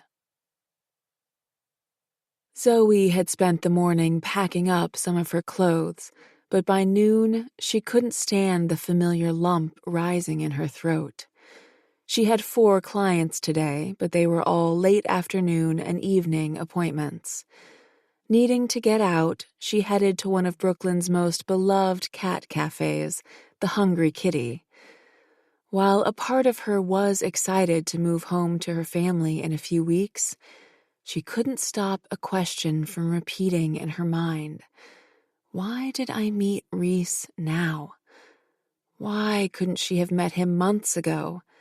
Everything felt like it had changed. She didn't feel like the same woman who'd decided to confront Jake and Scott, the woman who wanted to run back to her hometown. She hadn't expected any of this, including how Reese made her feel. He was a dream come true, a fantasy she didn't know she ever wanted. And the thought of leaving this new life she'd found made that small lump in her throat a whole lot bigger, because this wasn't just erotic sex anymore. Her heart felt tangled into the mix, which was precisely why she'd asked Reese to meet her at the cafe for a coffee. She could run and hide from her feelings, but she decided to confront them, see if what she felt was real, or if the fantasy of Reese created feelings that weren't really there. An older couple strode by, hand in hand, and Zoe smiled at them as her cell phone rang in her purse. One look at the screen had her feeling terrible. Zoe had already missed one call and barely answered 2 texts. To avoid her mother sending the police over for a wellness check, she picked up. "Hi, Mom." "She's still alive, thank goodness," her mom joked. Her mom's voice was sweet and tender and could make Zoe feel better whenever she heard it. "Yep, alive and doing well," she replied, leaning back against the brick wall. "I hear that. You sound happy. Getting excited to move home?" "Mm-hmm." Zoe instantly realized her mistake. Her mom caught on immediately. "That's never a good sound coming from you. Have you changed your mind?" Had she? Undecided, Zoe stared out at the cute pug walking its human down the street, across the road, and admitted, "There's just a lot going on right now. I'm excited to move home, but I've also got this life here that's hard to walk away from." "You can always change your mind about leaving Brooklyn," her mother said gently, the warmth in her voice seeping into the cold spots inside Zoe's chest, as she added, "Sometimes you have to test something out to see if it's really what you want. Perhaps this move is happening too fast. You know I selfishly want you home, but we make it work with you out there. Perhaps we can all put more effort into visiting each other, though." Zoe's throat tightened, confusion making her head hurt. This wasn't the plan. It had never been the plan. Why was she even questioning this? "I miss you, Mom." "Oh, my darling, we miss you too." Zoe shut her eyes, guilt nearly drowning her. There were 1,000 things she wanted to say to her mother. "Tell me what you've been doing," she asked. "We've been staying busy, working in the garden. Your father has it in his head that he wants to create a backyard oasis, whatever that means." Zoe kept her eyes shut and fell into the sweet sound of her mother's voice. The place was safe, where absolutely nothing could touch her. But then a warm finger stroked her arm. Zoe started and snapped open her eyes, finding Reese's concerned gaze on her. "All right," he mouthed. Zoe nodded, waiting for her mother to finish her story. "Listen, Mom, I've got to run. I'll call you back when I have a minute. Love you both." "Sounds good. Love you back, Pumpkin." The phone line went dead, and Zoe stuck her cell back in her purse. "Sorry about that. I'm okay, just missing my parents, that's all." "Understandable," he said with a gentle smile. He took a step back, then looked up at the sign on the storefront. "So a cat cafe, huh?" She grinned big. "Surprised?" He sent her a sly smile in return. "Intrigued?" She thought that was a pretty good reaction and whisked the door open. Animals always calmed her, so she figured this was the best place for their first real date. The cafe was a small rectangular shape with beanbag chairs on the floor and floating tables with wooden benches beneath them. It was her favorite place to visit in Brooklyn. "Hi, Zoe," Jane said with a wave as she sat behind the counter. "Your usual?" Zoe turned back to Reese. "Are you okay with some snacky stuff for lunch? Cheese and meats, that kind of thing? And sweet tea to drink?" "Sounds great," he said. Oddly enough, as much as she thought Reese might look out of place here, he didn't. He really did have the ability of blending in, and yet he could also stand out like the only man in the room. "Yep, 2 orders of the usual, please," she called to Jane. She led him to the far corner, thankful no one else was there today. She sat in the first beanbag chair, and he dropped down into the other. The moment he stretched out his legs, a cat jumped onto his lap. "Looks like you have a friend," Zoe said. He smiled down at the orange tabby and petted the cat, who began to purr. "Did you have a lot of pets growing up? Is that where your desire to work in the animal industry comes from?"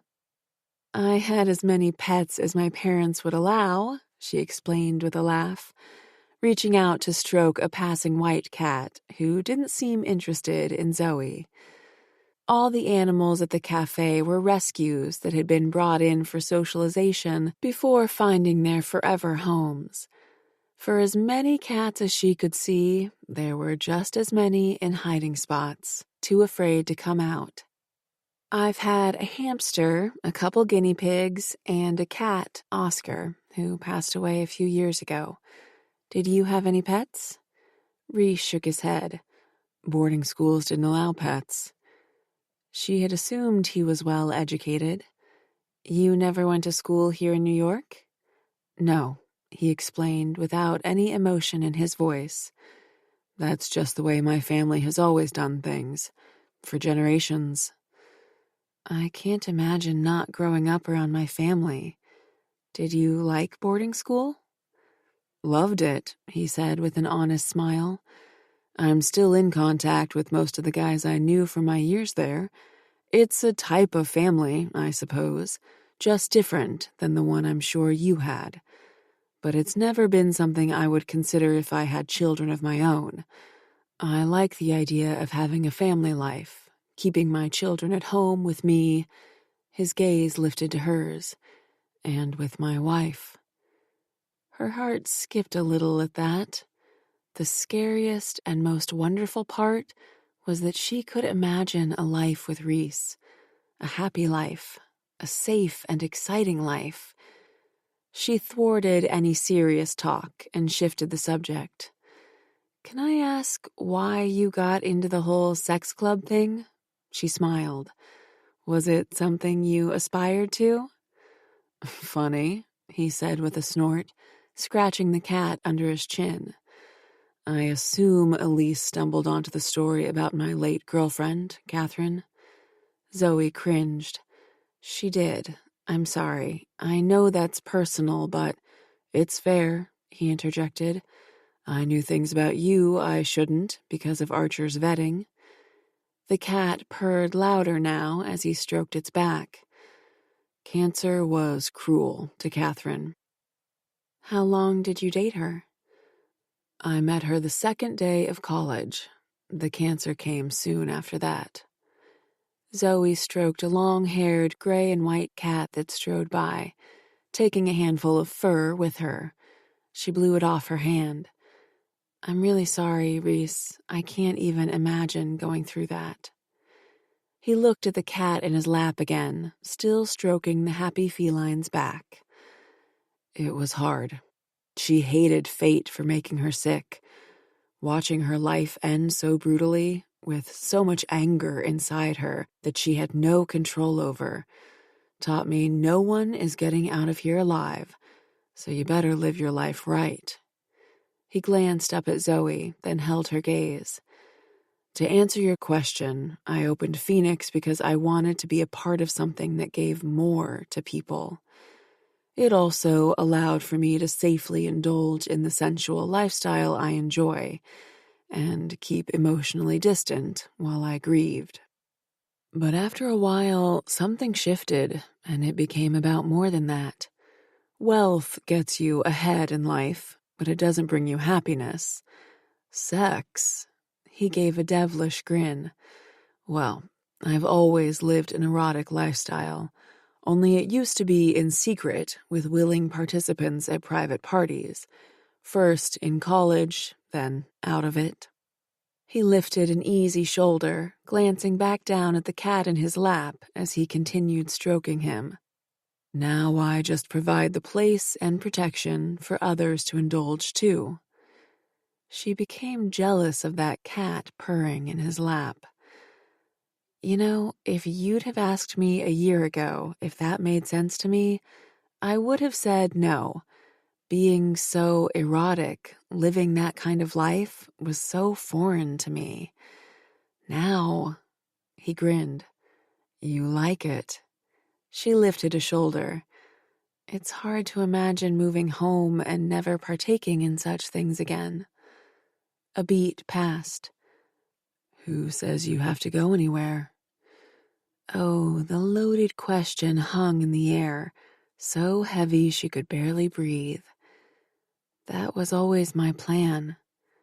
Plans change, he said with ease, but his eyes told a different story.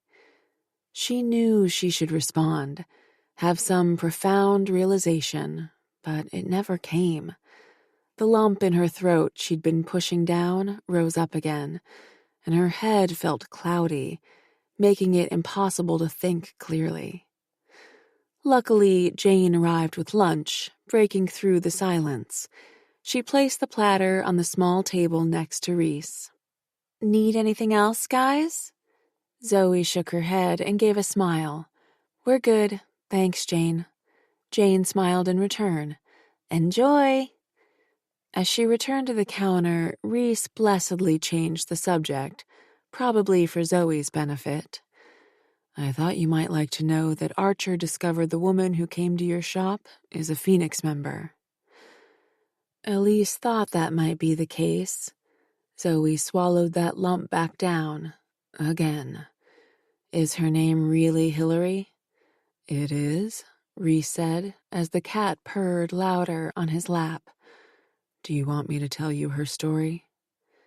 Zoe started when a black cat jumped onto the back of the beanbag chair and sat on Zoe's shoulder. She reached up to give the kitty a head scratch. Is her story similar to mine? Yes, but it's not the part about her assault that I want to tell you. Then what is it? Your bravery was what made her want to come forward. Zoe quickly looked back at Reese. His strong gaze held hers. It wasn't bravery, what I did that night, she countered. It was the only type of justice I thought I'd ever get, and it was my way out. Still brave, he retorted. She shook her head adamantly as the black cat headbutted her for attention. No, it's not. It was anger and rage, that's all. Hillary is the one who wants her story out in public. She's the brave one. Reese stopped petting the cat and frowned. Just because you don't want your story told doesn't mean you aren't brave. You confronted the men who assaulted you. Don't undervalue yourself. She just shrugged as her response. Brave was not hiding anymore. Is Hillary still going to go to the police? Reese nodded. That's the plan.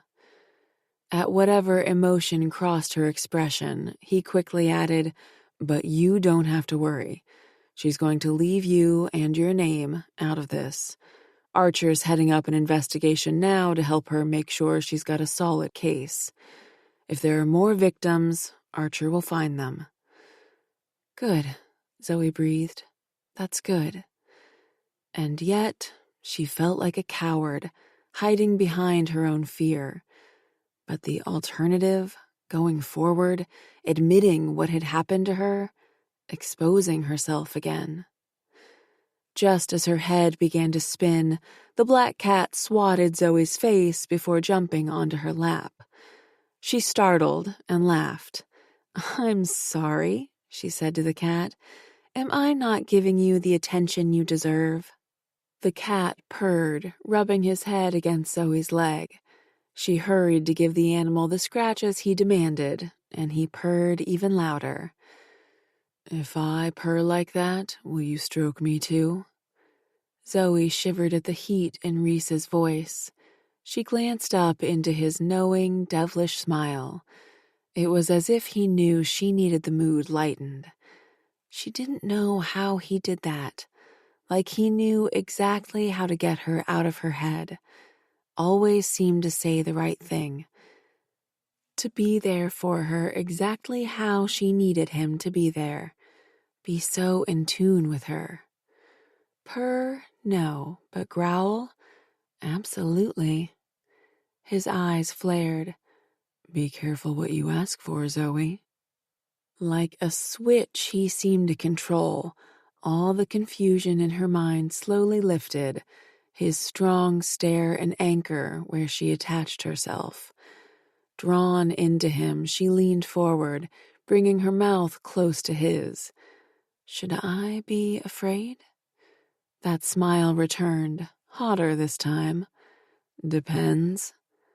"On?" she breathed.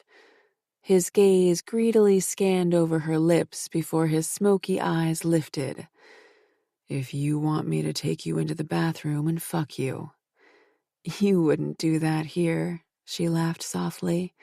He leaned in, heating up the air around her by a few degrees, and said, deadly serious, "Try me." Chapter 12.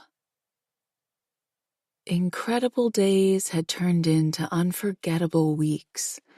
Reese had spent his days texting Zoe, his evenings getting to know her on dates all over the city, and his nights lost deep inside her, until Reese's time with Zoe was coming to an end. He'd expected it, but what he didn't expect was how torn he'd become about her leaving. In a couple days, he had to say goodbye to Zoe, and he had no idea how he was going to do that. He hadn't asked if she'd packed. He didn't want to know. Secretly, he kept hoping she'd see the upside to living in New York City with him. Ever since he'd tossed the idea out to her at the cat cafe, he'd stayed silent about it, wanting her to make her own choices. But staying quiet was slowly killing him. When he stepped out of the shower, ready to start his day, he was certain nothing could make matters worse for him and Zoe. But he was wrong. "Turn on the news," Archer said, by way of greeting, after Reese answered his cell phone. "What's going on?" he asked, wrapping a towel around his waist and heading back into his bedroom. "Just turn on the news, Reese," Archer said solemnly. Reese grabbed the remote off his nightstand and turned the television on. In an instant, he completely understood the heaviness in Archer's voice. Splashed across the screen, Wall Street broker Scott Ross has died by suicide. "When did this happen?" Reese demanded. "Details are scarce at the moment, but looks like sometime last night," Archer reported. Reese read the headline, trying to weed through all his thoughts. How sure are they that this is a suicide? Scott had felt remorse. Jake hadn't. Reese knew when pressed into a tight corner, people did terrible things. My thoughts went there too, but Hunt is working the case. He told me this morning that it's an open and shut case. Scott left a suicide note, cleaned up all his finances for his family. He was very methodical about it all. Only one thing mattered to Reese. Did he name Zoe in his note? Not that I'm aware of. He only stated that some wrongs could never be forgiven, and he was tired of living a lie. Reese snorted. Well, he wasn't wrong. Agreed, Archer said. I'll reach out if anything further develops. Appreciate it. Reese ended the call and headed straight for his closet. Only one person was on his mind now. How would Zoe react to this news? Just the thought had him quickly throwing on jeans and a t-shirt and making his way to his front door, grabbing his keys and wallet off the small table.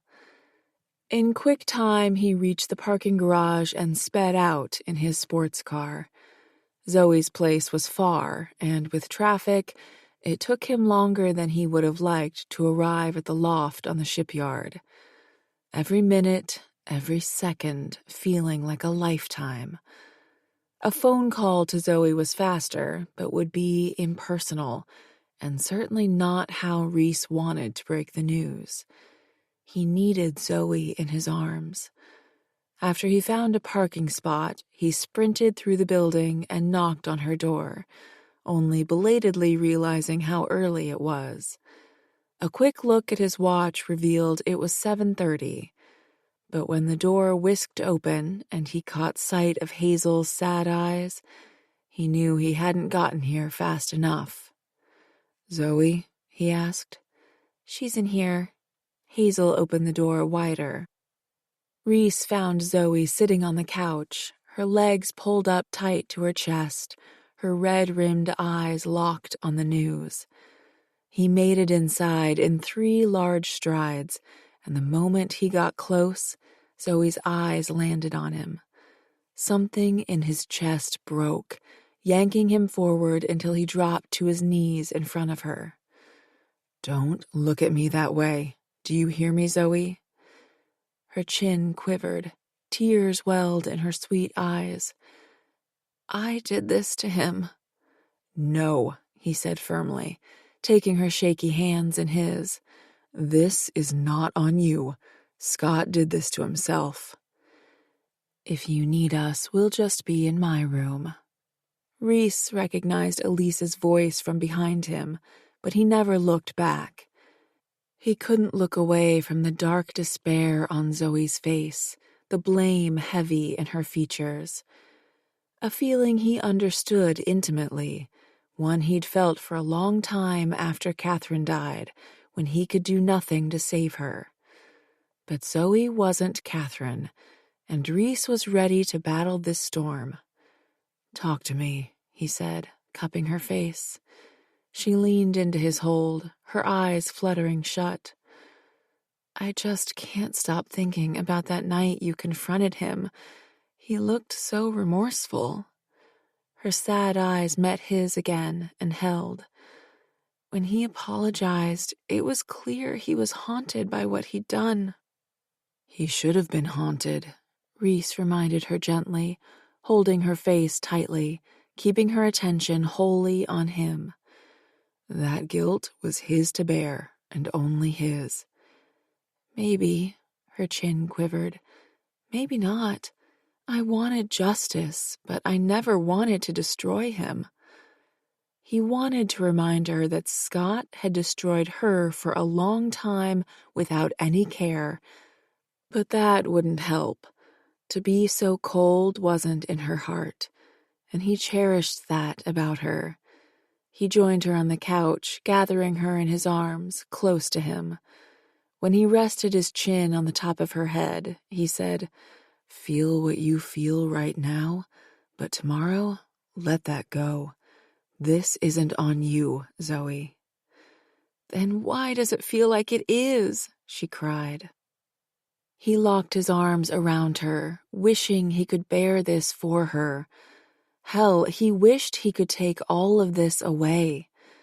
Furthermore, he wished he could take away anything in the future that would hurt her. He dropped his lips to her head, and the sweet vanilla of her shampoo infused the air. Speaking from personal experience, he offered, "Life has many, many dark moments, and you can't run from those, but you don't need to face this alone. What do you need from me?"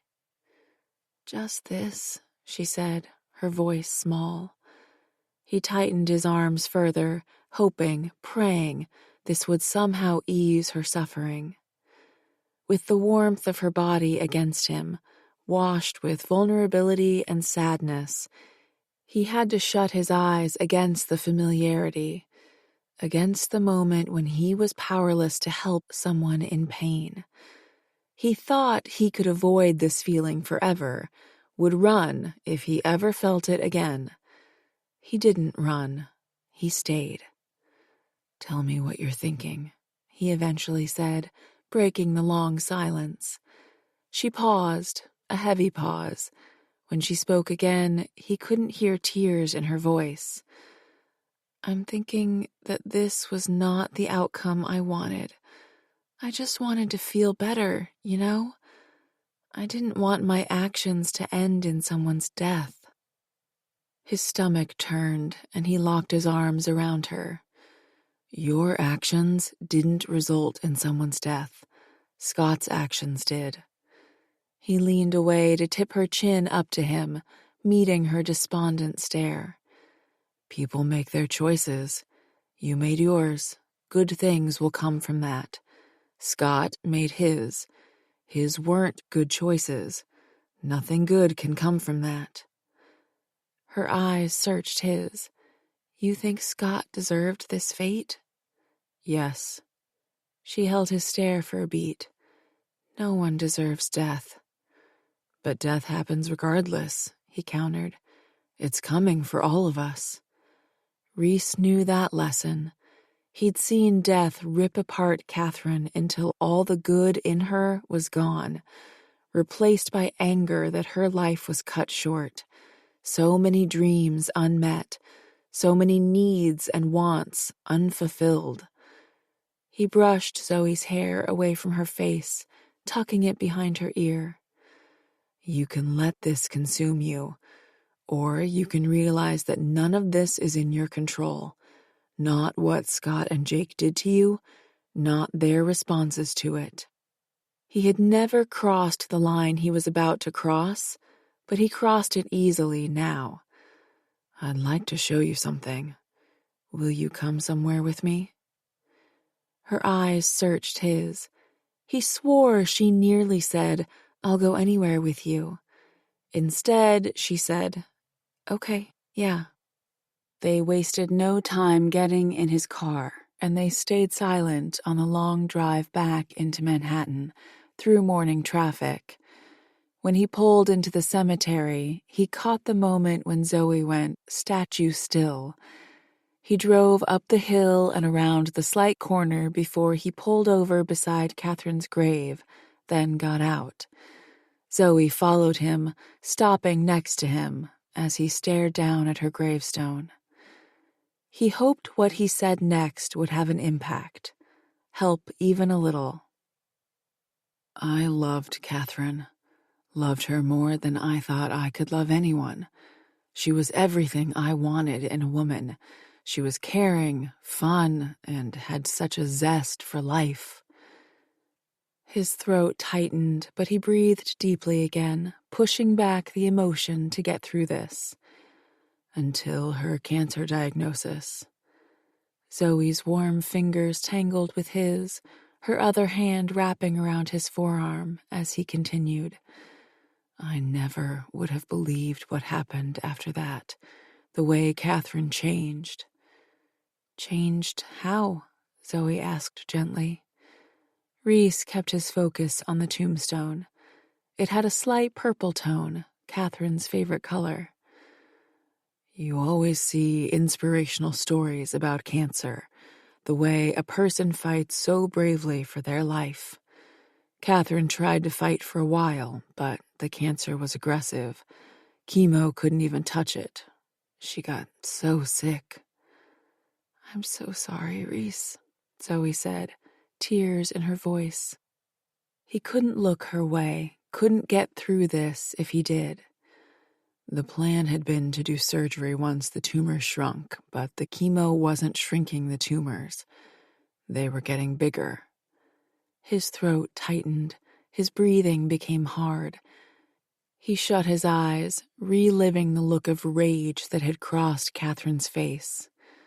The day the doctor told Catherine there was nothing they could do for her, she changed. The light in her went out. She gave up? Reese gave Zoe a quick look, finding warm compassion staring back at him. Not only gave up, but anger stole the Catherine I knew and loved. She couldn't see the good in anything. She lived for another 2 months, and she became a shell of the woman she was. She wouldn't come outside. She wouldn't talk to any of her friends. She sat in a dark room and stayed there. Zoe squeezed his fingers. That must have been hard to watch. Reese nodded, exhaled deeply, and looked at the tombstone. I couldn't reach her. I couldn't help her.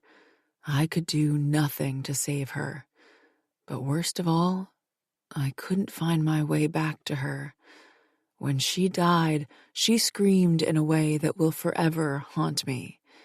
There was no peace, no love, only rage.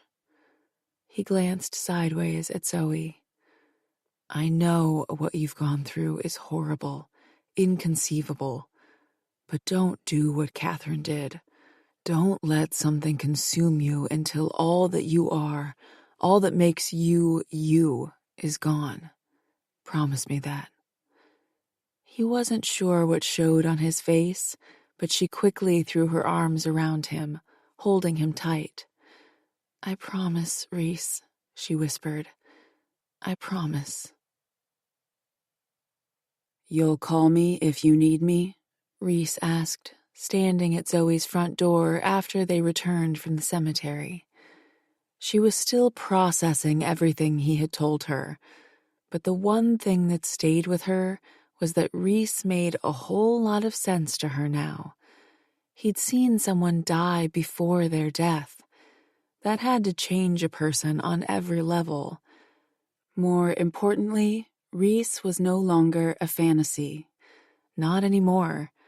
The only thing she saw, even now, staring into the strength of his eyes, was a man to adore, a man she didn't want to walk away from. I'll call, I promise, she said. She expected him to kiss her.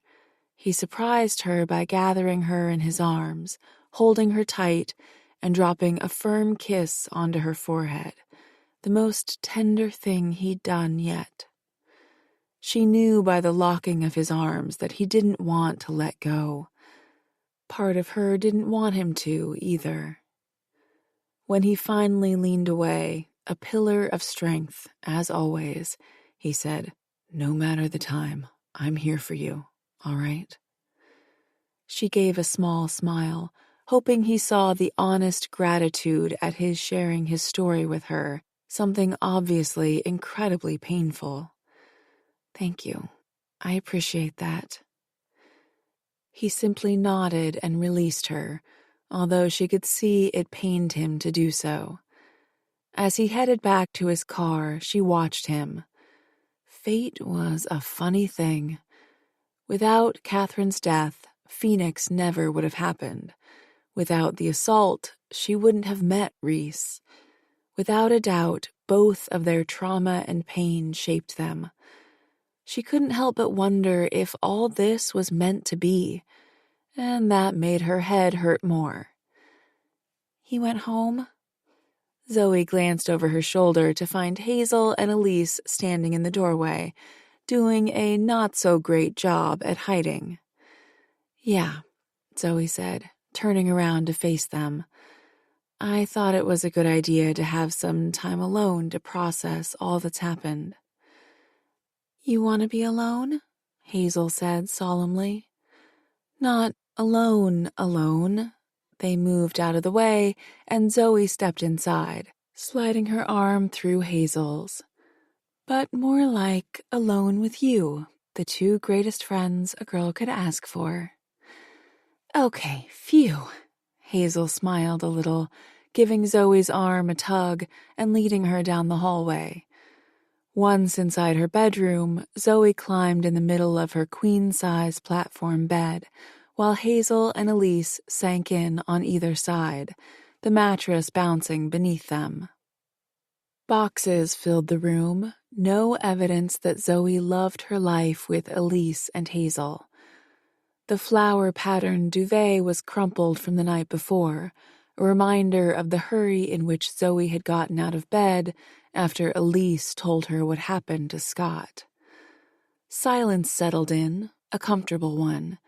She could feel their curious stares on her and figured she'd answer the unsaid questions. "You're wondering what I'm thinking, right?" Hazel's soft voice drifted over to her as she patted Zoe's arm. "We don't want to push you. Share if you want to, but we can also just cuddle. You know how I love to cuddle." "I do know that," Zoe said, smiling over at Hazel. She gave the best hugs. "Honestly, I don't even know where my head is at right now, other than I'm feeling sad. Sad any of this has happened. It's weird, you know?" She turned her head toward Elise. "I've thought about Scott every day for the past year. His existence was there in my head all the time, and now he's just gone. I think I'm having trouble reconciling that." Elise gave a soft nod in understanding. "You've got a lot to process, but if you ask me, that guy got what was coming to him." "He sure as hell did," Hazel agreed. When Zoe looked at her in surprise, Hazel shrugged.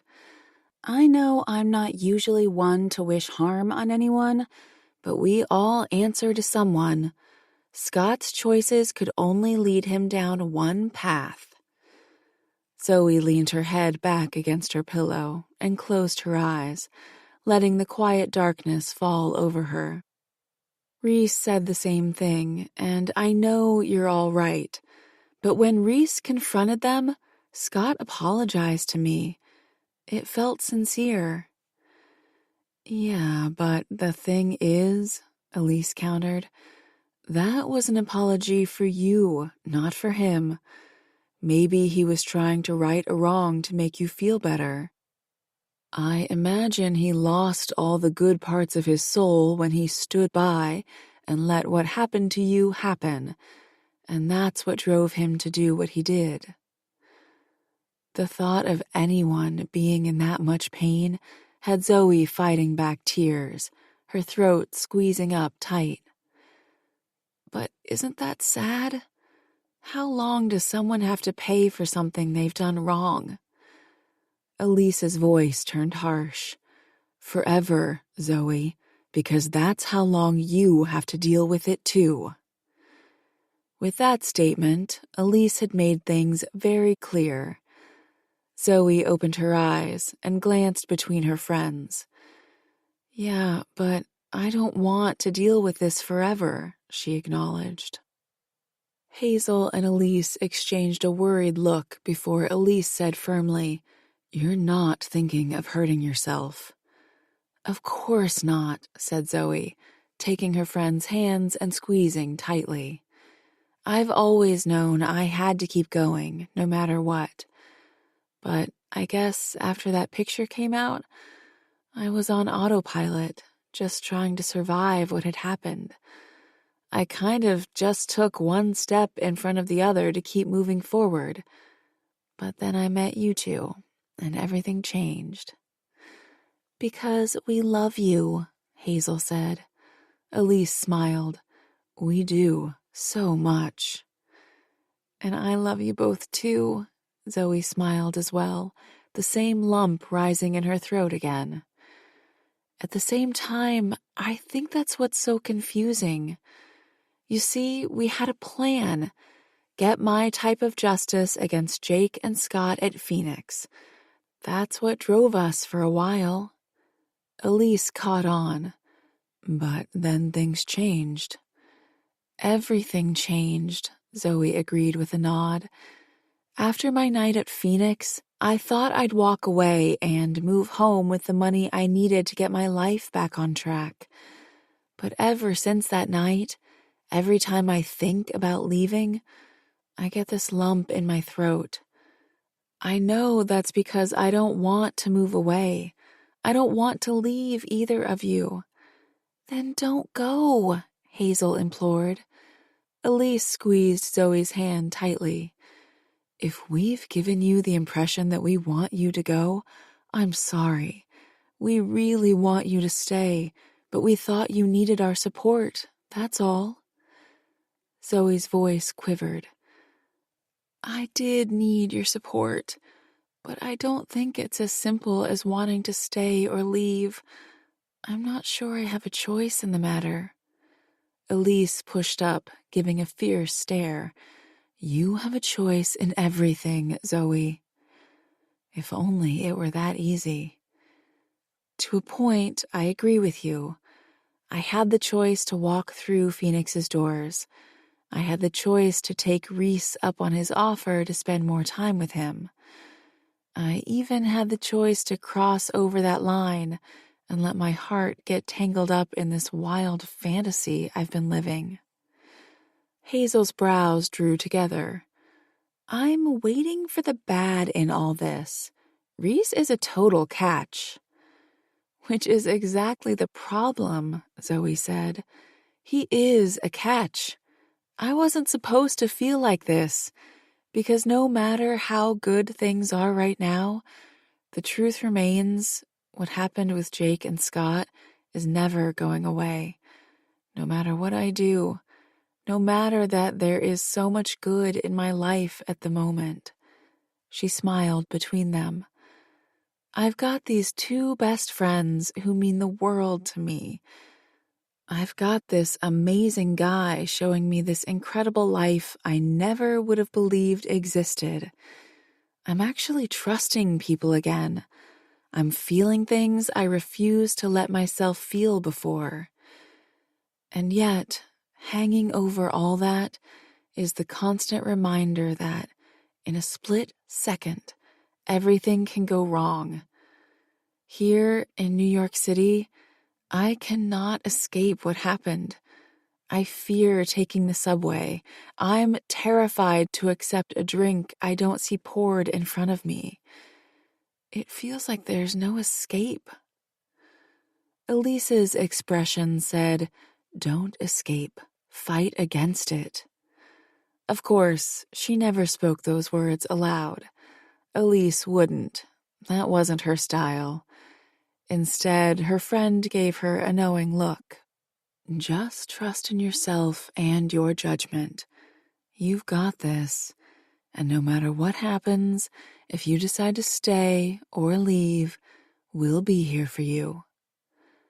Zoe did the last thing she thought she'd do today. She smiled, and then fell into the warm embrace of the two friends who'd brought her back from the darkest time in her life. Chapter 13. Reese woke up irritated, and the mood stayed with him for the remainder of his day, including through his dinner business meeting. Ever since Catherine, Reese had stuck to the rules, lived by a moral code, and never broke away from that. He knew the risks with Zoe when he began breaking rules for her, but he hadn't anticipated where his heart would be at the end of their time together. But now he knew. He didn't want her to leave. He wanted to keep exploring this amazing thing they had going on. He knew there was something special about her the night he met her, and he'd been fooling himself into believing he controlled any of this. It didn't matter if a day had passed, or a month, or a year. He wanted her. Needing to get his head on straight, he called the guys over. The men currently sitting around him on his patio next to the pool had been there when Catherine died. They'd all seen him break down and cry.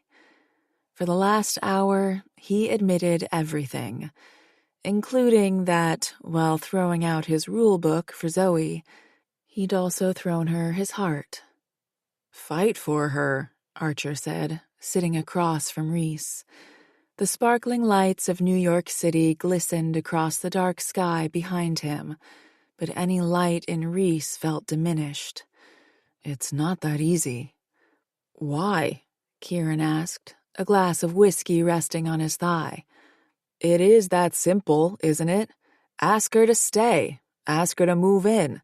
Make it a big deal for her. She'll like that. And then what happens after I do that? Reese countered. I tell her to stay in the one place where she is reminded constantly of what happened to her. She doesn't trust New York City. Her fear lives here. Hunt, who'd been relatively quiet so far, said, Then make it safe for her. Do whatever you have to do. Tell her that nothing will touch her in this city. Not when she's with you. And while you're at it, you get that fucker Jake put behind bars. Reese wanted to do all that and so much more. I can't make that choice for her, and you all fucking know it. He grabbed the whiskey glass and polished off his drink, embracing the burn in his throat. If I did, I could expect one outcome, that she'd lose herself like Catherine did, that she'd change and morph into a person who could survive being here. She'd push all that trauma down for me. I can't do that to her. I won't. She has to decide this for herself. A telling silence descended onto the patio, one filled with a hard truth. Reese had no control here. He rubbed his face, easing the twitchiness of his extremities. Then he focused on Archer, hoping he could look at this through a different angle. Has anything further come from helping Hillary? Archer shook his head, reaching for his glass of scotch on the coffee table. Before he took a sip, he answered, Not yet. It won't be a quick process. Hillary found Zoe by chance. Finding other victims won't be so easy. There's no obvious trail on the web like there was with Zoe. It's a tiresome process, and an invasion of privacy, since Hillary will have to make contact the same way she did with Zoe. Stay with it, Reese countered. If there is a way for me to get this handled without directly involving Zoe, then that's the path to take. The only plan forward is getting Jake out of the picture so New York City feels safe to her again. To Hunt, he added, Any word on Scott's suicide? Nothing much there, except that it's officially been ruled a suicide, Hunt replied. Kieran's head whipped around to Reese. You suspected foul play? Reese shrugged. I would not have put it past Jake if he thought Scott would oust him. He's dirty enough to do it, Archer agreed, swirling the ice in his drink. Possibly, Hunt said, after a moment of consideration. But there was no evidence in Scott's apartment of foul play, and tons of evidence pointing to suicide. Coroner has ruled it a suicide, and the case is closed. On one hand, that was good news. If Scott's life was investigated, no doubt Zoe's story would come out. On the other hand, Jake still roamed free in New York City. Reese blew out a frustrated breath and reached for the whiskey bottle, pouring himself another shot as his cell phone rang. After he answered, his condo's security said, There's a Miss Parker to see you. Send her up, Reese said, ending the call and sliding his cell back onto the glass coffee table. Zoe's on her way up. Archer rose. And that's our cue to leave. Reese threw back the shot, appreciating the warmth in his veins, the lessening of the tension in his chest. Thanks for dropping by and being a sounding board. Hunt slapped Reese on the back. We've got you, buddy. You know that. Yeah, Reese did. They said their goodbyes after that, and Reese stayed on the patio furniture and watched them leave through the tall windows of his condo. Before Archer headed out the front door, he opened it a little wider, and Zoe entered. She wore jeans and a dark green blouse, the same color as the lingerie she'd worn the first night he met her. She exchanged words with Archer and a short laugh, then her gaze flicked to the windows. She nodded at Archer before she headed toward the patio doors. The second she stepped outside, Reese knew he was going to hate what came out of her mouth. Hey. The single word had never sounded so sad. He remained rooted to the couch as she slowly walked toward him, her hair fluttering in the warm breeze. Christ, she was the most beautiful woman he'd ever seen.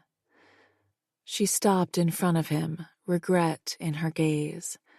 I need to move home, he finished for her, his voice barely controlled.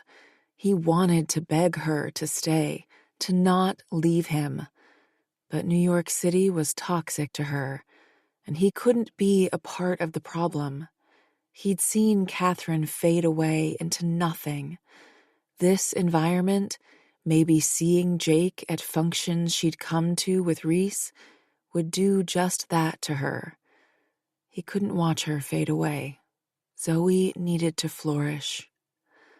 Something he could see written all over her face when she said in a small voice, "This is a really confusing thing because I don't really want to leave. There's Hazel and Elise and you." He rose, moving close, drawn to her. All along, the plan had been for her to go, but now the plan was blown to shit because he knew one thing for certain.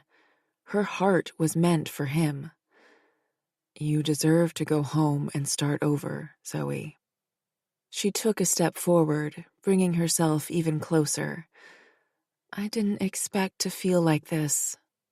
The warm breeze fluttered around them as he cupped her face. Feel like what?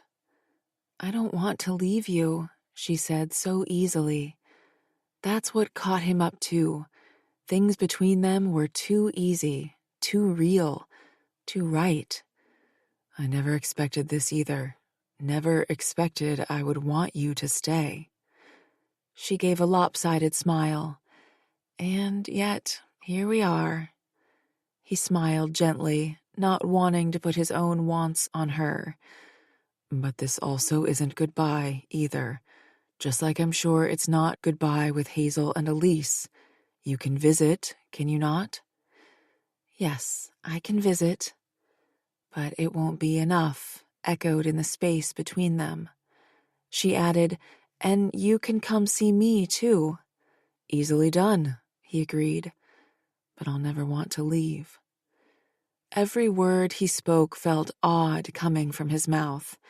He wanted her here, with him, to see every day, to kiss, to make love to laugh with, to explore, to enjoy. Anything else felt wrong. She tipped her head back, hitting him with those warm, affectionate eyes. Their gazes held for a beat. I won't ever forget what you did for me, Reese. He gathered her in his arms and pressed a kiss to the top of her head, feeling like the moment she left him tonight, she'd take his heart with her. And with that realization, Reese knew Archer was right. No matter what, Reese had to fight for her. I will never forget you either, Zoe. Desperate to hold on to her for as long as he could, he dropped his mouth to hers. Her lips molded to his in a gentle kiss, but when he angled her head and deepened his embrace, he knew everything had changed, that he had changed, and she was the reason for it. Needing to get closer to her, he gathered her in his arms and brought her inside, into his bedroom, laying her out on his king-size bed. He knew they weren't done, not even close. He knew that, even if she walked away, he'd chase her. And with a slight amusement, he understood what he should have known all along. He still wasn't done breaking rules for Zoe. He hovered over her, the lights from the skyscrapers outside his window casting a warm glow across her face. She leaned her head up, offering herself and fisting her hands on his shirt. Don't wait. The same urgency rushed through him as he hurried to get her naked. Between the hot kisses, He removed his shirt, and she had his pants down and was yanking him forward with her hands caressing his ass. He went willingly, lifting her legs up underneath his arms as he slid deep inside her. He groaned, resting his forehead against hers. She was tight, wet, and he wanted to stay there forever. "How are you so fucking perfect, Zoe?" "Reese," she said, her voice nearly begging. He lifted his head, met the desire burning in her eyes, and began moving slowly, letting her feel every single inch of him. There was no show tonight, no star, no one else watching, only her and him, and yet this was the most intimate, addictive sex he'd ever had. Every brush of her lips against his, the way she hugged him, he couldn't possibly get enough. Her breasts were soft beneath his chest, her moans the only sound registering. She smelled like vanilla and ripe woman, and he was certain the scent was handmade for him. He leaned against her legs, lifting her bottom higher, and thrust his hips, burying himself deep without any barrier between them. Her soul shone through her eyes, and his reached out, encasing her entirely. And he knew he had one final rule to break. He wanted breakfast in the mornings. He wanted her soft curves next to him when he went to sleep. He wanted this. Always. Just them. He wanted to hear her laugh. He needed her arms around him on tough days. He wanted to hear more of her stories and understand the way her heart worked. Passion drove him to thrust harder, faster, until she moved with him, and they set a rhythm that blended their moans. Skin slapped against skin as he filled her, took all of what she offered him, and he still wanted more. Her nails dug into his back as her feet locked on his thighs, her drenched sex constricting with every thrust. Tighter, tighter, wetter.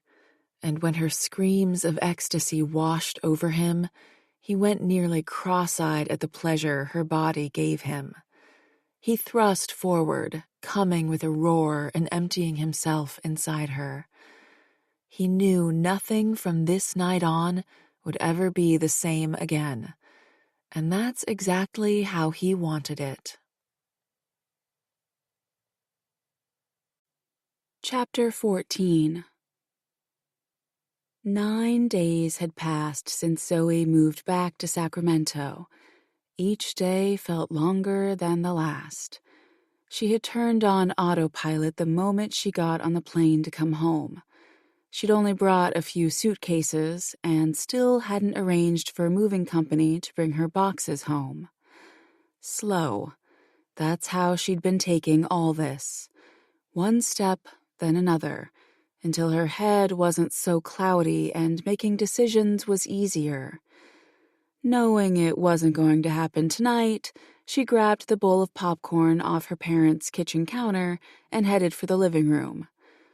Her childhood house was a gorgeous 2-story Victorian on the corner of Meadow Lane. Her parents had bought the property when Zoe was only 2 years old, and they'd spent Zoe's entire life renovating it from top to bottom. Zoe's favorite part of the house was the living room with the old stone fireplace and big bay window, where her mother always put up the Christmas tree. Only this time, as she entered the living room and found her dad sitting in his usual recliner, something felt off, wrong. She kept thinking that after she moved home, she'd feel more settled. But that lump in her throat was baseball size now, and she could no longer swallow it away. She felt tired and edgy, not sleeping much, missing Hazel and Elise, missing Reese and the new life she discovered with him. Trying not to drown in her confusion, she tossed a piece of popcorn into her mouth. "What you watching tonight?" "Unsolved Mysteries." her dad said, flashing her a smile, though at the moment a news story was on. He'd always been a handsome man, fit and healthy. Her father looked closer to 40 than his actual age of 50. He had blonde hair that barely showed his grays and light blue eyes that always lit up when her mother came around. And they presently glistened as her mom entered the room carrying a big bag of salt and vinegar chips, her dad's favorite. "Don't eat the whole bag," she mused. Her dad just smiled. "Thank you, honey." He promptly dove into his chips, his attention turned back to the television. Her mom shook her head at him and sent Zoe a soft, sweet smile as she sat on the couch. She had a short bob, the same strawberry blonde color as Zoe's, but her mother's eyes were brown. Zoe got the hazel from her grandmother. "Find yourself a guy who is this easy to make happy." Whatever crossed Zoe's face warmed her mother's smile. Was Reese like that? Zoe had told her parents all about Reese. Well, minus the part where he owned a sex club. She kept enough secrets from her parents, and Reese was too incredible to be a secret. He never really asked for anything, but he gave so much back. Zoe's heart swelled, feeling fuzzy in all the right places. Reese hadn't really asked for anything at all. He'd simply been there for her. She understood why now, of course. He couldn't bear to watch anyone lose themselves like Catherine had lost herself. And yet, over the last days she'd been without him, she felt lost.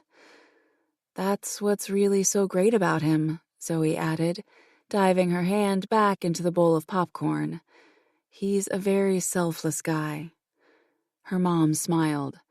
"He's a good one, then. Is he planning to come out and visit?" They had talked every day since she moved. They texted often. "I don't really know. We haven't discussed it much." Reese, while affectionate and warm, hadn't spoken about what came next for them. "Bet he's got a plan," her dad said. Zoe lifted her brows at her father. "What makes you say that?" He glanced over with his clever smile. "If he hasn't talked to you about what's happening next, he's figuring it out and forming a plan. That's how men work." "What plan could he possibly be forming?" Zoe countered. "I left him in New York City." Her dad stuffed his hand in the bag of potato chips and focused back on the television. "I'm no psychic, Zoe. I'm just telling you how men work. They don't discuss things. They make a plan and execute it." "Well, I don't know about that," her mom said to him. To Zoe, she added, "If it's meant to be, honey, then it will be. No sense fretting about it." Zoe agreed with a nod, falling right back into autopilot. "I do know that Elise and Hazel are planning to come visit soon. You'll finally get to meet them." Her mom's eyes lit up. "Oh, that's wonderful." She reached for the yarn and her crochet hook in the basket next to her. She made blankets for all the new babies who came to her practice.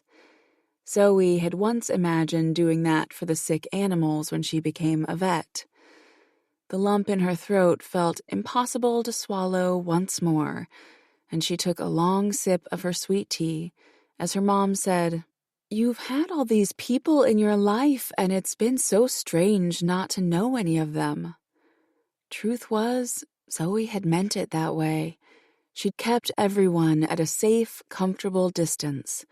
Her home life and her life in New York City had been a world apart, and that's how she liked it. Blending the two felt dangerous. "Any luck on the house hunt today?" her dad asked. Zoe shook her head, nibbling on a popcorn kernel. "Nothing feels quite right." You'll find something soon," he said. "Just needs to be the right house." He turned back to the television, and the sound of crunching potato chips had Zoe smiling. He was totally going to eat that whole bag. The only plan she had made was to get into Phoenix, get the money, and come home. But being home wasn't working. It felt good to stay with her parents. Everything was so familiar and warm. But at home, her friends weren't there. Reese wasn't there. Her life wasn't here. And no matter how many houses she and her mother looked at, none of them were a good fit. Everything felt wrong, and that made no sense. With a sigh, she shoved a handful of popcorn into her mouth, tasting too much salt, and watched the news, grateful for something to distract her thoughts. A breaking news report caught Zoe's attention. The female reporter said, "The I-80 rapist has been arrested earlier tonight, our sources tell us." "Oh, thank goodness they found him." Her mom turned to Zoe and explained, "You probably didn't hear about this in New York City, but for the last couple weeks, this evil person has been terrorizing women along the I-80. He set up a trap at truck stops and kidnapped them." "Those poor women," Zoe said, a slow coldness beginning to creep into her veins. "Good police work," her dad commented. He clicked off the news report and turned on Unsolved Mysteries. The person being interviewed on the show said, "There were so many warnings, so many signs, so many incidents. Had we been paying attention earlier, it would have been obvious Carl was dangerous, but no one spoke up." Zoe felt the walls begin to creep in on her. The two stories were completely unrelated to each other, but they felt intimately connected to her, like the world was trying to tell her something. This time, she listened. Scott was gone, but Jake wasn't. He still lived in Manhattan, still hadn't changed if he assaulted Hillary and showed absolutely no remorse. What if Jake escalated and turned into a rapist that kidnapped women? What if he'd already done that? He'd been so cold when he knew she was watching. The arrogance and hatred had been blinding. With a cold shiver, her heart asked, "What if your silence hurt another woman? What if he becomes more violent and kills someone? What if you could stop it?" "Honey, are you okay?" Zoe blinked, only then aware of the moisture on her cheeks. Her breath caught, air impossible to breathe in. She'd been so afraid of the truth she had buried deep inside her, ashamed of what happened, that somehow it had been her fault and that the shame would destroy her. But it occurred to her now, sitting in the warm comfort of her childhood home alongside her parents, that Reese was right. She couldn't let what Scott and Jake did change her. She couldn't let them dim her light or her truth. She couldn't lose herself like Catherine had lost herself. But she had done just that. She'd let them win. Again. She left a life she loved, a man who was opening her heart in ways she only dreamed of, all because fear ate at her like a disease. With shaky hands, she reached for her purse sitting on the floor next to her and took out Hillary's card that she hadn't been able to throw away. "Zoe," her dad said, firmer now, sliding closer to her on the couch. "What's wrong?" "Mom," Zoe managed, glancing between them. "Dad," a sob broke free. "I need to tell you something." "William," Reese said to his cousin, frustration coursing through him. "I don't want to hear how this is a terrible idea. I need you to tell me the steps I have to take to make sure I'm good to leave for Sacramento." They sat across from each other in the cigar lounge on the brown leather couches, with a glass coffee table between them.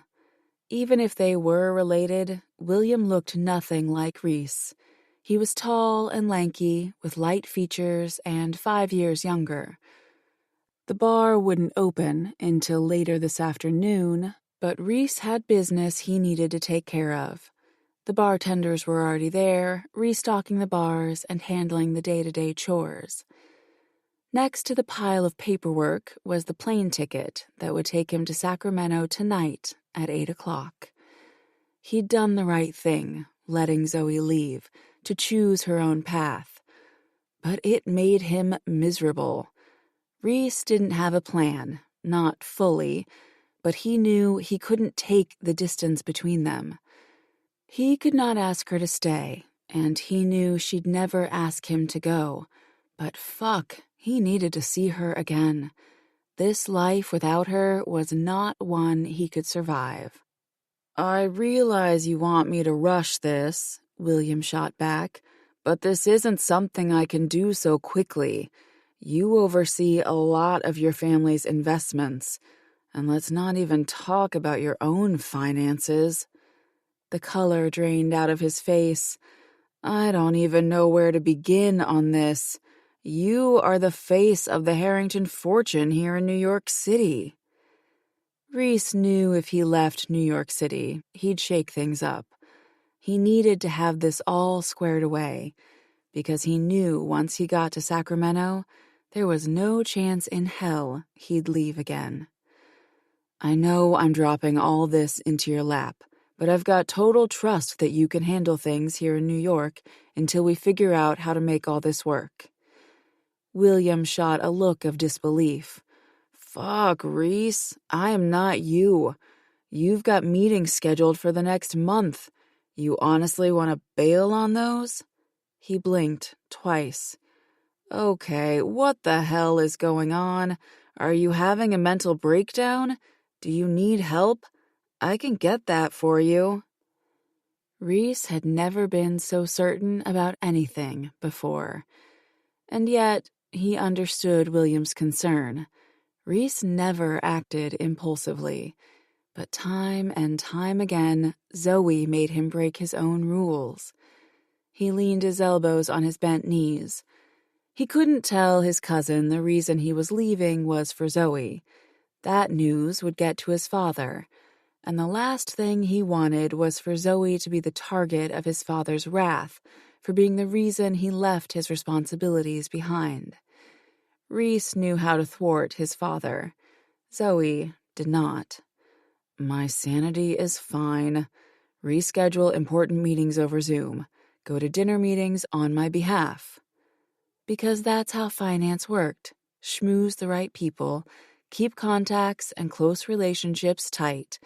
Let them know how sweet it was to be in the Harrington circle. William blinked. "Have you talked to your father about this?" "I don't need to discuss my plans with anyone," Reese countered. William paled a little, shuffling through the papers. All right. Shit, all right." A bead of sweat slid down the side of William's cheek. He gave Reese a look of disbelief. "You're planning on running your life in New York from Sacramento? This is insane." "What's insane?" Reese glanced sideways, realizing that Archer, Hunt, and Kieran had arrived.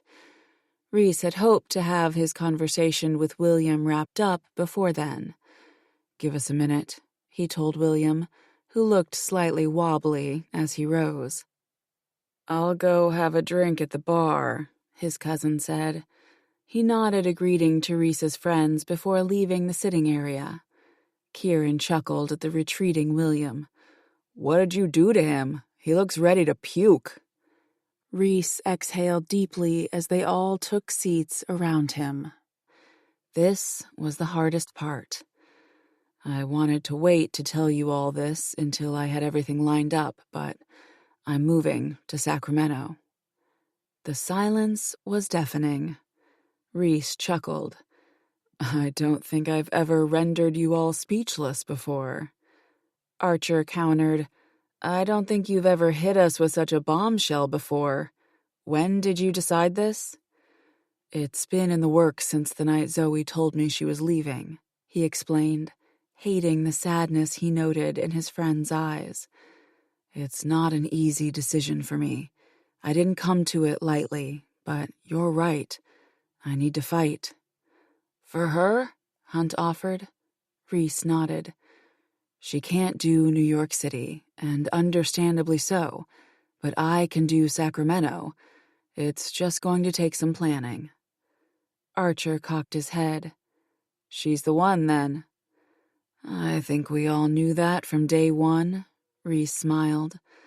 Listen, I've got a big ask, but I'll be renting my condo and I'll need to hire a manager to oversee the cigar club. Archer, you can handle Phoenix until we get someone to step in my place. We'll have to look at this from all angles, but let me stop you there, Hunt said, offering his typical sly smile. You know we've got your back and would help you figure all this out, but I really hate to break it to you, buddy.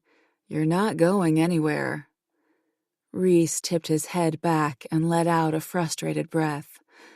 Please do not give me a hard time about this. It's not easy to leave any of you. He dropped his chin and glanced between his friends. But this is happening. I'm leaving tonight. Hunt's smile widened. Well, I've totally got the warm fuzzies over the love fest you're showing us. What I mean is, you're not going anywhere because an arrest warrant was just filed for Jake. Zoe flew back to New York City with her parents to speak out against him this morning. Between Hillary's statement and Zoe's, it was enough to press charges. Reese rose, thrusting his hands in his hair. He moved to the window and cracked it open to get some fresh air, hardly able to believe what he'd heard. Delight filled him that she was facing her fears head-on and testifying against Jake. He'd been so worried she lost herself like Catherine did, but he'd never been happier to be wrong. He shut his eyes and breathed deeply, gathering his thoughts. Then he glanced back over his shoulder. She came forward. Hunt nodded with a warm smile. She came forward. 10 minutes ago, he was ready to walk away from New York City and go to Zoe. The plane ticket was bought, his plan set. Of course, she'd completely derailed him. That had been her style since day one. Reese turned away from the window. How do you know this? I saw her today at the station. They brought her in to give her statement. She looked strong. She's always been strong, Reese said, returning to his seat. And about moving to Sacramento, Archer said, I'm not sure if that's the wisest idea. At Reese's arched eyebrow, Archer added, After Hunt told me about Jake's arrest, I did a little digging. Zoe flew back to New York City this morning, but she also came with the 2 suitcases she left with. Reese couldn't move, couldn't breathe. All right, Reese, I need to go to one of your meetings, so I need to run, William said, sidling up to the group. No. William's brows went up. No. No to all of it, Reese said, and smiled at his inner circle of friends. Looks like I'm staying in New York City after all. A long pause. Then William reached into his pocket, concern heavy on his face. That's it. You fucking lost it. I'm calling your mother. Kieran jumped up from his seat and wrapped an arm around William's neck. Come on, Willie. Tuck that phone away, and I'll grab you another drink. Reese turned his attention to Hunt. Where's Zoe now? I suspect she's still at the station, Hunt replied. Archer rose. What do you need from us? Reese glanced at his cousin. Get William drunk enough that he passes out? He's going to talk to my parents, and I'd like to talk with Zoe before that happens. Hunt cocked his head, well aware of what Reese's family was like and how they'd react if William called them. To prepare her for the Harrington storm coming her way? Reese would need to explain why he'd been so wishy-washy to his parents. But there was one thing to take care of before he did that, and Zoe played a huge part in it. Reese chuckled. Yeah, Something like that. Chapter 15. Thank you for your statement, Miss Parker. You can leave now. Zoe rose from her seat in the New York City Police Department, feeling like a weight had been lifted off her chest. But she didn't touch the USB stick that sat on the table between her and the detectives. The evidence of Reese's conversation with Scott and Jake would no doubt get a conviction against Jake. She left the two stoic detectives behind in the cold room and headed down the hallway. All the fear, all the shame, no longer felt buried. Freedom made the world vivid again. "Zoe, honey, we're over here." She turned, seeing her parents in the waiting room. Warmth filled her as she hurried to their side, moving immediately into their arms. She never could have imagined her parents' supportive reaction, or the outcome of revealing the truth. That while she had exposed herself to the world, telling the truth made her feel safer, made her feel free. She felt the power of each word she spoke during her statement. Maybe it wasn't the revenge she'd once thought she deserved, but she knew she had taken a step to make the world a better place, to keep other women safe. Part of Jake's control had been to shame her, so she buried her secret. Not anymore. Never again. "We're so proud of you, sweetie," said her mom, giving Zoe a big kiss on the cheek. "Thanks." She stepped back, sighing heavily.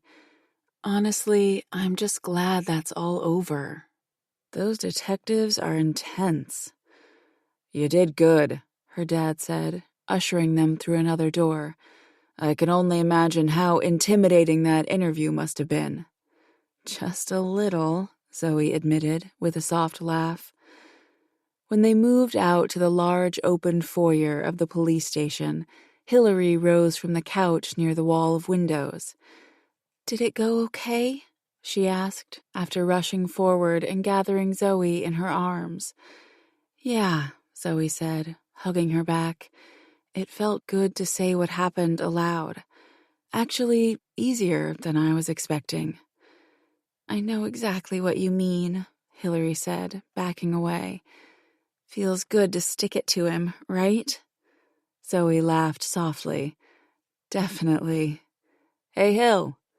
Hillary glanced over her shoulder, and Zoe caught sight of a cute guy waving at Hillary. "That's my boyfriend, Nathan," Hillary explained. "I'm sure with Jake's trial we'll be seeing a lot of each other, but let's plan a dinner or something soon." Hillary didn't know Zoe had ever left New York City, and Zoe didn't feel like explaining it all anyway. "I'd love that. I'll reach out soon." "Please do. You killed it today. I'm so proud of you," said Hillary, giving Zoe another tight hug before she was off and running into her boyfriend's arms. Their laughter echoed in the large foyer. A different kind of warmth touched Zoe's chest now. It occurred to her that justice wasn't always about putting someone behind bars. It was about being heard, about being believed. An obvious weight had been lifted off Hillary, too. "Oh, there's the lawyer," her dad said. "I'll see what he needs." He dropped a kiss on Zoe's forehead and headed toward her lawyer with her mom in tow. "You should have told me." Zoe's eyes shut, a swell of emotion washing over her. She'd recognize that low voice anywhere. "Zoe," he said again, so softly, a sound only for her. She turned, meeting Reese's warm stare. He wore black slacks and a gray button-up that did amazing things for his eyes. He held out a piece of paper. "What is this?" she asked. He closed the distance. "My plane ticket to Sacramento? Like I said, you should have told me you were coming back." She blinked, processed, and blinked again. You were flying out to see me? Not see you. He slid a hand low on her back, tugging her tightly against him. I was going to Sacramento and never planning on coming back. He dropped his mouth, bringing his lips close to hers. Imagine my surprise when I learned you decided to move back. How did you? She laughed, knowing the answer. Archer? He does know all, Reese grinned. His gaze followed his hand as he brushed her hair away from her face and tucked it behind her ear. Then his smile fell when he slid his knuckles across her cheek. You're so brave to come forward, Zoe. That took such strength. I'm so proud of you. Warmth touched all the cold bits she once felt deep in her chest. I thought everything would fall apart once I told the truth, but it didn't. She took a step closer, wrapping her arms around him, not wanting to let go. Telling the truth stitched me back together again. It brought me home. There is no better news than that. He dropped his head into her neck and held her tight. For all that had felt wrong since she left New York City, everything felt instantly right again. She leaned her head against his chest, closed her eyes, and fell into him. I wanted to tell you the plan, but I had to do this on my own. I know. She leaned away, locking herself into the strength of his stare. What if I told you I was done with fighting my way through life alone? Then I would tell you that you don't have to anymore. The sweetest smile she'd ever seen spread across his face before his lips met hers. She let him take her far, far away from there, until someone cleared their throat next to them. Her dad said, "If you're kissing my daughter like that, I should at least meet you." Zoe broke away, laughing. "Sorry, Dad. Reese, I'd like you to meet my father, Daniel Parker, and my mother, Monica Parker." Reese shook both of their hands with all his bursting charm and incredible smile. "It's my pleasure to meet you." Her mom gave Reese a long examination. "So, you're the Reese Harrington I've heard all about?" "Yes, indeed I am," he said, his gaze turning contemplative before he faced her father. "If I've learned one thing from your daughter, it's that no matter what plans you have, they can always change.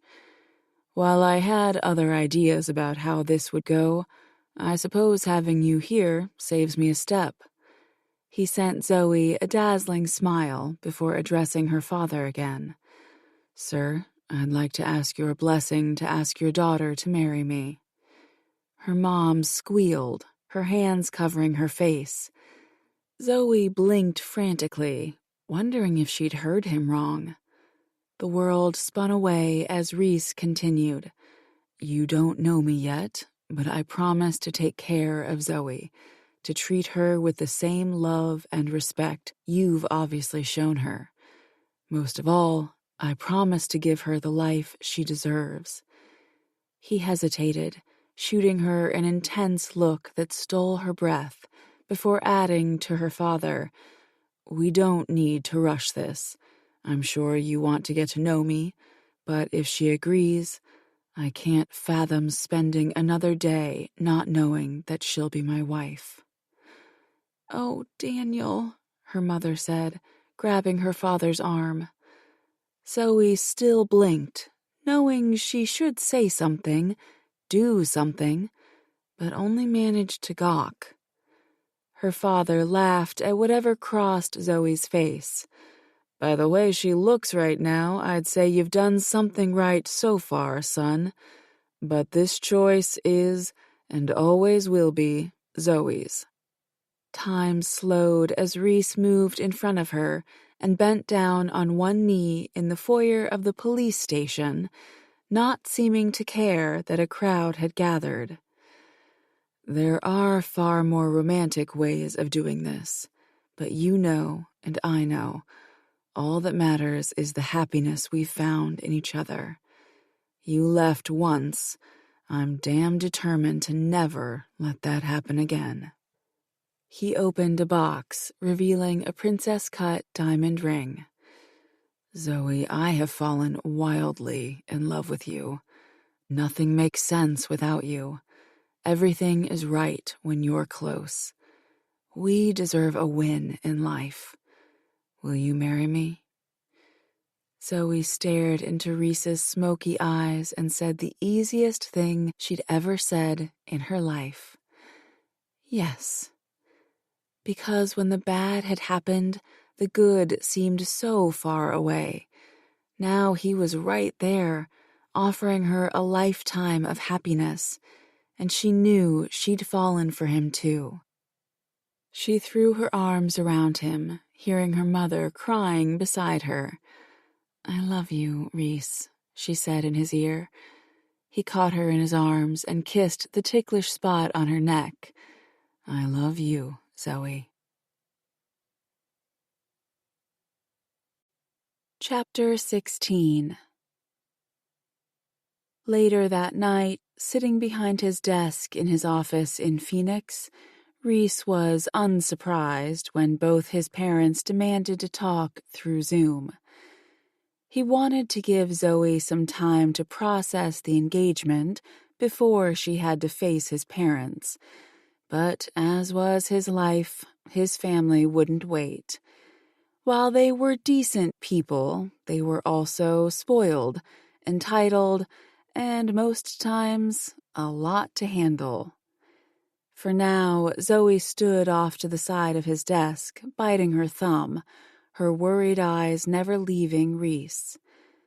He wasn't nearly as worried and found her concern endearing. She didn't want to disappoint, but how could she? She'd bewitched him from day one. Reese had no doubt his parents would eventually fall under her spell, too, once they got past the fact he was marrying a woman below his social status. "We've got a lot to discuss, son," Warren Harrington said, sitting at a desk with an abstract art piece behind him. Reese had always looked like his father. The gray eyes were a Harrington trait. Same body structure, same height. The only differences between them were his father had salt and pepper hair and a rounder jaw than Reese. Sitting next to him on a wingback chair, Alice barely contained herself. "Sorry, did you just say you're engaged?"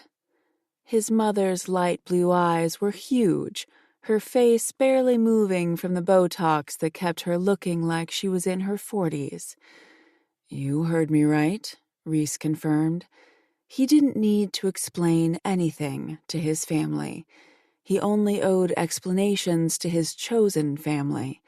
But he wanted this to go smoothly for Zoe. Only for her did he indulge this conversation at all. "Her name is Zoe Parker. She lives in Brooklyn. We've been seeing each other for the last month." "A month?" Alice gasped, glancing between Reese and Warren.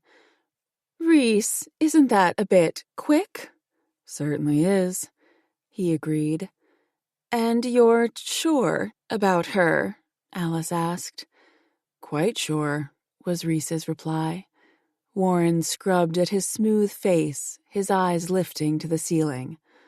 "Parker, His steely gaze returned to Reese. "That's not a name I recognize. You said she's from Brooklyn. What does her family do?" Reese smiled. "You don't know the name because, I suspect, you've never met anyone like her." "Reese," his father frowned, "you know how we do things. We've got close connections in New York City to some predominant families." At his father's ludicrous statement, Zoe shifted nervously on her feet and bowed her head. Yeah, that wasn't going to happen. Reese had Zoe in his arms in a second flat. She fought him every step of the way until he had her in his lap, facing the monitor. Both his parents looked mortified that she heard what they'd said. Reese didn't plan on sugarcoating anything. To be with him, Zoe had to see what she was up against. Yes, he'd protect her from their entitlement, showing they were a solid front and Reese was his own man. But she was in his life now, and his parents needed to get on board. At the heavy silence, Zoe lifted her hand and waved. "Hi, I'm Zoe. It's great to meet you." Silence. Reese chuckled and tucked her hair behind her ear. "Zoe is a dog groomer." His mother made a noise. His father arched a brow. "A dog groomer?" "One of the best in Brooklyn," Reese said. Zoe laughed nervously, looking about ready to jump out of her skin. "Well, I was a dog groomer. I really loved it, too. Great job. I met so many amazing people, but I actually applied for vet school this morning. I won't hear back for a month or so, but I was accepted once. Hopefully, I'll be accepted again." Reese placed a finger under her chin and turned her head, garnering her attention. "You applied to vet school?" She gave him a smile that broke his world apart. "Well, you see, that money I got from that investment, instead of buying a house with it, I decided the absolute best way to spend it was to go to vet school." "Zoe," Reese said, bursting with pride he'd never felt before. "That's amazing." She turned back to his parents, and the cute shyness faded a little as she added to Warren, "You asked before what my parents do for a living. They're both doctors in Sacramento." Warren gave an unamused look to Reese. "I suppose that explains why William thought you'd lost your mind. He sent me a blabbering text that you were moving to Sacramento. Nothing made any sense." "We think he was drunk," Alice offered. Reese restrained his chuckle.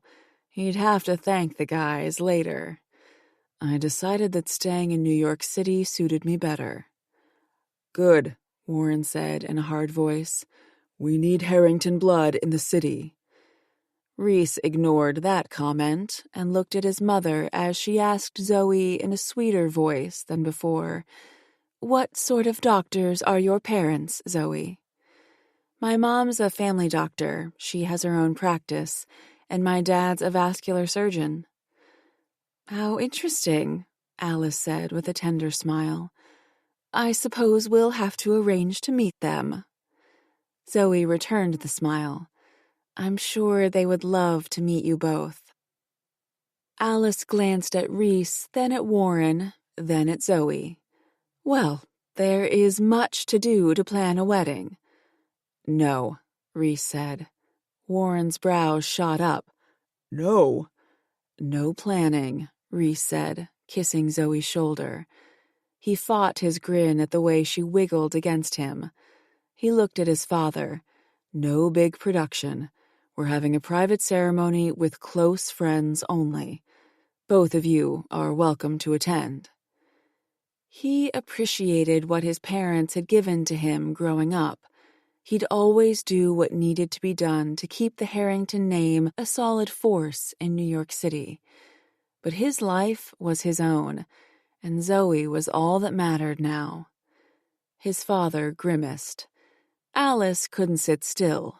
She eventually broke the heavy silence and asked, "That's what you want then, Reese?" "That's what we want." He smiled at Zoe as she wrapped her arms around him. She looked at his mother and asked, "Will you be back in the city anytime soon? I have no doubt my mom will fly in for dress shopping. We'd love for you to join us." Alice blinked, exchanged a long look with Warren, and blinked again at Zoe. "I can try my best to make that happen." "Excellent," Reese said. To his father, he added, "Anything else to discuss?" Warren shook his head. I believe all our bases are covered. He hesitated a beat, then did the most unexpected thing. He smiled. Congratulations on your engagement. Would you allow me to announce it in the newspaper? Reese had to process the fact that his father had asked him a question instead of demanding something. He smiled back. Yes, that would be fine. Then it'll be done. They said quick goodbyes with his mother still seeming shell-shocked that Zoe wanted to involve her in something so personal. Reese put his computer to sleep and sat back in his chair, shifting Zoe on his lap until she was straddling him. Her eyes held him captive. You didn't have to tell them your parents are doctors. You don't have to feed into their entitled behavior. She kissed his nose. Yes, I did. That's the type of people they are. It didn't hurt me to reassure them. He stared at her, absolutely bewildered by her strong character. This amazing woman who'd blindsided him wholeheartedly, giving him this life, this love he never believed he'd find. She laughed softly, tapping the side of his face. What's that look for? This whole time, you kept saying I was helping you, but in reality, it seems like you're fixing all the cracks in my life. Good, she said, lacing her fingers behind his neck. It levels the playing field. He chuckled, tempted to stay right there, only he had a plan for tonight, one that had his cock twitching in eagerness. Speaking of playing, we are due downstairs. She tilted her head. We are? Mm-hmm. He straightened in the seat until he cupped her face and brought her mouth close to his. Tonight, Phoenix will learn that you are mine and I am yours. But the choice will always be yours. He arched an eyebrow. What do you say, Zoe? Yes or no to my game tonight? Yes, she said, brushing her lips against his. Always yes, Reese. Chapter 17. Sensual music played through the speakers as Zoe entered the private room at Phoenix. She was wearing black lingerie paired with a black metal butterfly masquerade mask and stilettos. Only this time, the members weren't hidden. They were all there, standing in typical Phoenix attire of lingerie for the women and black slacks for the men, waiting, watching. Candles lit a path forward to a circular table. On that table was a glass of wine. Beyond that was a view Zoe had a hard time believing was real. Reese sat on a chair, naked, his arms bound behind him, a black gag covering his mouth, and a Venetian mask on his face. And something she'd told him once filled her mind. I like watching her control him like that. More importantly, she recalled his reply. Would you like to own me like that, Zoe? To control me? To do whatever you want to me? As she slowly approached the table in the center of the room, it occurred to her that Reese was giving her exactly what she'd asked for. When she stopped in front of the single wine glass, the world slowed.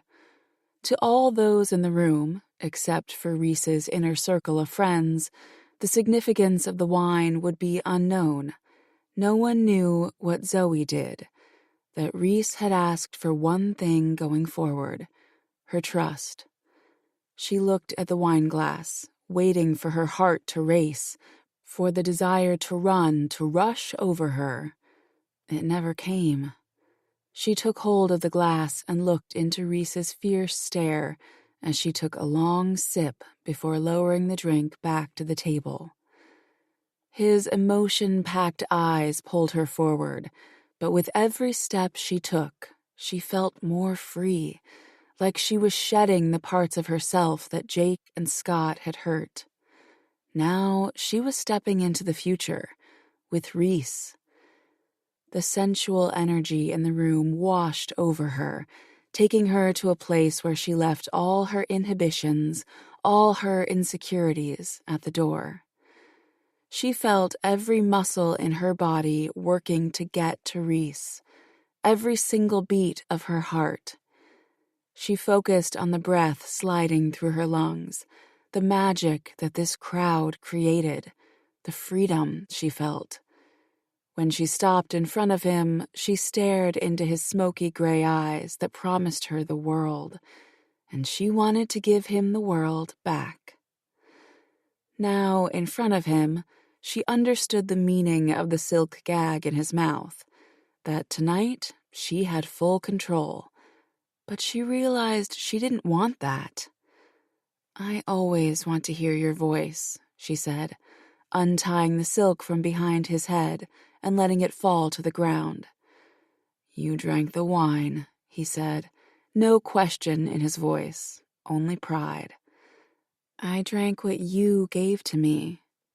Something rich and real passed in the air between them, something Zoe now knew was love. True love, impossible love, love that came from two broken souls that found all the pieces they needed to heal. She didn't question her love for Reese, and she didn't want to draw this out. The show might be for others, but ultimately she knew this show belonged to them, always to them. She slid onto his lap, reaching for the condom on the tray next to them. A condom was Phoenix protocol. She slid it into place onto his hard cock and didn't bother teasing him. She rose up on her toes and took Reese deep inside her, their moans echoing around them. She dropped her head back, sensing all the eyes on her, and this time she felt powerful, not the shy woman who'd once walked through Phoenix's doors looking for justice. As she rose up and slowly lowered down onto him, his rough growl washed over her. Within that sound, she truly understood what Phoenix offered, why so many people protected this place. In a world full of judgment and negativity, this space had none of it. There was only the beauty of sensual beings who enjoyed flesh and lust and everything in between. Reese's continued groans caused goosebumps to appear across her skin as she tested how to ride him, up and down, circling over her hips, shifting back and forth. She'd seen videos, but this was all for her own exploration. And soon the slowness of their embrace became not enough.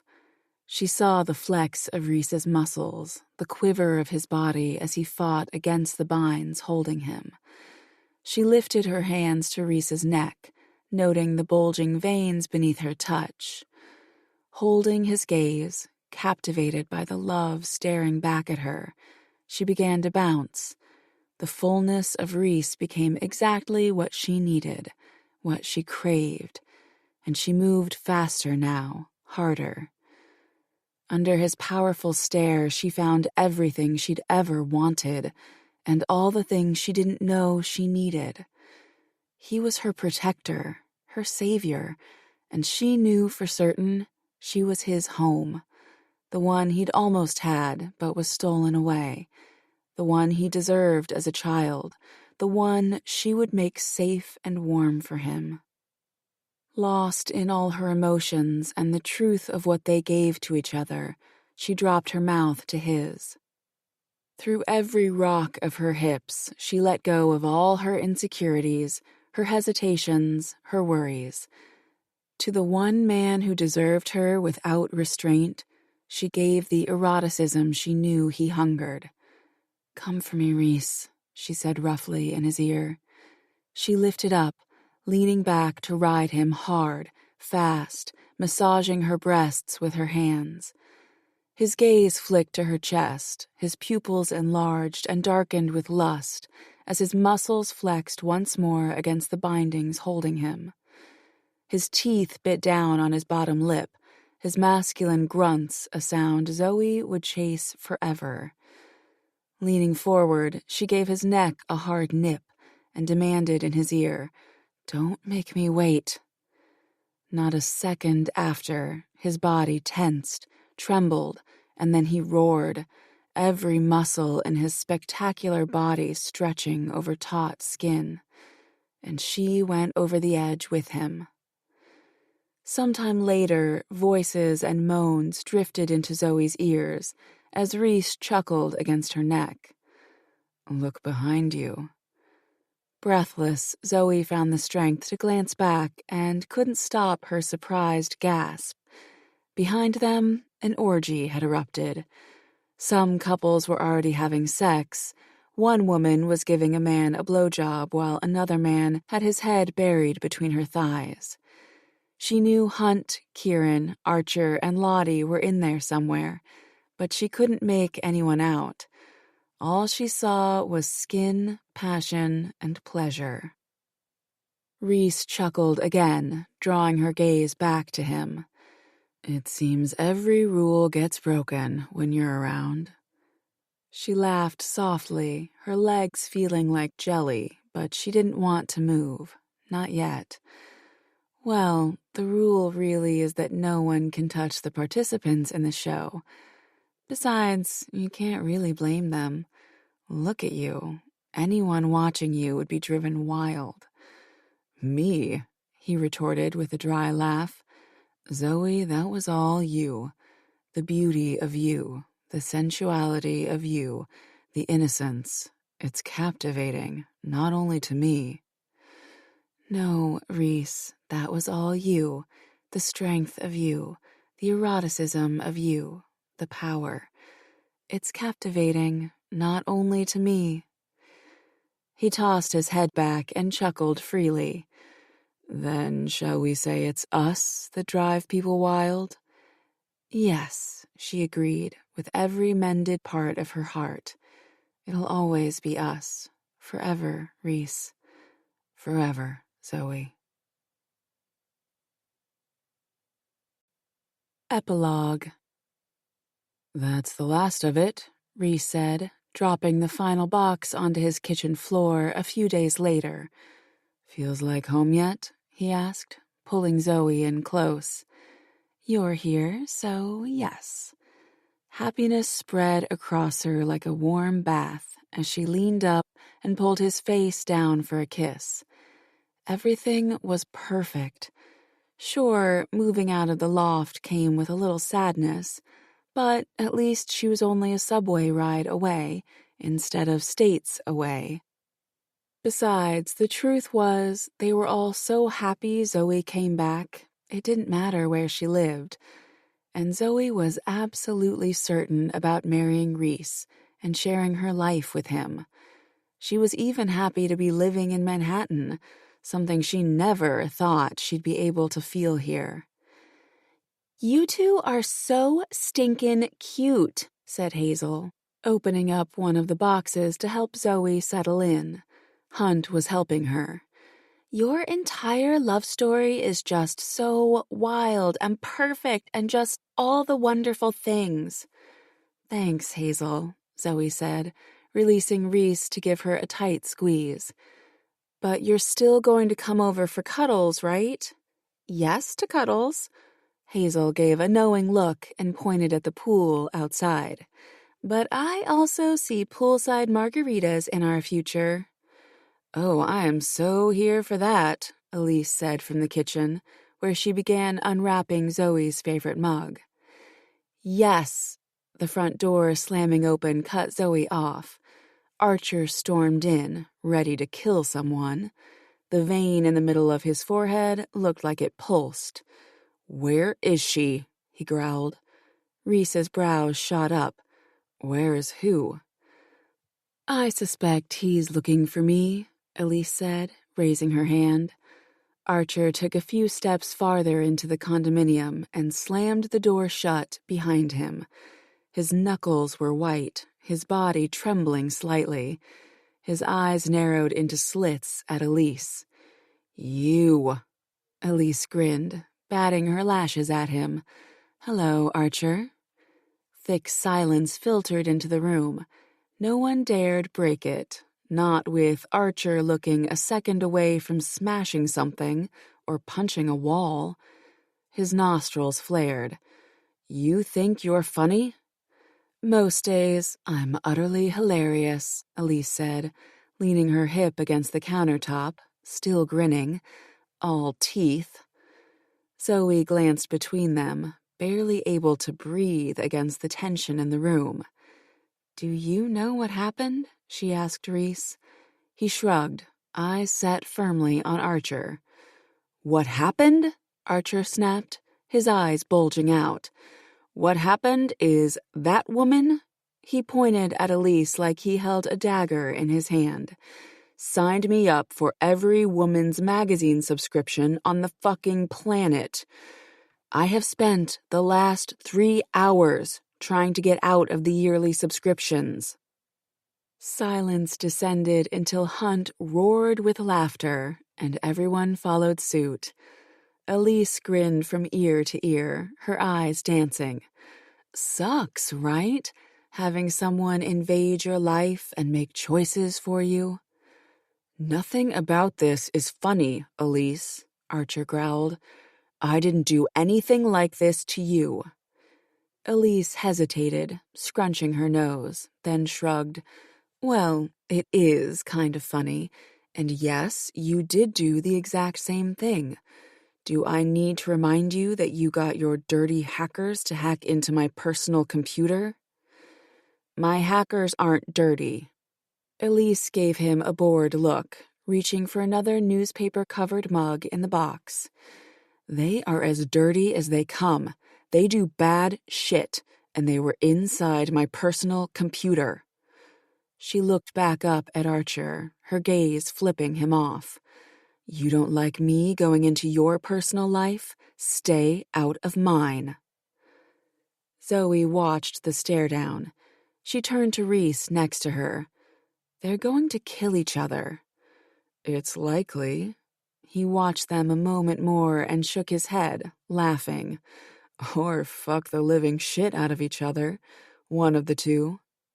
Kieran walked through the door, carrying pizzas on top of a big box, a deep frown marring his face. "Yeah, thanks for the help there, Archer." Archer still glared at Elise. Always wanting everyone to be happy, Hazel laughed awkwardly. She rushed to Kieran's side and took the pizza boxes. "Thanks for picking up the pizza," she said to him. "Not a problem." He winked at her. She blushed. Kieran grinned at her retreating form. Was Hazel wiggling her hips a little more than necessary?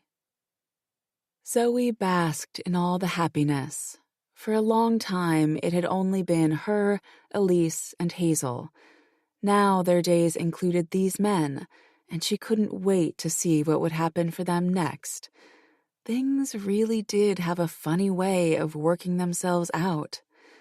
She slid her arms around Reese's middle and said quietly to him, "Archer and Elise are ready to kill each other. Kieran's making Hazel blush, and Hunt's about to eat that entire pizza to himself. I guess this is our life now, huh?" Reese chuckled, wrapped his arm around Zoe, bringing her close, and dropped a kiss on her forehead. "Yeah, and I wouldn't change it for anything in the world." She glanced out at Hazel, who was still blushing, and Elise ignoring Archer like he wasn't burning a hole in the back of her head, and she smiled. "Yeah, me neither."